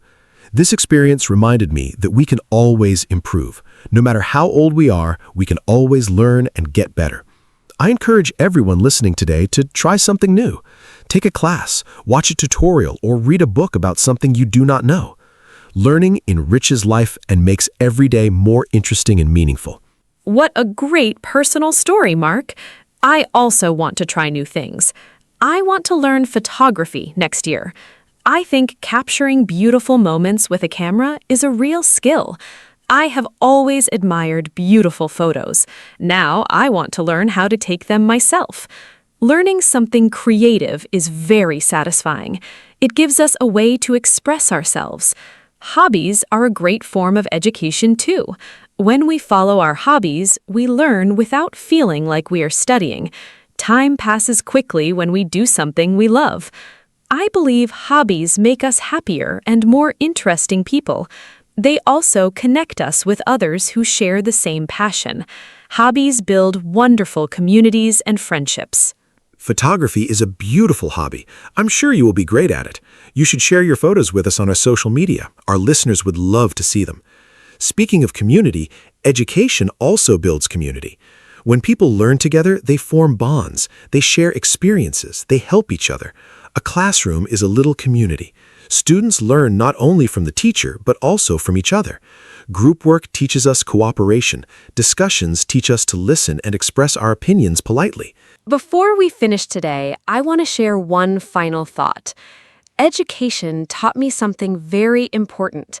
It taught me how to think. Not just what to think, but how to think. Critical thinking means we do not believe everything we hear. We ask questions. We look for evidence. We consider different opinions. In today's world, we see a lot of false information online. Critical thinking helps us identify what is true and what is not. This is one of the most valuable skills education can give us. I am very grateful for everything my education gave me. It truly shaped who I am. That is the perfect note to end on, Anna. Critical thinking is the most important gift of education. We live in a world full of information. We need the skills to navigate it wisely and carefully. Today, we talked about so many aspects of education. We talked about school, teachers, parents, technology, universities, and lifelong learning. Education is truly a lifelong journey. It starts when we are babies, and it never really ends. Every day, we have the chance to learn something new and wonderful. Thank you so much for this great conversation, Anna. And thank you to all our listeners for joining us today. Keep learning, keep growing, and never stop being curious. See you in the next episode. Hello, everyone. Welcome to our podcast. My name is Anna, and I am very happy to be here with you today. This podcast is for beginners, so we will speak slowly and use simple English. Today, our topic is self-control. Self-control means we can manage our actions, feelings, and habits. It is very important in daily life. For example, we use self-control when we study, eat, or manage our time. I am here with my friend Mark, and we will talk about this topic together. I hope you enjoy listening and learning English with us today. Hi, everyone. I'm Mark. Thank you, Anna, for the introduction. I'm excited to talk about self-control today. It is a very useful topic for everyone. We all need self-control in our daily life. It helps us make good choices and avoid bad habits. Sometimes it is not easy, but we can practice and improve. In this podcast, we will talk about simple examples of self-control. We will use easy words so you can understand well. I hope this conversation helps you learn English and think about your own habits too. What do you think about self-control, Mark? Yes, Anna, I agree with you. Self-control is very important, but sometimes it is difficult. I also have moments when I want to relax instead of working, but I try to control myself and finish my tasks first. It makes me feel good after that. I think self-control helps us reach our goals. If we practice every day, we can get better. Even small actions can make a big difference. I'm happy to share my experiences and learn from you, too. That's true, Mark. Small actions are very important. We do not need to be perfect. We just need to try a little every day. I think self-control is like a skill. We can learn it and improve over time. Sometimes we make mistakes, and that is okay. We can try again the next day. I also think it is important to be kind to ourselves. If we are too strict, we may feel stressed. So we need balance in our life. I like that idea, Anna. Balance is very important. If we have too much control, life can feel hard. But if we have no control, we may have problems. So we need a good balance. For example, we can work hard but also take time to rest. We can eat healthy food but also enjoy some treats. I think self-control is about making good choices most of the time. It is okay to relax sometimes too. Yes, Mark, I agree. Self-control is not about saying no to everything. It is about making good decisions. For example, I try to manage my time better. I make a simple plan for my day. This helps me stay focused and not waste time. Sometimes I still get distracted, but I try again. I think planning is a good way to practice self-control. It helps me feel more organized and calm. That is a great idea, Anna. Planning is very helpful. I also try to make a plan for my day. I write down my tasks and do them one by one. This helps me stay focused. When I finish my tasks, I feel proud. Self-control also helps me avoid bad habits, like using my phone too much. It is not easy, but I try to limit my time. These small changes help me a lot in my daily life. I understand that, Mark. Using the phone too much is a common problem. I also try to control that. Sometimes I put my phone away when I study or work. It helps me concentrate better. I think self-control is very useful for students and workers. It helps us use our time well and reach our goals. Even small steps can help us improve. Yes, Anna, that is very true. Self-control is useful for everyone. It helps us in school, work, and daily life. We can start with small habits and improve step by step. I think it is important to stay patient. Change takes time. We should not give up if it is difficult. I hope our listeners can learn something from our conversation and try to practice self-control in their life. Thank you, Mark. I think this is a great start to our topic. We talked about what self-control is and why it is important. I hope our listeners can understand and feel interested. In the next part, we will talk about simple examples of self-control in daily life. This will help you learn more useful expressions and ideas. Yes, Anna, that sounds great. Dear listeners, thank you for listening to our introduction. We hope you enjoy this topic and learn new English words. Now we will move to part 1, where we talk about daily examples of self-control. Please stay with us and continue listening. Let's begin the next part of our podcast now. Let's start part 1 and talk about simple examples of self-control in daily life. For me, one example is waking up early. Sometimes I want to sleep more, but I try to get up on time. It is not easy, especially on cold mornings. I tell myself I need to start my day. Another example is studying. Sometimes I feel lazy, but I try to sit down and study for at least a short time. Even 10 minutes is okay. These small actions are part of self-control.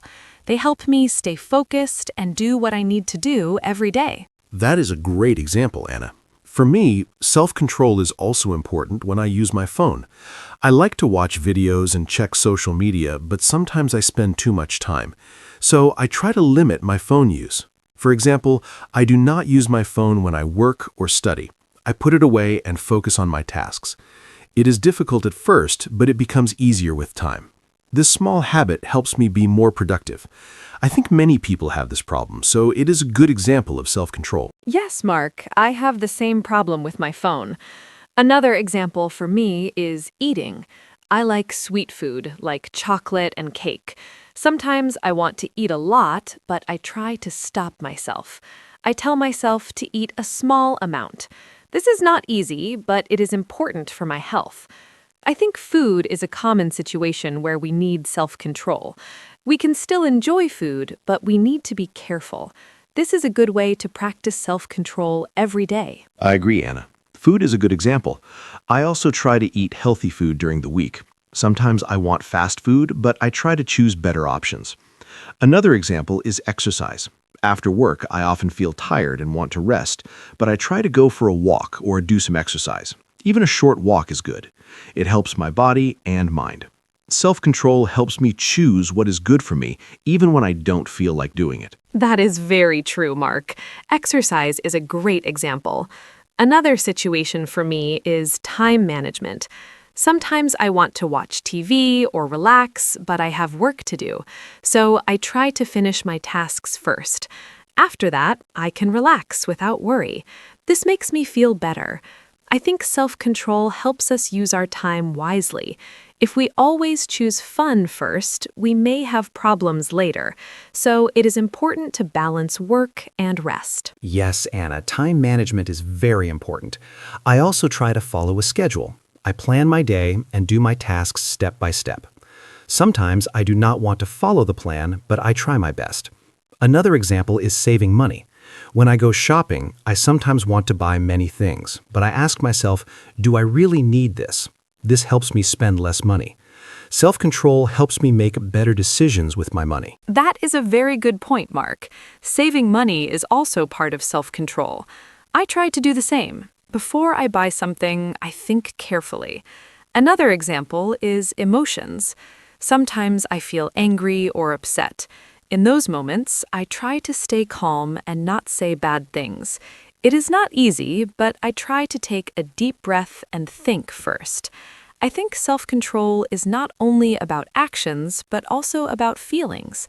It helps us have better relationships with others. I agree, Anna. Controlling emotions is very important. Sometimes I feel stressed or angry, but I try to stay calm. I may take a short break or go for a walk. This helps me feel better. Another example is talking. Sometimes I want to interrupt others, but I try to listen first. This is also self-control. It helps me communicate better. These small actions can improve our daily life and our relationships with people. Yes, Mark, listening is very important. I also try to listen more and speak less sometimes. It helps me understand others better. Another example is keeping promises. If I say I will do something, I try to do it. Even if I feel tired or busy, I try to keep my word. This is also self-control. It shows responsibility and respect. I think these small habits help us become better people step by step. That is a great example, Anna. Keeping promises is very important. I also try to be responsible. If I have work to do, I try to finish it on time. Sometimes I feel lazy, but I remind myself why it is important. Self-control helps me stay on track. It's not always easy, but it's worth it. These daily examples show that self-control is part of many small actions in our life. Yes, Mark. I think we shared many good examples. Self-control is everywhere in our daily life. From waking up early to managing our emotions, we use it all the time. I hope our listeners can understand these examples and think about their own habits. Maybe they can try one small change today. It can make a big difference over time. That's right, Anna. Small changes can lead to big results. I hope our listeners learned some useful ideas and simple English expressions. Talking about daily examples is a great way to practice English. Now we are ready to move to part 2. In the next part, we will talk about how to improve self-control and build good habits. Let's continue our conversation together. Now let's talk about how to improve self-control. For me, one helpful way is to start with small goals. I do not try to change everything at once. For example, if I want to study more, I start with just 10 or 15 minutes a day. This feels easy and I can continue. Another way is to make a simple plan. I write down my tasks for the day. When I see my plan, I feel more focused. These small steps help me build good habits slowly. I think anyone can try this and improve little by little. That is a very good idea, Anna. Starting small is very important. For me, another way to improve self-control is to remove distractions. For example, when I study or work, I put my phone in another room. This helps me focus better. I also try to create a good environment. I keep my desk clean and quiet. This makes it easier to concentrate. I think our environment can help or stop our self-control, so we should make it simple and comfortable for work and study. Yes, Mark, the environment is very important. Another way I improve my self-control is by making a routine. When I do the same things every day, it becomes a habit. For example, I study at the same time every evening. At first, it was hard, but now it feels normal. I do not think too much. I just do it. This helps me save energy and stay consistent. I think routines are very helpful for building good habits and improving self-control. I agree, Anna. A routine makes things easier. Another tip is to reward yourself. When I finish my work or reach a small goal, I give myself a reward. It can be something simple, like watching a short video or eating a snack. This makes me feel good and motivates me to continue. I think rewards are helpful because they make hard tasks more enjoyable. We just need to keep the rewards small and not overdo them. That is a great idea, Mark.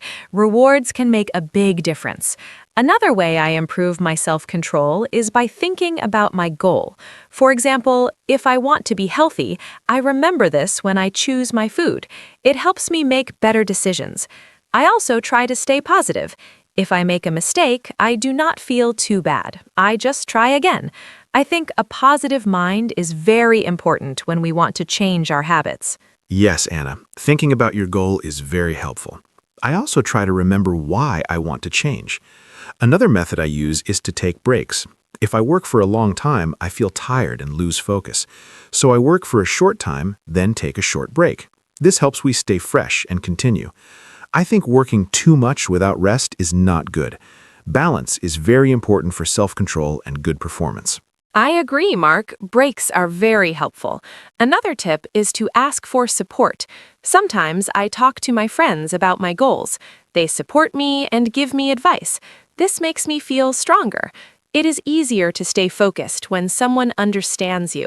I think we do not need to do everything alone. Support from others can help us improve faster and feel more confident. That is a very good point, Anna. Support is important. I also think it is helpful to track your progress. For example, I write down what I do every day.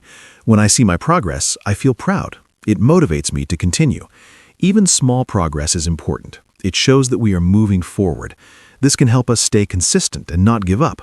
Yes, Mark, tracking progress is a great idea. It helps us see our improvement. Another thing I do is keep things simple. If my plan is too big, I feel tired and stop. So I keep my goals small and clear. This makes it easier to follow. I think simple plans are better for beginners. They help us build strong habits step by step. I agree, Anna. Simple is always better. Another tip is to be patient. Self-control does not improve in one day. It takes time. Sometimes we feel slow, but that's okay. We should keep trying. I think patience is very important. If we continue, we will see results in the future. That is very true, Mark. Patience is key. I think we shared many useful ways to improve self-control. Starting small, making a routine, taking breaks, and staying positive are all helpful. I hope our listeners can try these ideas in their daily life. Even one small change can make a difference. Yes, Anna, this was a great discussion. I hope our listeners learned something useful and easy to understand. Improving self-control is possible for everyone. We just need to take small steps and keep going. Now, we are ready to move to part 3, where we will talk about challenges and how to deal with them. Let's continue together. Now let's talk about challenges in self-control. For me, one big challenge is feeling lazy. Sometimes I do not want to do anything, even simple tasks. On those days, it is very hard to follow my plan. I just want to stay in bed or watch videos. But I try to start with a very small action, like standing up or opening my book. After I start, it becomes easier. I think the hardest part is the beginning. If we can start, we can continue. This is my way to deal with lazy feelings. I understand that, Anna. I also feel lazy sometimes. Another challenge for me is stress. When I feel stressed, I want to avoid my work. I may watch videos or eat snacks instead of working. It is not a good habit. So I try to manage my stress first. I take deep breaths or go for a short walk. This helps me feel calm. After that, I can focus better. I think it is important to understand our feelings and deal with them before we try to control our actions. That is a very good point, Mark. Understanding feelings is important. Another challenge for me is distractions. For example, when I study, I sometimes check my phone again and again. It breaks my focus. To solve this, I put my phone far away or turn it off. It is a simple action, but it helps a lot. I think removing distractions is a strong way to improve self-control. We need to make it easier to focus and harder to get distracted. Yes, Anna, distractions are a big problem. Another challenge is losing motivation. Sometimes I feel excited at the beginning, but later I lose interest. When this happens, I remind myself why I started. I think about my goals again. This helps me continue. I also try to change my routine a little to make it more interesting. For example, I study in a different place or listen to music. Small changes can help us feel fresh and motivated again. I like that idea, Mark. Changing things a little can help a lot. Another challenge is being too strict with myself. Sometimes I want to do everything perfectly. If I make a mistake, I feel bad and lose motivation. So now I try to be more kind to myself. I accept that mistakes are normal. I just try again. I think self-control is not about being perfect. It is about trying again and not giving up. This makes me feel more relaxed and strong. That is a very important idea, Anna. Being too strict can make things harder. Another challenge for me is time pressure. When I have many tasks, I feel overwhelmed. I don't know where to start. In this situation, I try to choose one small task and begin. After I finish one thing, I feel better and continue. I think breaking big tasks into small steps is a good way to deal with pressure. It makes everything feel easier and more possible. Yes, Mark, breaking tasks is very helpful. Another challenge is bad habits. Sometimes we repeat the same bad actions, like eating too much or wasting time. It is hard to stop. For me, I try to replace a bad habit with a good one. For example, if I want to eat snacks, I try to eat fruit instead. This is not perfect, but it is better. I think changing habits takes time, but small changes can help us improve slowly. I agree, Anna. Replacing habits is a smart way. Another challenge is feeling tired. When I'm very tired, I have less self-control. I make bad choices more easily. So, I try to take care of my body. I sleep enough and take breaks during the day. Good rest helps me think clearly and make better decisions. I think health is very important for self-control. If we feel good, it is easier to control our actions. That is very true, Mark. Health is very important. Another challenge is comparing ourselves to others. Sometimes I see other people doing very well, and I feel bad. I think I am not good enough. But now I try to focus on my own progress. I do not need to be like others. I just need to improve little by little. This helps me stay positive and continue my journey. Self-control is personal, and everyone has their own speed. Yes, Anna, that is a very healthy way to think. Everyone is different. Another challenge is giving up too quickly. Sometimes we try for a few days and then stop, but real change needs time. I try to remind myself to keep going, even if it's slow. I focus on small progress, not big results. This helps me stay patient. I think consistency is more important than speed. Doing a little every day is better than doing a lot once and stopping. I agree, Mark. Consistency is very important. We talked about many challenges, like laziness, stress, distractions, and bad habits. These are normal problems, and everyone has them. The important thing is to find simple ways to deal with them. I hope our listeners can understand that they are not alone. We all try and learn every day. Yes, Anna, this was a very helpful discussion. We shared many real challenges and simple solutions.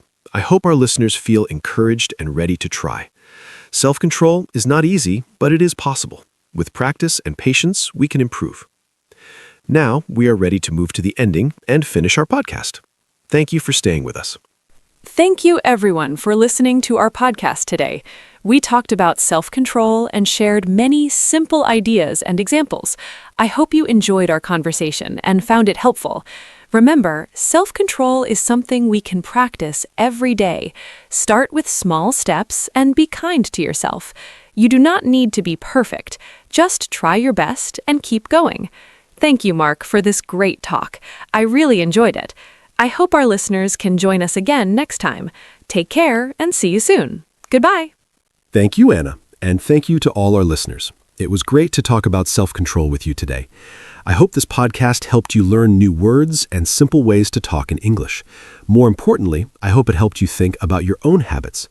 Remember to stay patient and keep practicing. Small changes can make a big difference over time. I also enjoyed our conversation very much, Anna. Thank you, everyone, for listening. Have a wonderful day, and we hope to see you again in our next episode. Goodbye.